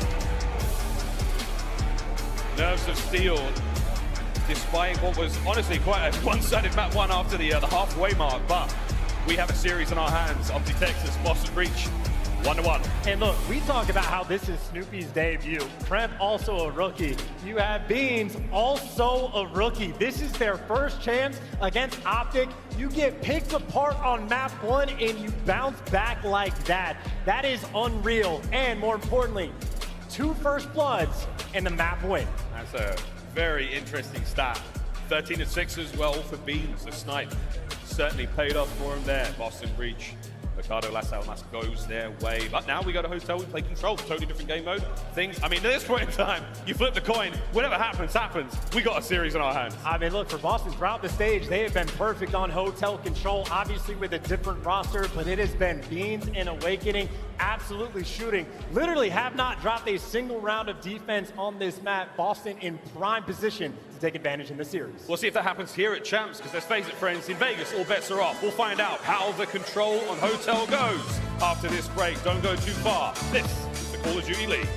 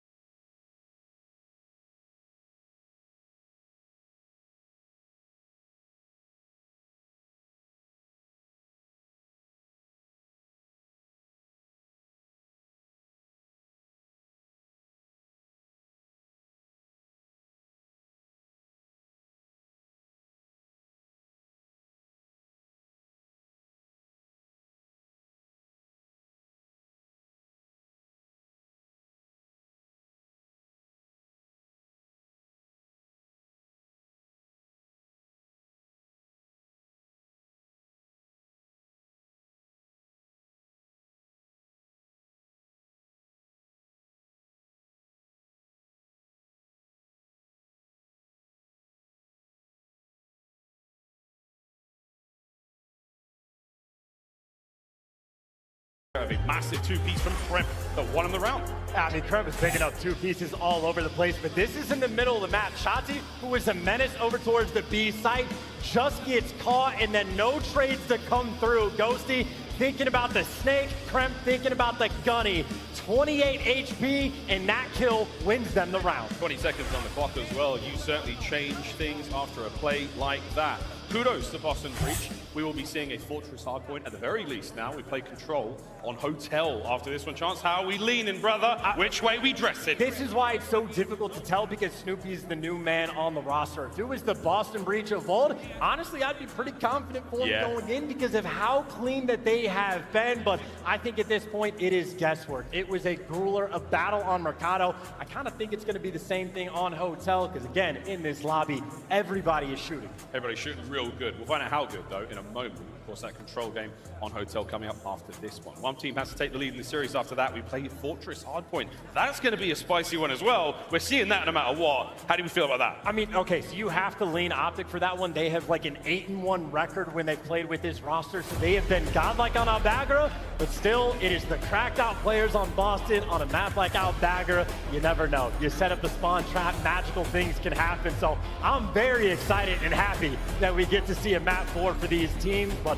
gotta get there first, gotta get through this Hotel Control. And on the record front, kind of 50-50, but it is the defense where Boston have set themselves apart. Again, perfect on defense.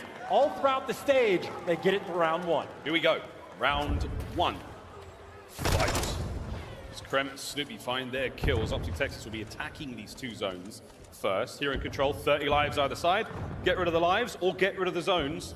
Your pick on offense. And good luck with this, right? If you're trying to deal with two players on the God Heady for Optic, they're already forced to pump the brakes. 30 seconds have gone by in this round. There's only been 2 gunfights, and it looks like gunfight number 3, maybe not gonna go their way. Shanti actually finds it. So much damage being done right now, and Optic somehow might turn this into an opening. Oh, that's 3 down. Over to B we go. Looking for the stack. Only Ghosty for now. Shotzzy finds another kill. Space to work with. 3 members of Optic on B. That zone is going to vanish. Wait a minute, Beans with the nade. Awakening now making his way forward. 2 segments gone. It's not over yet. Here comes the hit. Ghosty stays alive. And there's it. Awakening gets in. Stops the capture. B remains. Oh, they catch Hook as well. I'll say, though, from Optic, they will take that situation, get 2 ticks, and still applying the pressure. Shotzi at least has an opportunity to be annoying, and right now played for the kills or force him back on time, but for Boston, nobody's in position. Shotzi doing 1 gunfight. He got this B zone. Gets the B zone captured. An additional minute to play. 21 lives either side and 140 on the clock. Over to A we go. Yeah, talk about the test on defense as well. Shotzi just forces the action out over towards A. Much more difficult to defend. Seems though that is a nice start to get the 2-piece. There's going to be a grueler of a round. Shotzi gets in. What was that kill, son? Snoopy flying forward. Krem cleans kitchen. Dashy at the back door, trying to make sure he keeps in position here for his boys. Nades are in. Lovely damage there. Delta Snoopy takes care of business. 16 lives now for Optic Texas on attack, and they are not giving up kitchen without a fight. And as soon as you get kitchen on the attack, you feel so much better about your chances. Win a couple of these gunfights, and Boston will spawn so far away. Hold the line though, Dash, he finds a second. Snoopy with the trades, he pushes forward now. That makes things tough for Optic. Can they get onto the point and stop the clock? I mean, they're just setting up for the tails again. Another wipe. That player is going to spawn so far out of the action. Beans, a massive trade for the moment, but Optic right now, they can pour it on. Flying on, 1 life difference. Keeping the capture alive. Numbers still good. Here comes Snoopy once again. Can he take care of Ghosty? No, he cannot. Over to Awakening, next man here for Boston Breach, and again, nobody on this point. We're still playing for kills here, either side. Optic trail by 2. Oh, staying alive right on those stairs. Ghosty doesn't care. It is Champ's time. He is ready for these kills. Here they come. Reinforcements on their way. The stack is there. 3 members of Optic in. It's going to go real quick. 29 on the clock. Get them off, and you feel real good about your chances. Second segment gone. Here come Breach. Flying forward. Shotzi holding it down. Who finds another? That's the round. First round of defense, Boston have lost in about a month. They have been so clean, but right there, especially on that B zone, Shotzzy picks them apart. Literally, off the jump, the first 2 kills go for Boston. They get the perfect setup on the map. Shotzzy's one shot as he's descending from the top catwalk, somehow finds a kill in consistent big plays over towards B. So much more difficult to defend that A zone. That is a hell of a way for Optic to start this map. Lovely start. A little bit of discourse there on stage between Boss and Breach. Attacking round for them now. Forward, they will fly towards A and B. It's first to 3 here in control. There's one. Whoa! Lordy, Hook nearly getting them both. Nice opening. Ghosty on a 5 spree. One more kill, and he gets a cruise missile to play with. I mean, yeah, trades all over the place right now, but for Boston, it's not going to work with that B hit off of the rib. Force the reposition and start to work this A zone, and they're taking their time to make this happen. And if you give Shotzzy a little bit of time to work with, this is where he starts to dance. Oh, Ghosty did get killed number 6. He has the cruise. Oh, who can't get any more? Flying out of kitchen. Shotzzy finds 1. Shotzzy can't get the second. Snoopy now manages to get onto A. Stops the clock at 48. Wow. That's a 7 spree as well. So Ghosty gun is hot. This man loves himself some steps. And right now for Boston, again, forced to go towards this A zone. They are not having a good time when they're trying to get there. 8 spree from Ghosty. Still capturing A. Boston Breach. Slow and steady. Shotzzy stops it. He's going to be able to drain the segment as well and keep the defensive play alive. There's only 30 seconds remaining on the round. I mean, this is just suffocating. Optic right now, even sending 2 players over towards B just as a safety net because they've been so dominant on this side of the map. Boston, they cannot create anything right now. We're in the red now. 15 seconds to go. Shotzzy on a 3. Flying forward. Leading the players off the point. Damage dealt. A lot of information passed over. Final 10. This is a last-ditch attempt here in the round for Boston Breach. And if you're Optic, though, you absolutely chow. You set up and try to get them off this time because the clock is that low. Obviously, you have the positioning right now, but here's the hit coming through. Here we go. 2 to the front. Hook finds 1. Trades are done. Boston's still holding it together. The play not finished just yet, though. At Shotzzy will call it. He'll run. Take care of that later. A captured. 1 minute to go. You give it the attempt. If the kills don't go your way, you make sure you play safe over towards that B zone. So Optic, again, they just delve back into the perfect setup. 2 players pushed out towards bed. 2 players worried about the flank. Looks like Boston, everybody's going to be going around on this flank to try to break it down. Scary moment for both teams. 1 clean wave of kills. Boston Breach, and they'll be able to get the capture. Trade's done. 3v3 on the play alive right now. Slow on the approach. And if you're slow on the approach, you got to be worried about the guys coming off spawn as well. So reading the spawners never easy. Going through for gunfights like this, but you got Snoopy and Krent rolling through. They get the first 2. Now you jump on the zone. That's 2. Time to fly on the zone. Clear out the bed side of the map. Awakening's going to do what he can over there. It's Hook and Shotzzy on that side. Reinforcements from Optic far away. Here comes the cruise from Ghosty, trying to clear the point. Will there be a trophy there? No need. There's the 3rd. 25 to go. And now the question from Optic, it is only Snoopy behind enemy lines, the only guy right now that can try to find the opening and make the play. And 2 players right now from Optic turn, actually 3 turn right back. Hook's winning gunfights in the meantime. Trades all over the place. Optic still with the advantage, but here comes Snoopy. Snoopy's still here. Can he keep the capture going? No, can't account for Hook. Final 5 seconds, and there's only 6 lives to Breach. No one that close as Krent taken care of. Optic, another strong round. Map point, Optic Texas. And you had Hook so resilient on the defensive end, goes on a 5 spree to end this round. If he doesn't pick up a couple of those kills, and there's a 2-piece that comes through, Boston might have been able to make something happen. But clean on defense, they played it safe, they got the job done. 2-0 lead right now, Optic Texas in respawn on cruise control. See how strong and how capable they are to close out a control 3-0. We don't see too many of those throughout the season. We haven't yet. And champs, we'll see how different it can be. Boston Breach now looking for the comeback. They'll be on defense here in the round. Stay alive for 1:20 when you're all good. But so far, not a great start. Oh, they're trying to get aggressive. That means Hook's going to be able to fly. Oh! The instant 2-piece snapping like that. Damage dealt. Onto the point we go. Hook trying to hold it down alone. Reinforcements on their way from both sides. Boston have got numbers. Snoopy flies, gets 2 of his own. What a bounce back from Breach. Nice little battle. You strike on one end, you strike back on the other. Eh? Shotzzy, he'll nade anything. He knows more than I do. If he does something like that, I just feel like he knows. He was getting his own trade there. Gets 1 up front. 15 and 8. so far. The capture on A as Hook has been decisive so far in these opening attacks. Two-man stack on A. Yo, Dashy and Snoopy, by the way, just did a 360 battle for the gunny win. So Snoopy's gonna take him down. That is an opportunity to try to swarm over towards A, but it's gonna be too difficult to get through. You have Shotzi, 16 and 8. Impossible to weed out. Moving like this. Beans! Oh, one bullet would have made the difference. Now a minute to the game clock. Optic Texas capture B, and the map is complete. We go to Fortress. Can Breach hold on and force another round? And this is just so much time from Optic to work with to try to approach this B zone. Right now, it's only Kremp that's made it towards bedroom, and oh my God, the reinforcements are not living for long. Hook again, another 5 spree. The nuke cleans house. Shotzi can't get anywhere out of top bed. Kremp stays alive. Now Ghostie's in trouble. Beans back at it as both teams going blow for blow here on the B zone. Kremp making moves too, but Hook, man, he is snapping in this moment. That is a terrifying sight when Hook is frying like this. And Optic, there's the first 2 kills. You know Kremp is behind you, but other than that, it's only 1 player off spawn. No pressure relief whatsoever. Kremp is still in bedroom side. He will be the insurance policy for his teammates. Hook got him. Cleans him out. It's done. An open field now. Fly forward. If you're Optic, get on that point. Stack it up. Awakening from lobby, trying to clear house, and that's it. Everyone from Optic dead. 1 minute to go. Boston don't know the spawns, though. No one's able to cross out towards the bedroom. They don't know how quick this pressure is going to be there. So this is nothing but 50-50 gunfights. If Optic get a wipe, the round is going to be there. He's got to go big. He's got to find a couple here. Awakening gets 1. There's 45 seconds to go. Optic now with a pinch. Pressure on towards the B zone.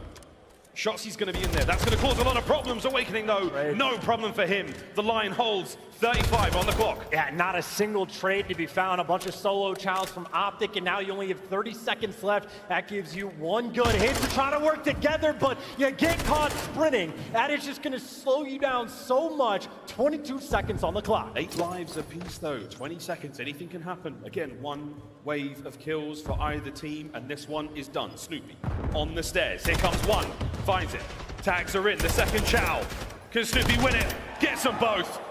Defensive holds there. Shotzi manages to get on the point. Can he get his 3rd in a row? Here comes the teamwork, though, from Boston. Flying in. 1 segment cleaned up. Shotzi somehow manages to get his. Oh, the hip fire's there. 8 seconds. Hook's on the zone. And it's a 2v4. No respawns remaining. You get to the point. It is a 2v3 now clutch. Boston are desperate for. Boston got to fly forward. Beans has to kill Hook. Can he get it? No! Dashi gets him. It's all down to Big Wake. He finds 1, 2. It's done. Nerves of steel as Optic Texas cut down Breach 3-0 in control. Advantage in the series, momentum now on their side. And make no mistake, very few rounds this year have ended on lives. We said it at the start, we'll say it again. These 2 teams are challenged. The number of 2 pieces, Hoop was picking up like crazy. That Kremp and Beans were responding to a back and forth battle, but Optic simply too much to handle. And Kremp 8 and 20. I mean, he had a lot of assists on board, but he was suffering in game 3. What a vicious game of control. The Hotel Heroes, Boston Breach, not found here at Champs. They do a wonderful job there with a 3-0 in less than 10 minutes. We don't see many controls go that short. Wow, what a matchup so far. Well, ladies and gentlemen, we're going to take a look at the highlights here. And then we're going to gingerly dive over towards Al-Bagra Fortress. Chance, what a banger of a series. Yeah, so I mean, that is quite literally the ultimate chow map. So it's going to be exciting to watch. But I know like a pain point for Boston, never a mechanical skill, has never been the issue for this team. It's sort of like that veteran presence, making the heads-up plays. I'm seeing on the Hotel hardpoint, Shotzi getting behind enemy lines and Boston not making the reads. That is 2 rounds on offense from Optic where they're just making the big plays on the B zone, and the heads-up gameplay is simply not there for Boston. So it is a pain point. This many rookies on the main stage right now throwing Snoopy in just a shark-infested waters. They're close, but it is so tough to survive, and now you're down 2-1. You need the bounce back. That is a task and a half that you're dealt with. Oh, everything, anything and everything you could hope for here at Champs, it'll happen. Optic fans rejoice after that 3rd round, stolen from the jaws of defeat. Happy for it indeed. We are not done yet, though. Frustration for Breach. still in a very difficult period for the team. Chance a lot of growing pains. And what could have been a boob series might just be an oboob if Optic can have their way. Well, this is going to be an interesting map as well, because obviously the hotel control you were looking at as a potential advantage for Boston because of how clean they have been. Well, the only clear-cut advantage they have now on Embassy Search and Destroy, I think they're 2-0 against Optic on the year. They have a better record at 7-3. What Boston don't have is 3 rings as a coach. 3 rings as a coach now. I would love to know what David is saying right now. Karma on one side of the stage, on the other side Zed, been with Boston Breach since the start of the season. Ups and downs for that roster, for that squad. We'll see if they can't pull it out here.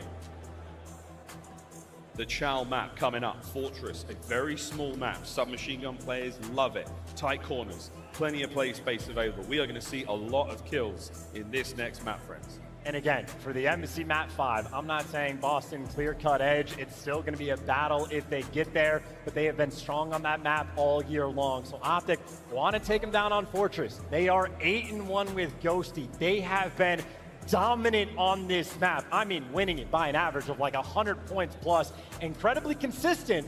The last time they played it, though, they took a loss to Florida. On the flip side for Boston, they've lost Outbacker Fortress Hardpoint 8 times in a row. So many of these games have come down to P1. They are losing on the tight final moments time and time again. They have had to P1. They are losing on the tight final moments time and time again. They have had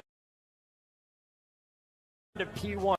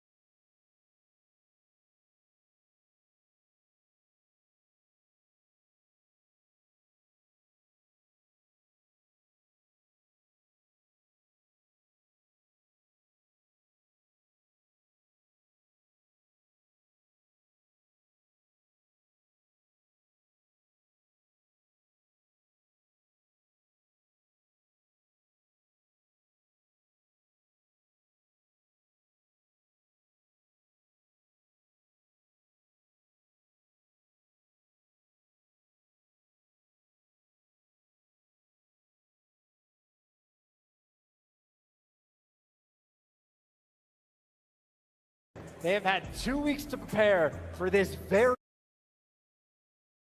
moment. Does not make it easy, but it is going to be such a fun map to watch. You've seen the first hardpoint, P1, behind the sort of white truck, has been the bane of Boston Breach here on Albagra. Will it be the case here? We've had plenty of time, as you said, Chance, all the video in the world. Match point, Optic Texas, we roll now into Fortress hardpoint.